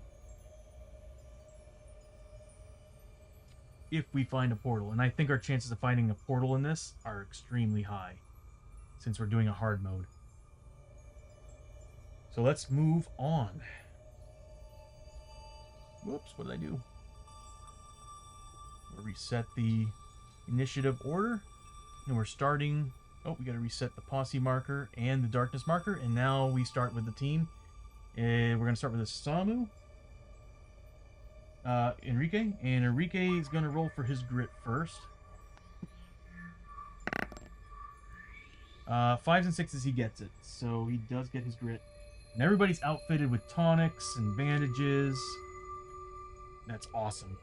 So he's going to go and move up his 1, 2, 3, 4, 5.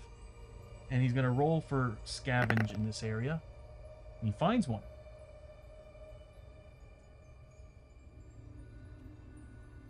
There's nothing to be found, but he does get 10 XP. And that is Enrique. He finds 10 XP.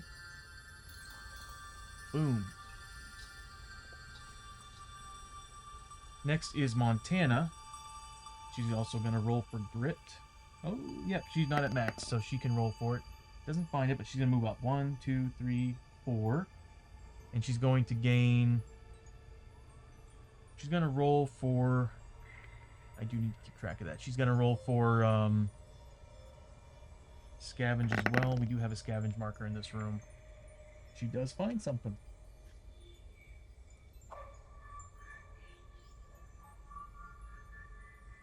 And what she finds is...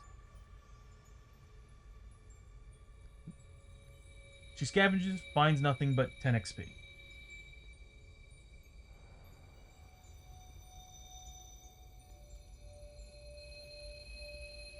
She is leveling up quick here. Next is...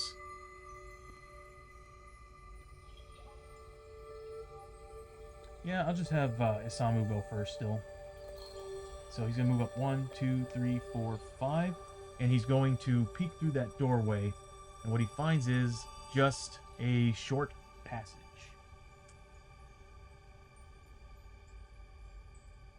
Ugh.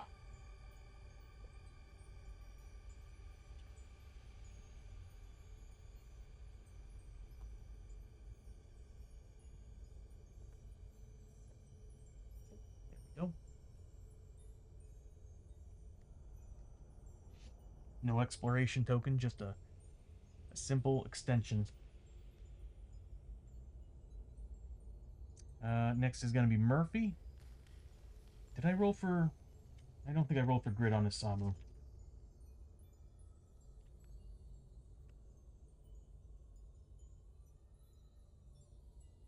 That's right, he had the... his grit should be back down to a 3 because of that mutation.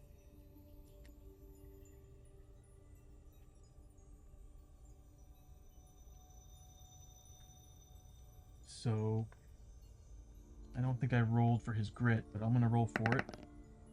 Nothing. Next is Murphy. He's going to roll for his grit. Nothing, but he's going to move on up. 1, 2, 3, 4, 5. And he's going to scavenge the previous room. Since he can actually get one more than what the maximum the room has. So, let's see what he gets. Just one.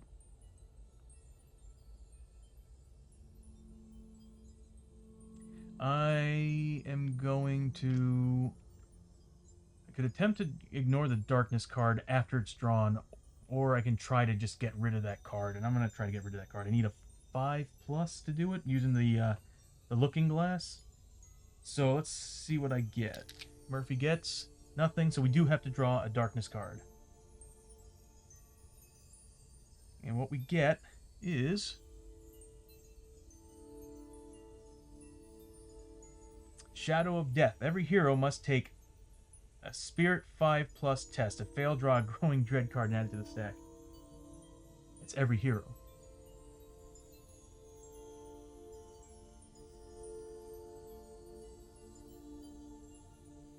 That means we can have 4 Growing Dread. Every hero must make a 5+ test. If failed, draw a Growing Dread. I think that means that we could get potentially 4 Growing Dread. I'm going to attempt dropping that using the magical pants. Yeah, Murphy's magical pants. The Norse travel pants. So, once per adventure, cancel a depth event or darkness card on a 3+ roll.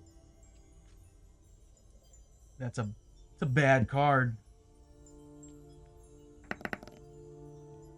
So we ignored it. We needed a 3+. We got a 4. We got a 4 on the roll. That card is no longer a big problem. So next, it's the end of everyone's activation. Murphy should actually be back to a 2.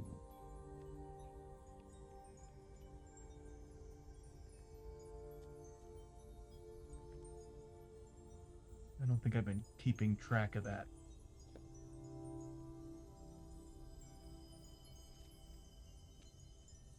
So, yeah, Murphy should be back at a 2 initiative.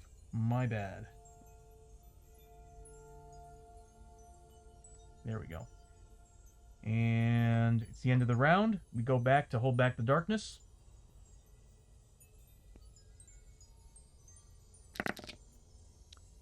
We do not pass, so the darkness actually comes out a little bit further, and I forgot we need to go down the posse track.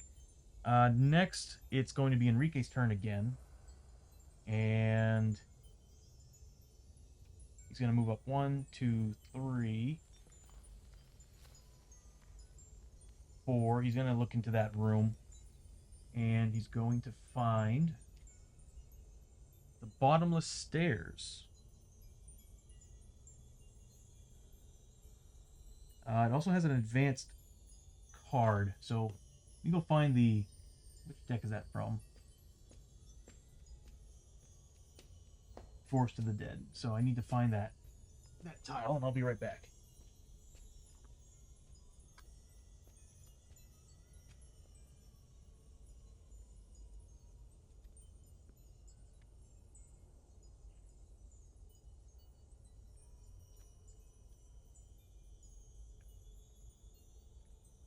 So it's coming in from this angle.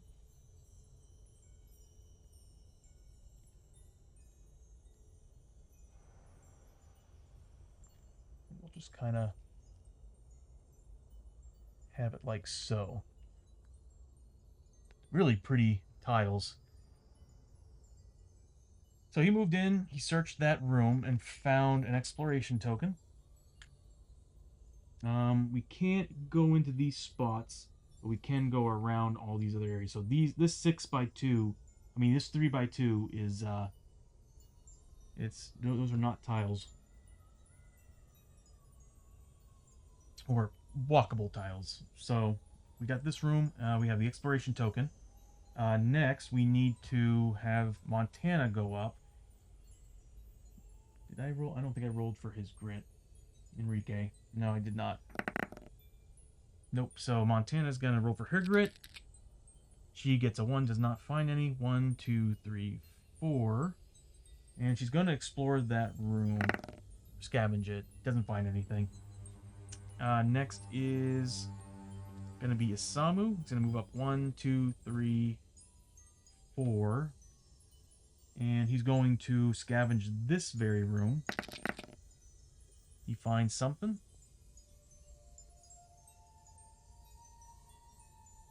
Ooh, he finds something shiny. He gets 10 XP. I gotta remind myself, he also got 5 XP for searching that room, looking through that doorway. So I'm gonna add 15 XP to him. There's so many ways to get XP in this game. And on top of that, he's going to find... We need to roll a D6. Let's see what he finds. 1 piece of dark stone. I can just add it here. And that's... that, and then... Samu...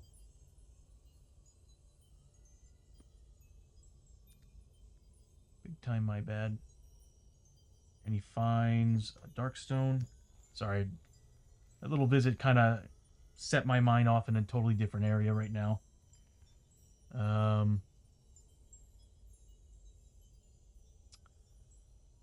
was hoping to maybe make this last longer, but I probably will stick to my 8. Well, what time is it right now? It's actually getting there.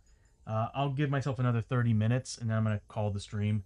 I have a lot of planning to do for tomorrow, apparently. Um, so, get one piece of dark stone. I'm still under Montana, aren't I? Yeah, I can tell my mind's not here right now. I am so sorry.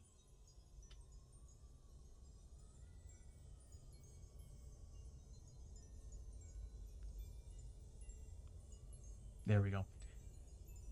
So that's the end of Isamu's turn. Next is Murphy. Murphy's going to move up 1, 2, 3, 4. And he's going to explore this room as well.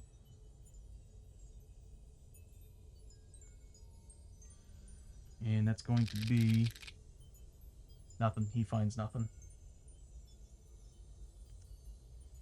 So it's the end of the round, or all their activations. We now have to flip that exploration token. We do find a clue, so we're one closer. Both these are actual doorways. We have a darkness and an encounter.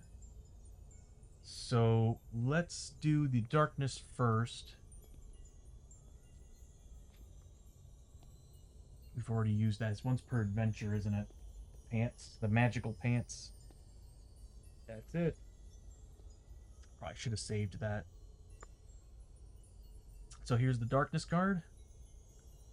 Oh boy. Full moon. All beast enemies are now +2 combat and +2 health, and that remains in play. Well, that's frightening.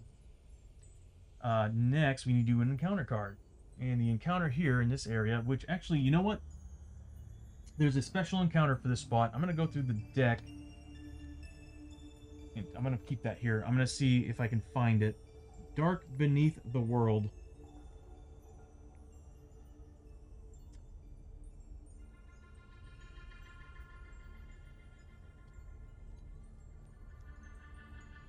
You know what? It'd be easier if I grab half of it.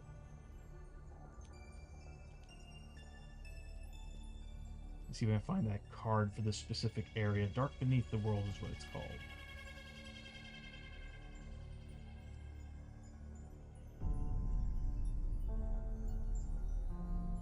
A lot of cards that start with dark.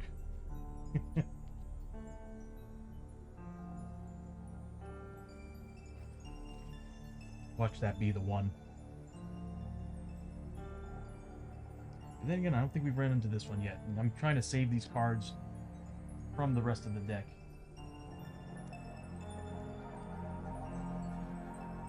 So what we got was Dark Beneath the World. This is an extra encounter card for this very room. So I'm going to go ahead and roll with it because I really love the lore and the fluff that comes from each one of these tiles. It adds a little bit more flavor to the game. Dark Beneath the World. Flooring is torn up in... the flooring is torn up here, revealing an ancient-looking spiral stone staircase descending down into the depths, the deep dark below. So we get to choose. We get to call into the darkness, or we get to traverse the stairs.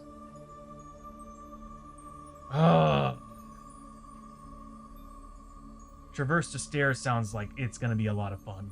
But you know what? We'll go ahead and we'll read them. We'll keep it a secret. You know what? I'm going to keep it a secret. I'm going to roll a d6. So 1 through 3. Actually, yeah, 1 through 3 we would call out into it. Now, you know what? No. We're going to traverse the stairs. We would do that, right? Traverse the stairs. More danger. Sounds like more fun. Felt like passing out to sleep, so had a quick 15-minute power nap before heading to work. Oh, good for you, man. I get those. I used to get those all the time when where I used to work at. If I ever showed up 30 minutes before work, I'd go out in the parking lot, pull the backward and just the back of the seat back and just lay down and nap. Usually 15 to 25 minutes. A little power nap there's nothing wrong with that. Hell yeah, let's traverse the stairs. All right, we'll traverse the stairs. So, one hero of my choosing makes a 6+ spirit test. I'm gonna say I'm gonna say Enrique. Enrique's been very adventurous during the last adventure, so we'll make him do it. Does he have a grit? He does. He has a grit, so I can re-roll if I need to. 3d6 at 6 plus. Something tells me that I need to. So I'm gonna spend that grit. Ooh, okay, so yes, we made it. We passed. We get the 6 plus that they require. And what happens is, if successful, you return after a few moments with a new treasure. Draw an artifact card. If failed, you return from the darkness empty-handed, or at least what comes back from the shadows looks like you. You are now -1 corruption resistant permanently. So I am very glad I spent that grit. He'd be a 4 corruption. Ooh, that's bad. So that was that card there. You know what? Just for the heck of it, let's see what would happen if we just screamed. If successful, a voice tells you the future. For the rest of this adventure, anytime you draw one or more scavenge, loot, or darkness cards, draw one extra card and choose one to discard. That is a really good buff. If failed, the voices tell you the specifics of your own death. Roll once on the madness table. I'm keeping this out for reasons. And we get an artifact. Ooh. So, they don't do it anymore, but Flying Frog, whenever you made a purchase of 100 or more on their website, specifically during their events, they would send you a random card, and the random card would get signed by the designers of the game. So, here it is. As you can see, it is signed by one of the lead designers of the game. I don't have a car. I catch public transport, so I always get off work half an hour early. Oh, okay, bro. I get you. I mean, I'm sure it's like public transport where you're at's good, right? I mean, in our area here in Fort Worth, it's questionable. There's been several times I've been on a public transportation, like even the train going from here to San Antonio, and there's been a lot of questionable things I've seen on them. But yeah, so we found a fallen pistol. It's a range 5, shots 2. Once per turn, discard a dark stone to add 2 damage to a hit from this gun. I'm lucky.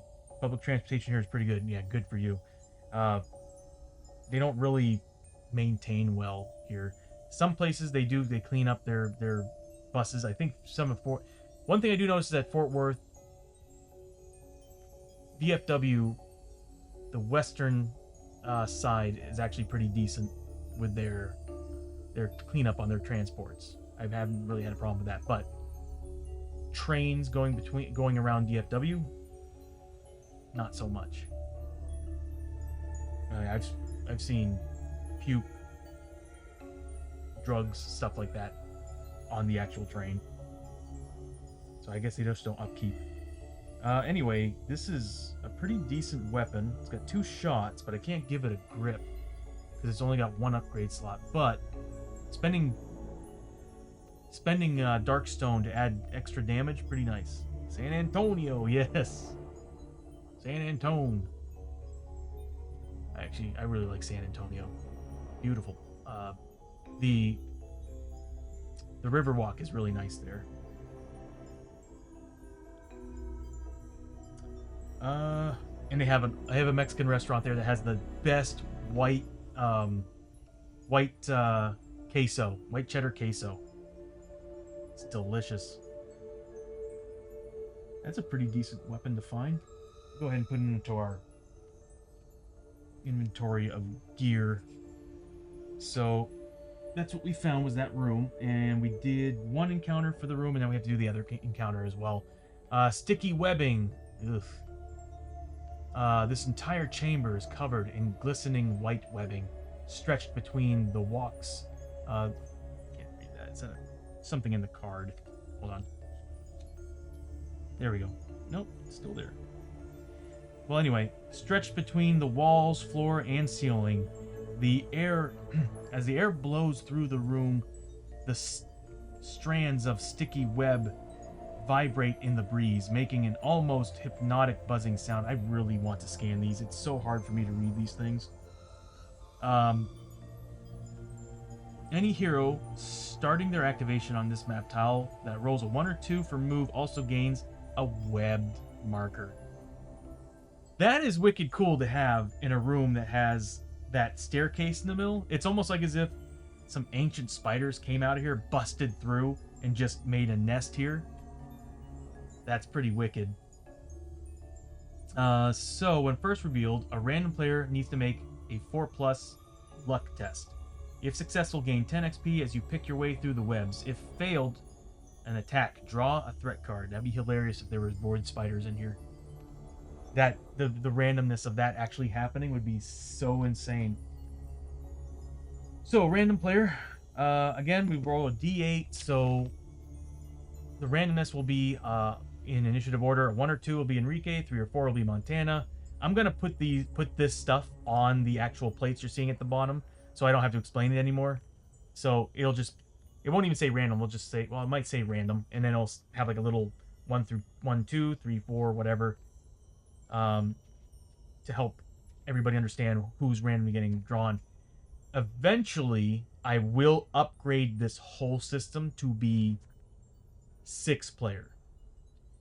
Because if it gets to the point, if this becomes popular and people start wanting to join in and play with us more, I'll add 2 more player slots, because this game can be played 6-player.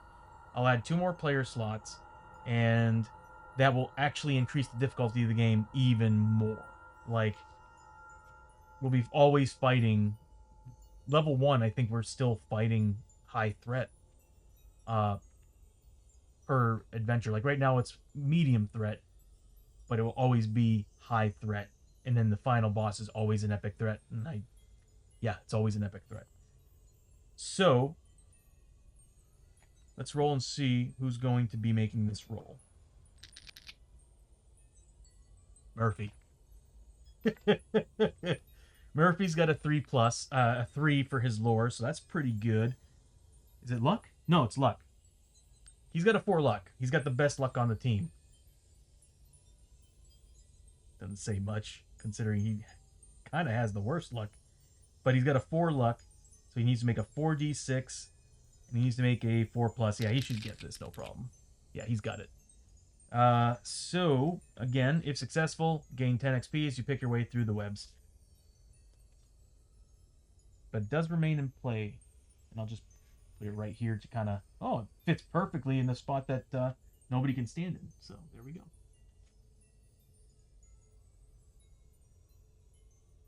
But we still have the webbing rule in this room, and everybody but Montana starting in it, so they have to make rolls at the start of their activation. So 10 XP for Murphy. Good boy, Murph.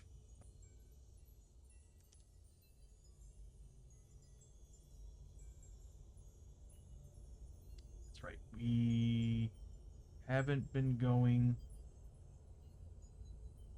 That was the end of this turn, is what it was. Okay, so Enrique went, Montana went, Samu went, Murphy went. We did the token, all the stuff on the token. Wow, that took a while. And now it's the end of the turn. There wasn't an attack on there. We found the clue token. It's now hold back the darkness. We're actually 2 rooms in. Cannot wait to add the exploration tokens to this game, because every time I click on it, I'll just have it go down the posse meter, because no matter what, every time we find a corridor, it adds to the track. So 7+ roll. Murphy's he's holding the lantern. Doesn't make it. Again. So we now are drawing a darkness card.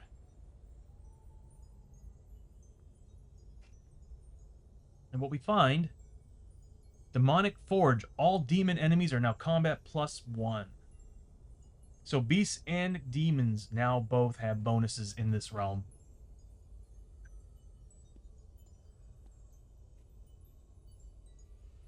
That sucks. put that over here because we don't have any darkness yet. Can you all see that? There we go. So it's now the beginning of the turn. Enrique's first. He's on the tile, so he has to roll on a 1. Was it on a 1 or 2? On a 1 or 2, he gets some webbing.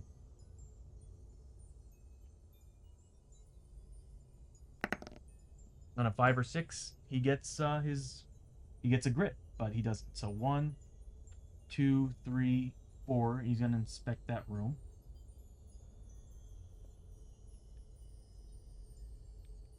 The Dark Well. And it also has an advanced card as well. So I'll go find the Dark Well that it's in. Is it the Forbidden Fortress or the Forest of the Dead? So I'll be right back. Ow.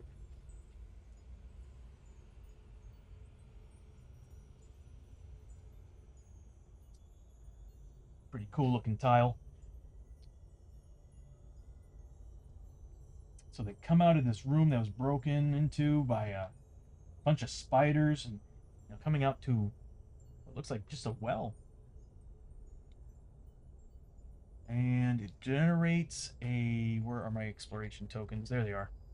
Generates 1 exploration token. And that's the end of his turn. It's now Montana's. Montana's not on that tile, so she doesn't have to worry about the webbing.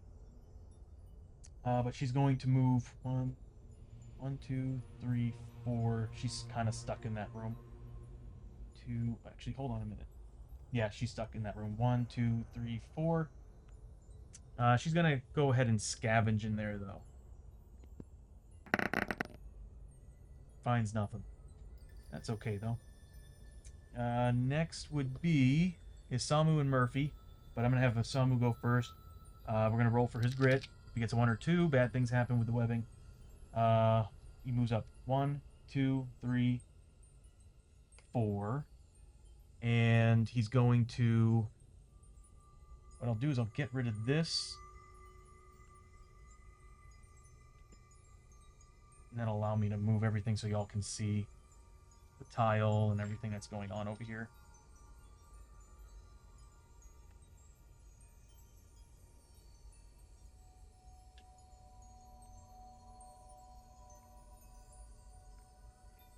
So he moves over there, and he's in that room, so he's going to scavenge it. He's getting a 3d6. He finds nothing. Next is Murphy. Murphy is going to roll a grit roll. He gets a 5, so no webbing issues. And he doesn't get his grit back, but he's going to move 1, 2, 3, 4, 5. And he's going to do a scavenge in that room. He gets 1. Wow, he gets 4 dice, and he only always gets 1. He does have an ability to ignore the card if we need to, so he gets 10 XP. That's great. 10 XP is good. So, Murphy's player 4, and we add 10 XP to Murphy. Put that card away. And Montana is just going through levels quick. And that's going to be the end of everybody's activation, so now we have to flip that exploration token. We find an encounter. We find a portal and a clue token. So we're 2 clue tokens away from completing this mission. Oh, which, by the way, that's 2 encounters because I want to use the advanced encounter card here. Plus another encounter. So it's called what again?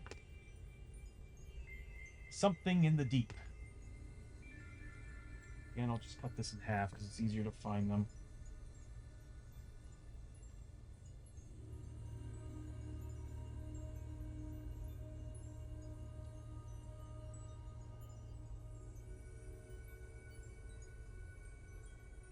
Something in the Deep. I'll just lightly shuffle this and grab a random card from somewhere in the middle or whatever. I'll just grab one right here. That's the encounter card we're going to use for the room, for the token. And something in the deep is the card for this very room. And what it is... No, you know what? We'll do the where the portal's going to be first. So put that over here so y'all can see. We get 2 clue tokens, and we get a portal. And the portal's going to be located so right here. This is part of this. Come on now. And we need the portal token, or portal model. There we go. And now we'll go on to something in the deep. A deep well stands in the center of the room here. Though it appears to have once been covered over, the boards have been burst apart from the inside. Something stirs down in the deep below inside the castle. So we get to choose. We get to call down into the well, or don't get too close. Don't get too close kind of sucks. It's, each hero loses a grit. Kind of don't want that to happen. So, you know what we're going to do? We're going to call down into that well. Because I know our boy Hexa would be disappointed if we didn't do that. So, I'm going to call down into the well. We need one player of my choosing gets to make a Luck 6+ test. And that's probably going to be Murphy with his 4. Boy, Murphy's just been like doing all the cards today. So I'm gonna have him pop his tonic because he doesn't have. No, he does have a grit. Okay, so he needs to make a 4d6 6+ test on this. We should get it. We got 2 of them. So what happens is, if successful, pulleys grind as a bucket from below rises up. Pulled to the surface by unseen hands. Draw a d6 loot cards and choose up to 2 to use. Discard the others. Madar's treasures! I was passed out. What happened? Is the party live? The party's doing well, bro. Unfortunately, I can't see that well.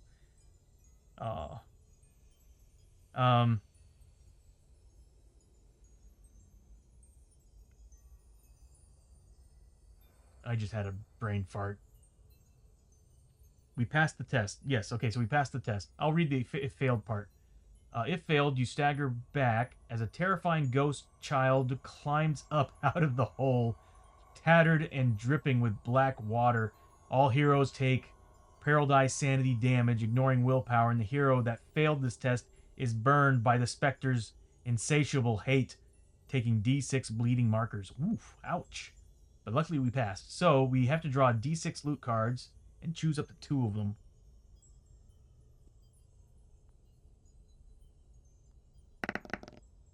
We get 3 d6 loot cards. Okay.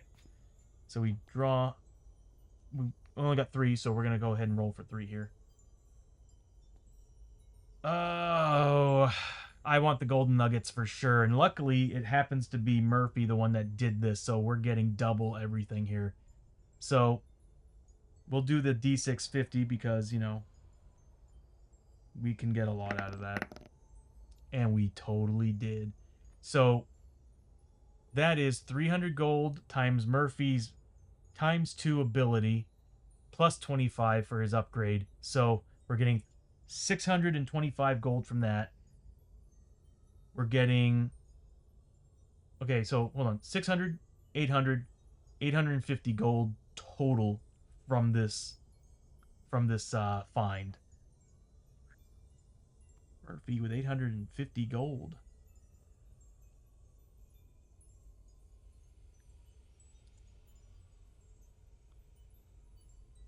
Yeah, he's now the rich person of the team. Dang, Murph. Enrique's doing pretty good too. Let's see. And he gets 40 XP from that? Is that everybody that gets that? Hold on a second here. Get successful pulls. Yeah, so that player got it. So, 40 XP is what Murphy's going to get on top of all that.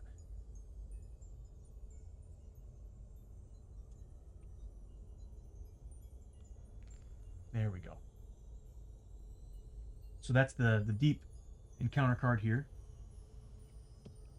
And then next we have the encounter card for the actual token. Song of the Shami Choro. A sullen and chilling song echoes through the dark halls, peering into the room ahead. You see a 3-stringed instrument sitting upright in the far corner. You watch in horror as the strings pluck and twang by themselves. As you approach, the playing begins to grow faster and louder. Harsh visions of violent death flash in your mind, and you struggle against a burning rage building within you. Everybody needs to make a Spirit 6+ test. Everybody has to do it. I'm not going to bother reading. Well, actually, no, I should read. Because if we have X amount of passes, we get bonuses. If successful, gain 20 XP as you resist the call of vengeance. If failed, you lash out the hero on your map tile with the highest hero level, which is everybody, or the highest current XP, which would be Montana. Immediately takes 3 hits that do 2 wounds each. Note that if you are the highest level hero, these hits are done to you yourself. So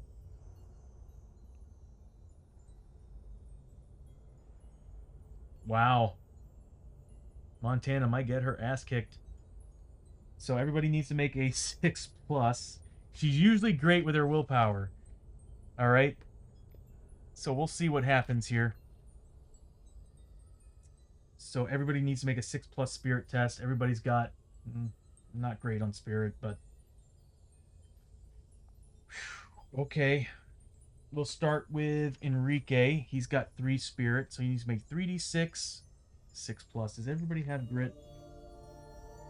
But we do have tonics if I need to. So 3d6. I need to get potions. Enrique passes, so therefore he gets, what's it, 20 XP? Player 1, 20 XP. Next is Montana. She needs to make a 3d6 as well. She gets it. So she gains also 20 XP. Next is Samu, who's only got 2 spirit. But he does have tonics. I'm going to have him spend a tonic. I hate the idea that I'm spending these. What does it do again? Oh, yeah, no, I want to do this. And it's ignoring defense. No, they're not ignoring defense. Okay. I still don't want her to take the hits. Don't need her to get crazy. So I'm gonna let her I'm gonna let Isamu re-roll those 2 dice. Hopefully he gets a 6. Nope. So 3 hits. She needs to make 3 4+ saves. Oh, okay. Well, she saves out of all of them. Not a big deal for Montana. And then finally Murphy. Does not save it. Should I bother? She's doing good on her saves. I think she can tough it out. She's got plenty of sanity at this point. So she needs to make 3 4+ saves. He does have a lot of tonics on him, though. Ooh. She took 4 points of sanity damage. So I need to go to Montana.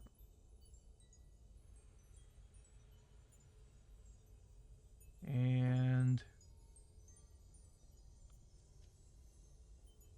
oh, crap. I think I just screwed up on something. Yep.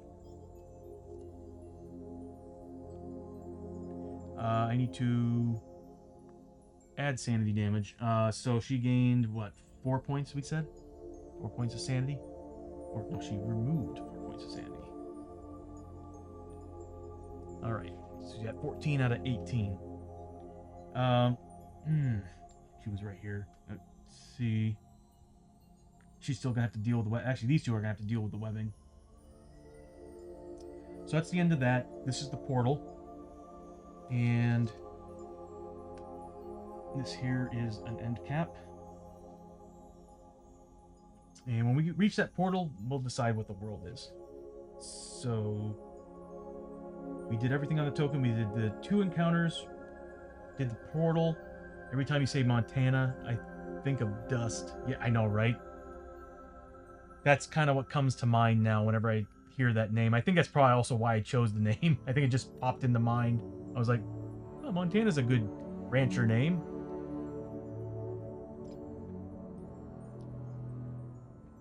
Um, so we're done with that. Something in the deep is part of this, so I'm going to keep that over here. Like I said, I want to keep all the tile encounter cards together. That's the end of everybody's activation. We did the exploration. It's now hold back the darkness.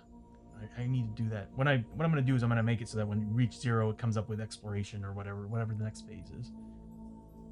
So and again, we have to go down 1. So 7 plus test, so 2d6. Let's see what Murphy succeeds this time. He does not. My God, Murph. The darkness is coming out very steadily this game. Just as fast as we are going through this area, if not faster. So it's the beginning of the turn. We're back at Enrique. Enrique needs to make his grit. If he rolls a 1 or 2, he gets stuck with webbing. He does not. So he's going to move up 1, 2, 3, 4, 5, and he's going to peek through this and see what he finds on the other side. Get rid of this guy here. And the world we discover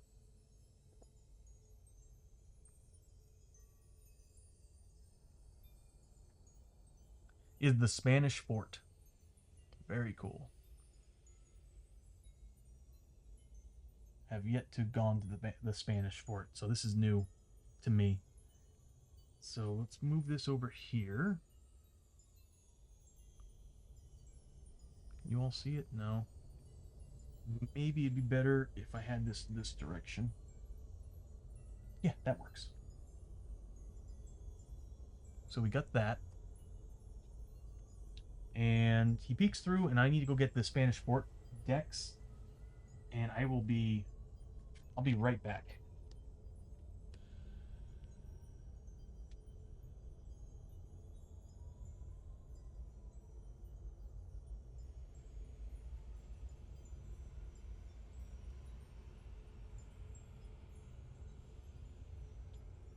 So this world is generally for the Conquistadors expansion. So this is like their starting area all the time. Like the mines is for the Old West and the frontier town. The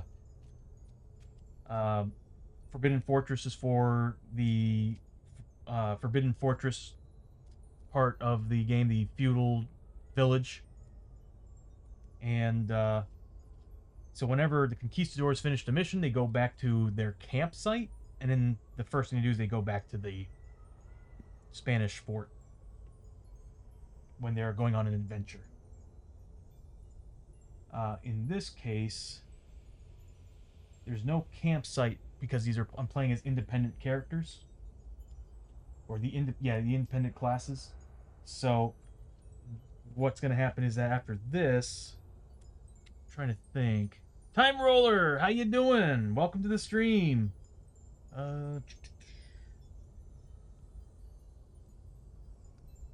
We're currently like I'd say about halfway through this adventure right now, but I'm gonna be calling this here in a little bit. So it is close to the end of the stream. I might stick around till 9 because I do want to see what's on. Well, I want to see what's on the other side of this portal.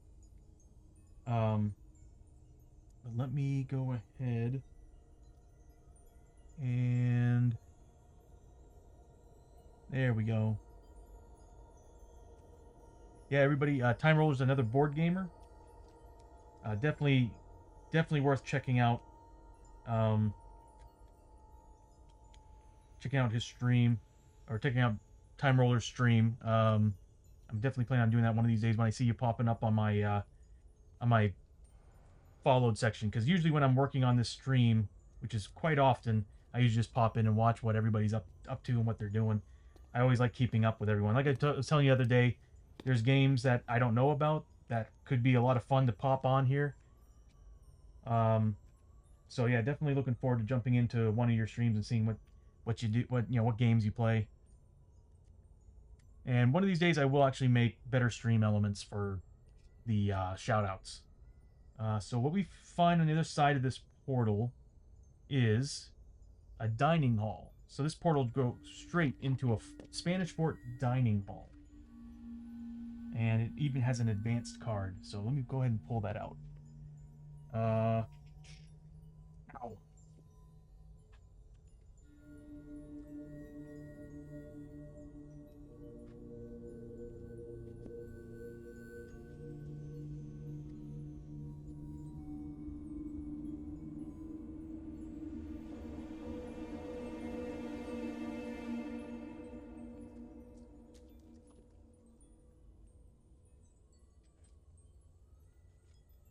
I'm looking at the wrong side of these things, aren't I? No.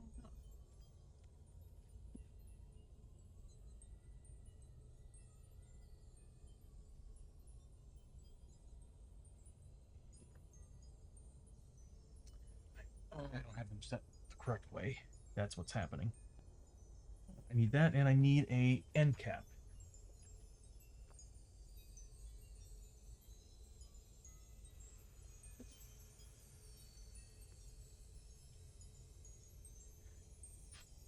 So there's this. That's what we're going to be seeing on the other side of the portal. Whoops. There it is. Boom. Get these out of the way. Maybe I can set this up a little bit better for you all. So that's the Spanish Fort card. We'll take a look at it here in a second. So that's what we're running into. There, that's a better shot.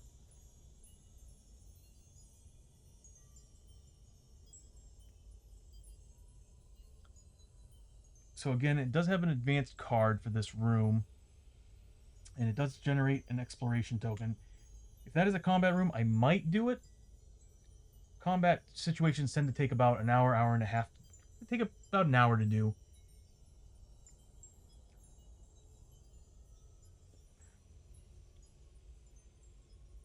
I'm going to think about it. So first things first. We set the exploration token. We did that. That was his turn. That was Enrique. So next we go on to... That's right, I was in the chat room. Montana.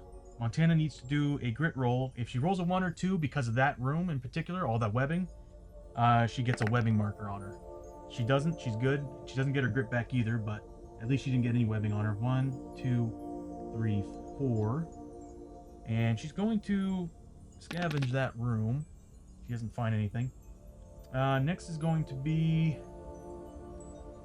In initiative order, we're going to Isamu first before Murphy, and he can actually go through that portal. I kind of want him to be here, because I want my range to be in the back tile. Let's roll for Isamu's grit. Doesn't get any, but he's going to move up 1, 2, whoops, 3, hold on. 1, 2, 3, 4, perfect, 5. Yeah, I don't think Murph is going to be able to get through that portal completely. And Isamu's in danger if I can get anybody else in there. I'm beginning to wonder if I should actually keep him back. Yeah. Well, that's tough. Because if there's a combat in there, he's stuck in there, and they're going to start shooting at him. Go for JVG. Thank you, first time chatter. Welcome to this. Welcome to the stream. This stream is dedicated primarily to Shadows of Brimstone. So it's a, I don't know if you're familiar with it, but it's a dungeon crawling game that's based on the Old West and feudal Japan versus Lovecraftian horror. That's basically what it is. But welcome to the stream. If you're a streamer, let me know. I'm more than happy to start handing out. I'm more than happy to send some shout outs. But thank you for showing up, and thank you for, you know, giving me some well wishes for the stream. And I'll catch you. Thank you for the lurk, and I'll catch you later when you show up again. Um,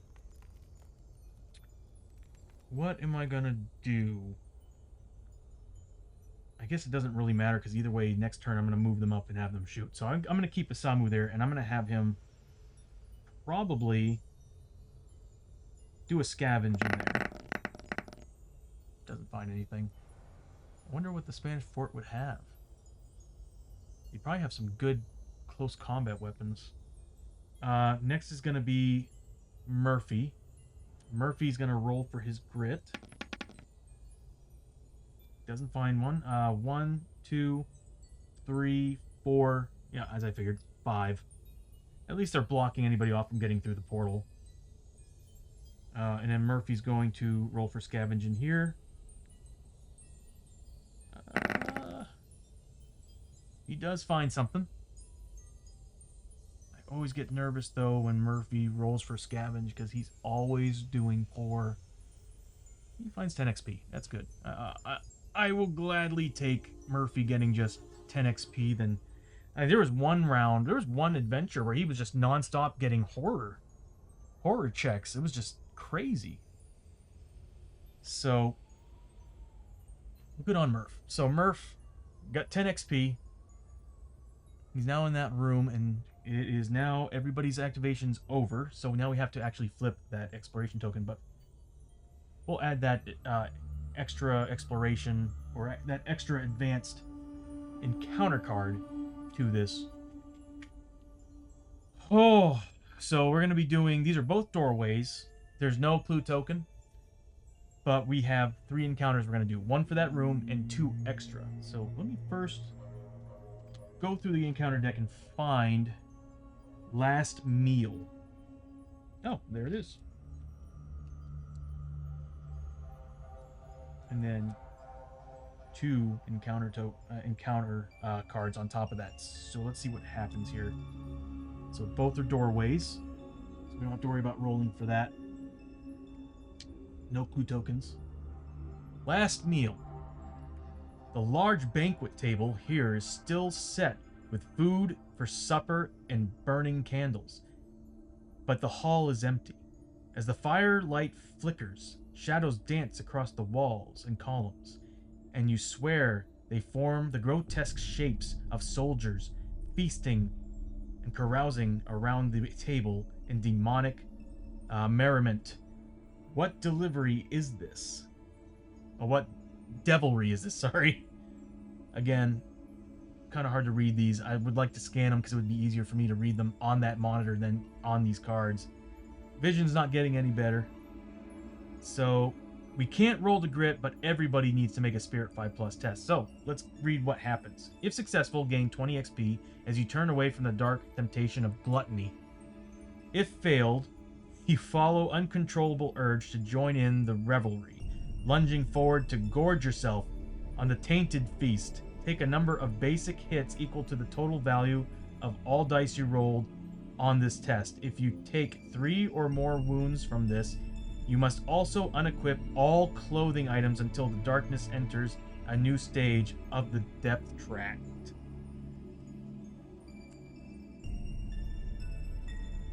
This is like when I'm telling myself, screw these tile encounter cards, man. That's horrible. We need to pass these. Luckily, we have tonics.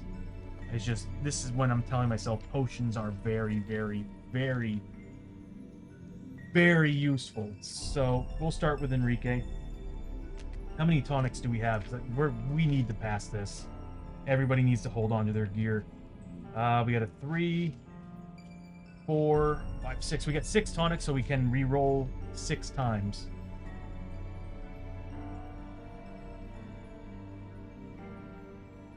So first is Enrique. We need to make a spirit test. So 5+. That's not too bad. He passes. He gets 20 experience for that.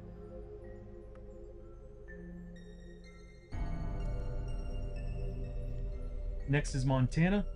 She's got a spirit of 3 as well.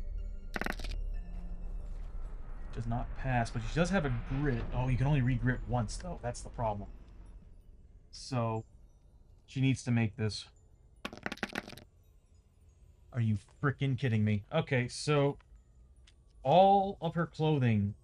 She removes all of her clothing and gorges herself with food.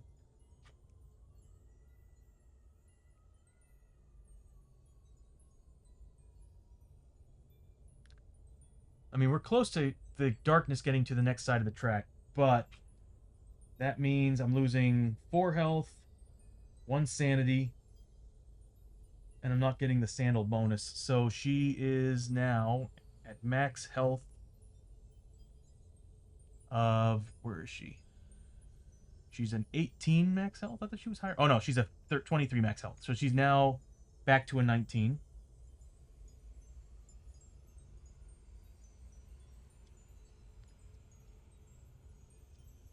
I'm just gonna mark it.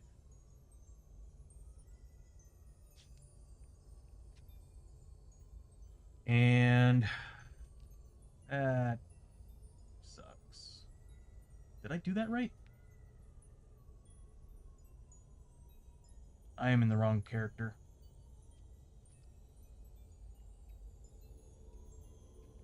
I'm in Enrique. Of course I am. Enrique is 19, but he also.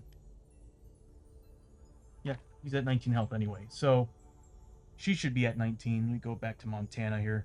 Montana's a 19 health. There we go. And I'll remove her max health as well. I should probably actually program that in. And next is a Samu. He's got a spirit of 2. He doesn't have any grit, but we do have tonics for him. I'm going to spend a tonic. Doesn't have it on him, but other people do.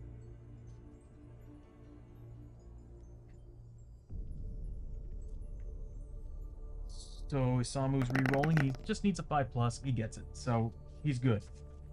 And Murphy, greedy Murphy. He's got a 2 spirit. Oh, he passes it really well. So wow, what's up with Montana? So actually, hold on a minute here. Not everybody has to do it.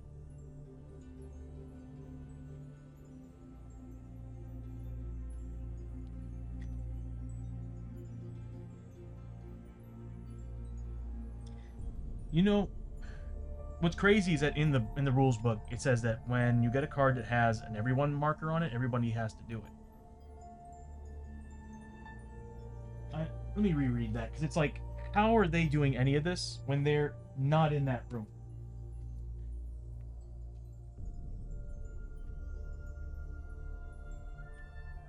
You know, I'm a stickler for the rules, but at the same time, I also look at logic, and I'm gonna house rule it, to be honest with you, from here on out. If they're not on that tile, then they shouldn't be involved in that at all. I mean, that makes perfect sense, doesn't it? But let me make doubly sure. But I think I'm gonna house rule it. Because that just doesn't make any sense to me. Especially when you got cards like this that are like, oh yeah, they went into the room and ate, and then they went back out of the room, and that doesn't make any sense. Why would you leave the room and go back to this spot?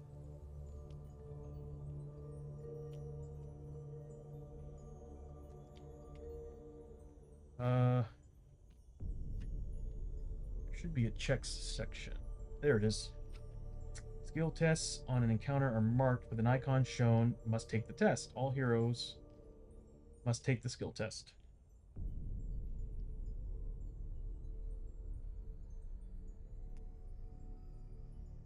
Yeah. Here we go. Skill test outside of an encounter.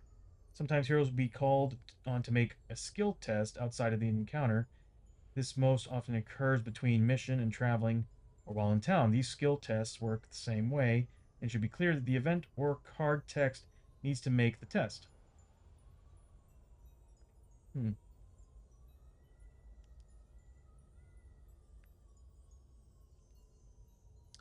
Counters affect all heroes in the mine, not just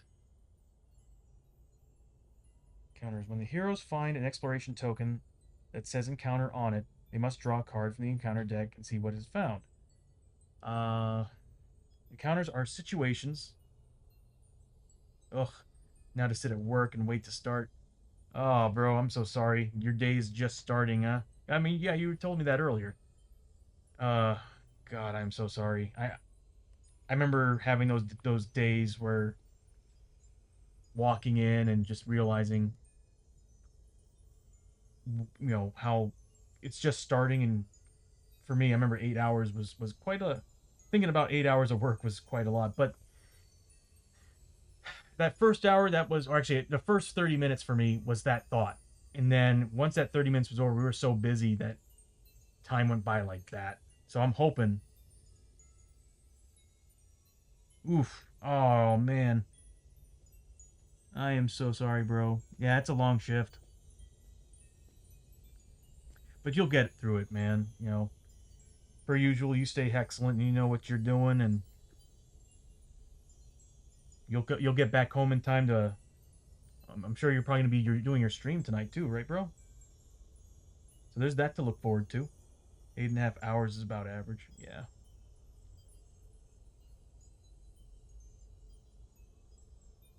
It happens to everybody. So we'll just go with that. Uh, well, Montana is down to a 19 and an 18 at this point. 19 and a 17. Sorry. Oops. Her new value for sanity is 17. There we go. I only stream at night when I'm not streaming for a bit.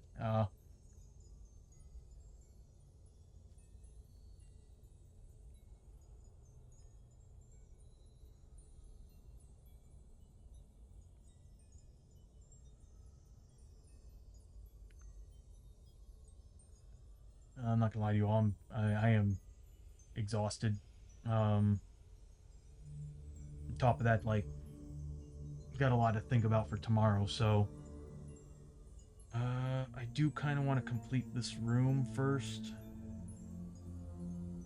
but I need to keep this out because that's gonna remind me that Montana has some issues. Let me finish the rest of the encounters, and I think I'm gonna call it a day. Like if I were working Fridays, well, I'd throw a nighttime stream in. Oh, okay.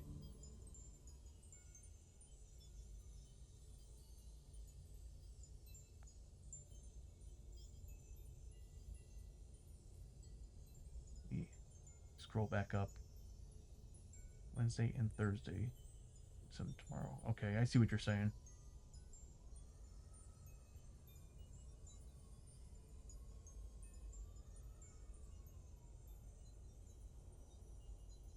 Okay, bro.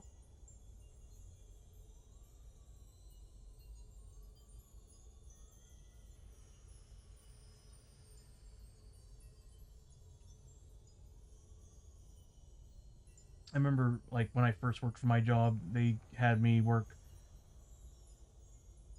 I mean, it was a 5-day work week, but two of the days were off from the rest of the days, like completely. And like it was like I worked a Tuesday, Wednesday, Thursday, the same shift. It was like the morning shift from, was it 7 to 4:30, and then I did I think it was a Saturday and Sunday that was, what was it? It was a nighttime shift on both of those, and it's just like I remember it throwing me off completely on my sleeping pattern because it was like I think it was, I want to say it was either a four. God, what was it? I think it was 4 to 1 in the morning. Yeah, I think it was a 4 to 1 in the morning on both those days. So it was like, yeah, I had Friday off, but it was like I woke up early. I did have a decent chunk of the day. but it was just kind of a weird thing to come back on Monday, sleeping through most of my day on Monday, to having to only get maybe 6 hours of time, of 6 to 8 hours of time before I need to go back to bed to wake up for work. It was a weird struggle. Set him 4-1. Oof. Yeah. Hmm.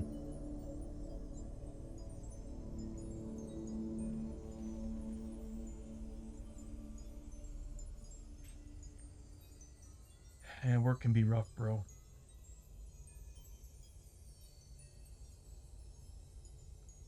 So what we're gonna do is we're gonna do the final encounters here. The first one is broken anchor. A rusty ship's anchor rests against one wall here, covered in barnacles and kelp. Its heavy chain lays coiled and broken on the stone. As you study the anchor, you realize that it's still dripping wet. Reaching out to touch it, you hear the roar of the ocean pound in your ears and are gripped by the irresistible call of the sea. All at one of my jobs, my work week was 6 a.m. to 2 p.m. Oh God, 6 a.m. to 2 p.m. shifts, a 10 a.m. to 4 p.m. shift. Yeah, dude, when they break up your work days like that, it's the flipping worst. And what I hated about it was that they kind of force you into it because you're the newbie and nobody wants to work. Like, there's some people in the office or the job who wanted specific hours, who've been there long enough to where they're catered to. So you come in and they're like, you're making up for what they want. And oh, I hated that crap. I hated it with a passion. That was like, that was honestly my first 6, 7 years at the company I worked at last time. 6 to 7 years of that crap. And then even after that, it was still a lot of fighting over what I wanted. And actually, in the end, I never really got what I wanted. I actually worked every major holiday too. Christmas, you name it, Thanksgiving. Well, Christmas, Thanksgiving, of course, our American holidays like, July 4th, well, Thanksgiving, but July 4th. Um, didn't matter if it fell on my work day, I worked it. So I actually missed like every Thanksgiving. So all my family get-togethers, I haven't been to one until I finally left. I missed the money, I missed the job security, I missed the benefits in particular, but outside of that, I don't miss um, how things were. But it's like I know that no matter where you go, there's going to be problems. In my case, I'd been there for a few years, but I did what I had to earn money. I totally get it, man. I did 13 years, and I just finally like I need a break. When my dad passed away, they weren't gonna work with me on giving me time off, even though I was there for at that time 12 years. I was like, how? I wasn't even like, I can get into it, but I don't want to.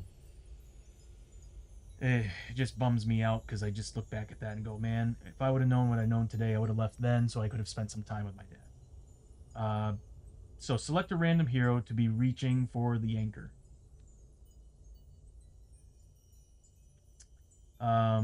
All other heroes must make a Strength 6 Plus test to hold the hero back. If half or more of the heroes that made this test succeeded, they break the anchor's grip. If not, the reaching hero must choose to either take D6 corruption hits or add a growing dread card to the stack. Then they test. The test must be made again until the break. Oh wow! Until you break the anchor. Did you say they wouldn't work with you to give you time off after your dad died? Yeah. Um, they avoided the conversation over and over and over again. And when I finally mentioned it, I was like, hey, finally got the word that he's going. Um, well, you've already used all your. They one excuse after another, and then finally I was like, nothing was gonna come out of it. And what sucks is that he died at the very end of the year, so it's like once he passed away, all my time reset, and I was finally able to go. Yeah, I learned my lesson after that. So there's some personal things that are happening that have happened after my dad passed that I'm just like, once my mother gave me her news, I was like, bye. I was like, I'm not going through that again. So I was like, I'm at this point, I don't want it to be like that movie Click. It's not worth it. The job's not worth it. So not worth what goes through your mind over the years. That stuff sticks with you. What ifs? So, you know, if you got a goal, if you got a dream, you have everything on your mind that you always wanted to do not hold off on it. Chase after it. What ifs can be the worst thing in the back of your mind, especially when you let them build up to the point of what happened. So, what the fuck? My condolences, man. Yeah. In hindsight, I would rather be jobless than a toxic ass place like that. Yeah. And it's like I said, unfortunately, it actually could have been an amazing job, but over and over again, the place kept showing us just how awful it could really be, and it's just so sad. Could have been the best family job. I could have been the best job for somebody who has a family. Period.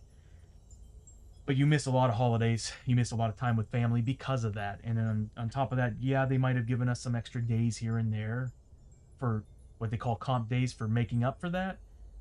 But you can't get those holidays back. You can't get some of that time back. And it took the company too long to start giving us, um, in my opinion, it took them too long to finally start giving us uh, family sick leave and all that. Um, but that's where I'm at right now. I'm like, I left there and I was like, there's people who depend on me right now, and I'm going to stick by that. So we're gonna choose a random character, and it's going to be that would be Isamu. So Isamu's the one that's reaching for the anchor, and all other heroes need to make a Strength 6+ test to hold the hero back. So if half or more fail, so 2 people need to make these tests. Luckily, everybody's pretty good on strength, so I think we'll be fine.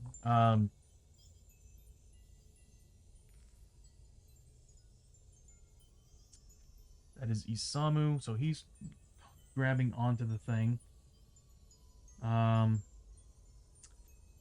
So we'll start with Enrique. He's got a 4 strength, and this is a 6+ test. Oh, come on, Enrique. He's got plenty of excuse me. He got plenty of tonics, so I'm gonna give him a tonic, bringing him to another grit. So he's gonna re-roll that again with his 4 strength. He should be able to get this. Nope, of course not. So he doesn't pass. What happens if you fail? It's only if more than half. So Montana's next. Gotta work, man. Will lurk, much love, and say Hexcellent. Hexa, thank you so much for hanging out, and thank you for the lurk, bro. I hope you have a quick and easy day at work, and get home and relax, bro. So thanks again for stopping by, and I'll see you next time, bro. Have a good time at work, Hexa. Love you. So what we're gonna do is we're gonna have Montana roll her 3 strength. She gets it, so she passes, and that's good. If we can get Murphy to pass, then this won't be a problem. And Murphy's got a 5 strength, so, and he does have a tonic, so I can re-roll this. Does he have? He does have a grit. He should be able to get this. That was about to be a 6. Are you kidding me? He's gonna spend that grit. Are you flipping kidding me? Nobody passed.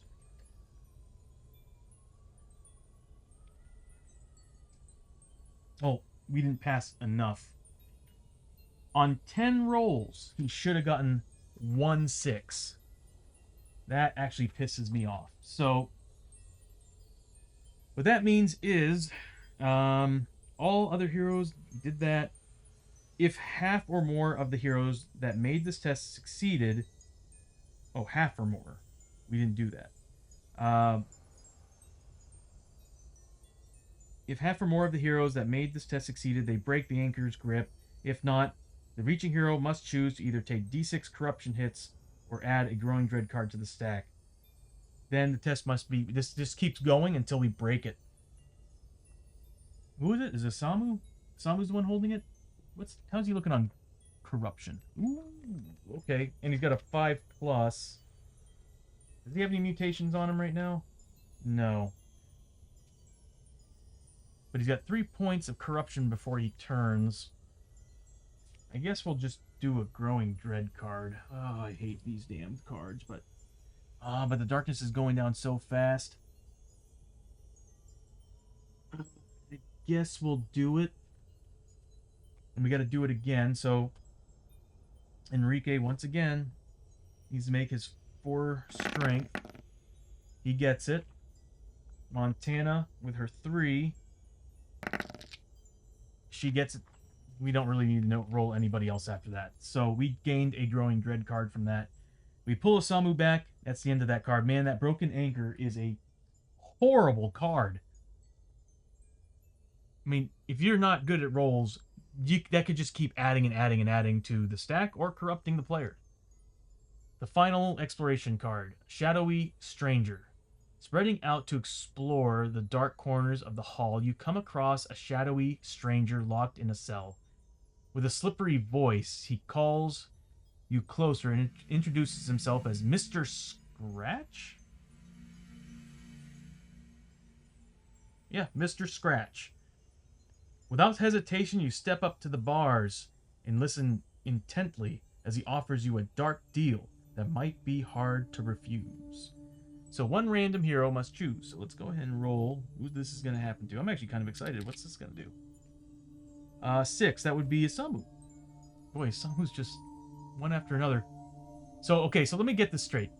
There's some stranger in this room who's locked in here, watched Montana run up to the table and engorge herself with food, ripping her clothes off, mind you. And then there's an anchor somewhere in here that's Samu's just like entranced by or whatever. Like he's just glued to this thing, trying to reach out for it, mutating and causing awful things to happen. And this guy all of a sudden calls out to Isamu again, and he comes over and, hey, what's up? This guy's Isamu's been asking for trouble this adventure. So we have to choose: take a deal or refuse. So take a deal, gain 2d6 times 100 XP, and 2d6 times $100. But if you personally ever encounter Mr. Smith again as the random hero for this card or in any other form, he will collect his end of the bargain and take your hero off into the night, never to be heard from again. Who's ripping apart the clothes? Me? Wait. What was the question? Montana. So we had a card that it was a whole. We walk into this very room here, and there's all these shadowy figures on the walls of what looks like conquistadors or Spanish people who were working in the Spanish fort. These shadowy figures are eating and just going crazy in this room, and then Montana, out of all of them, loses it, runs over to this very table, and just starts eating and eating and eating to the point that, well, I guess she gets fatter and fatter from it, and she just starts tearing her clothes off, trying to keep up with that. Or at least that's what the card said. I'll just reread it to you, Shock.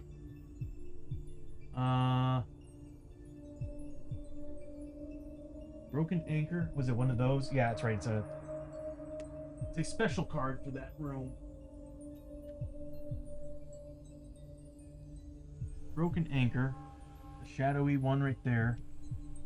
Sticky webbing. Wow, there's been just one card after another per room. Last meal? That's it. Last meal. Yeah, so what happened was that she failed the test. So if you failed if failed, you follow the uncontrollable urge to join the revelry, lunging forward to gorge yourself on the tainted feast. Take a number of basic hits equal to the total value of the dice you rolled Oh, I forgot to do that. On the test, if you take 3 or more wounds, I need to do that. That is actually important. So it was a strength 5 plus, so it was how many? It was she's a 3. So she needs to make 3 4 plus saves.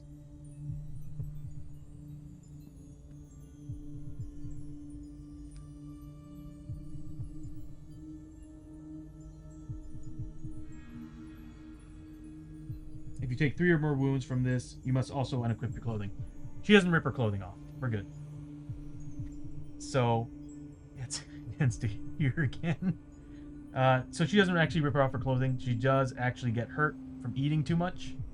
So she takes 2 wounds. I need to write it down. What am I doing? Montana takes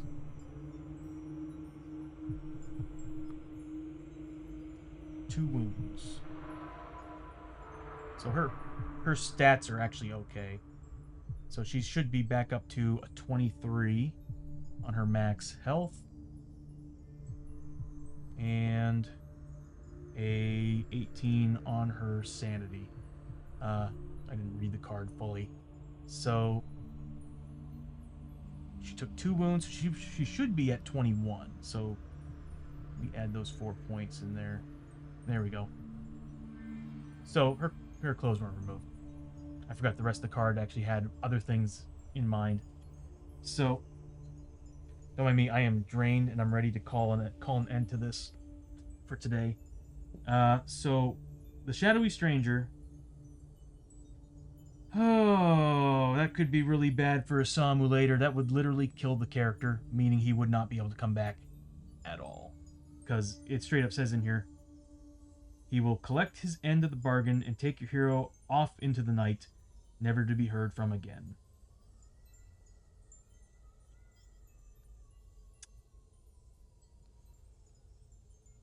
Yeesh.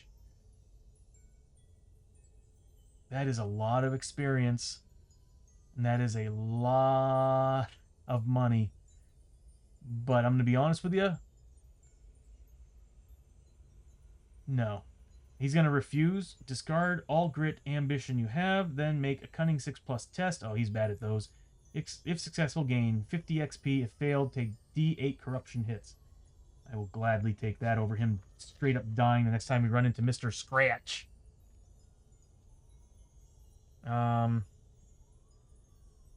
It is Osamu. Oh, he's got to make a cunning test. Does he have any grit? No, but other people have tonics, so I can always spend a tonic. And it is a 6+. We've been making those so well this game.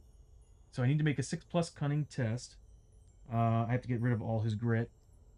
He doesn't have any. What am I talking about? So, here we go.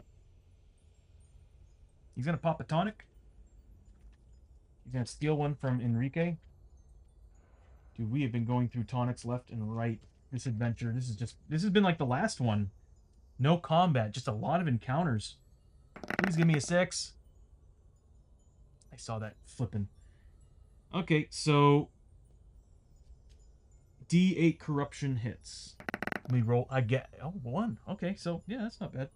He takes 1, so he needs to make a 5+ will against it. Doesn't get any corruption. That 50 XP would have been pretty sweet, though. And that's the end of all the encounters. Man. That last meal card is a special card, so I'm going to put that there.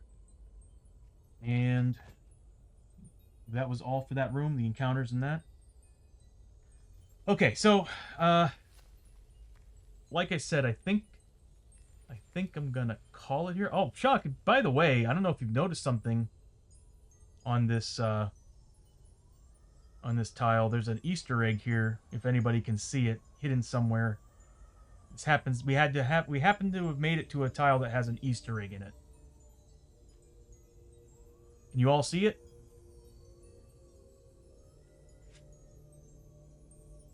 It's actually hidden pretty well right now. Shock should know where it is.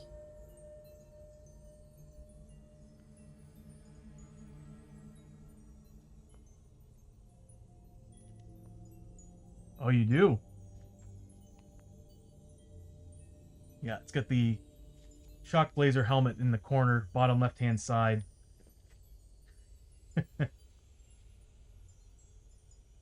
Part of me was thinking about animating it, but I kind of wanted it to just stay stationary. So, yeah, we're gonna go ahead and call that for this session. Um, I was really hoping to finish this, but we are still quite a ways away on this because Tuesday I plan on doing a paint session. Wednesday, what I'll do is the next session will be I'll definitely finish the next gaming session. We'll finish this adventure and then we'll call it and maybe do a painting if there's any time left over. Because I do want to give them a break. It's been 3 weeks that they've been adventuring, and I kind of want to move on to try a different set of characters, and I want to also try to set things up so that we can get some players in here, so we can create some characters for some people. Mad Art and Hexa.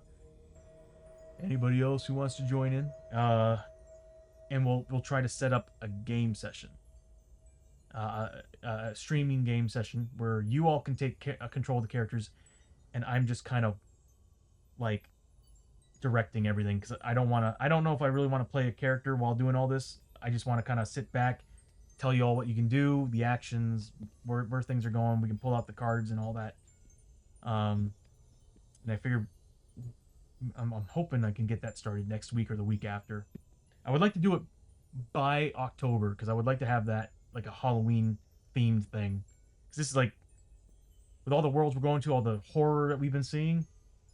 The game has a lot of good horror, a lot of good Halloween themes to it. So this has been a very long stream, and I am hungry. So we're gonna end it here. Um, looks like Asamu has been the troublemaker this time around. Uh, and let me go ahead and pull out from this.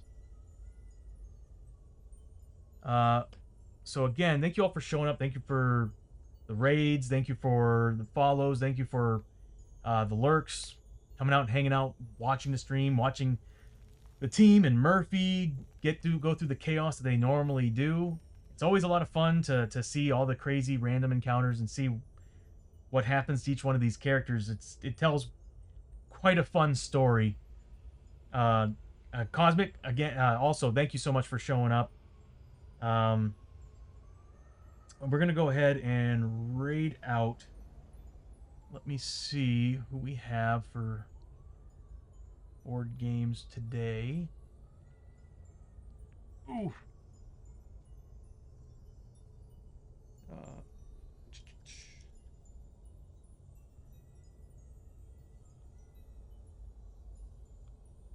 Give me 1 second here to pull up my info.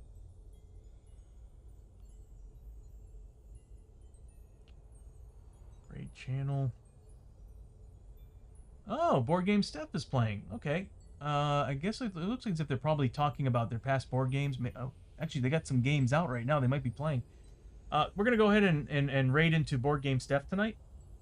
I keep forgetting Saturday nights are the nights Sunday nights are usually the nights that they perform. So I'm pretty excited to raid into them. They're always really good with us. So let me go ahead and set up that raid. Again, thank you all for showing up. I hope this was a fun stream. I know there's some points were a little bit on the slow side. I apologize for that. But we will, again, next stream will be a paint session. The one after that, we're going to try to finish this campaign so that we can go on to the Tredaran Strike Force. I'm dying to see how they're going to go. So thanks again for showing up. I hope you all have a great Sunday evening. And till next time, you take care, all right?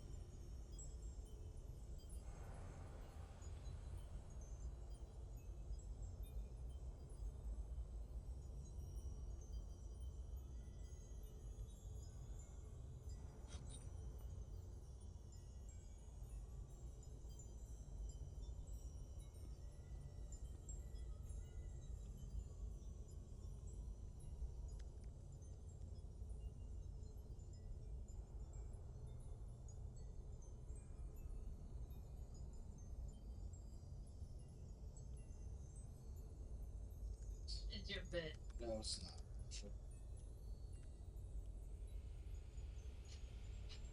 Fine. It's fine. It's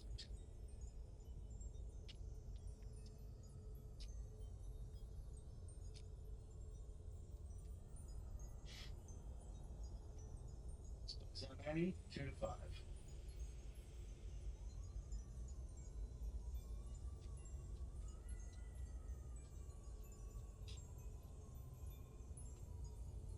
Do not show any 13s, 14s, or 15s.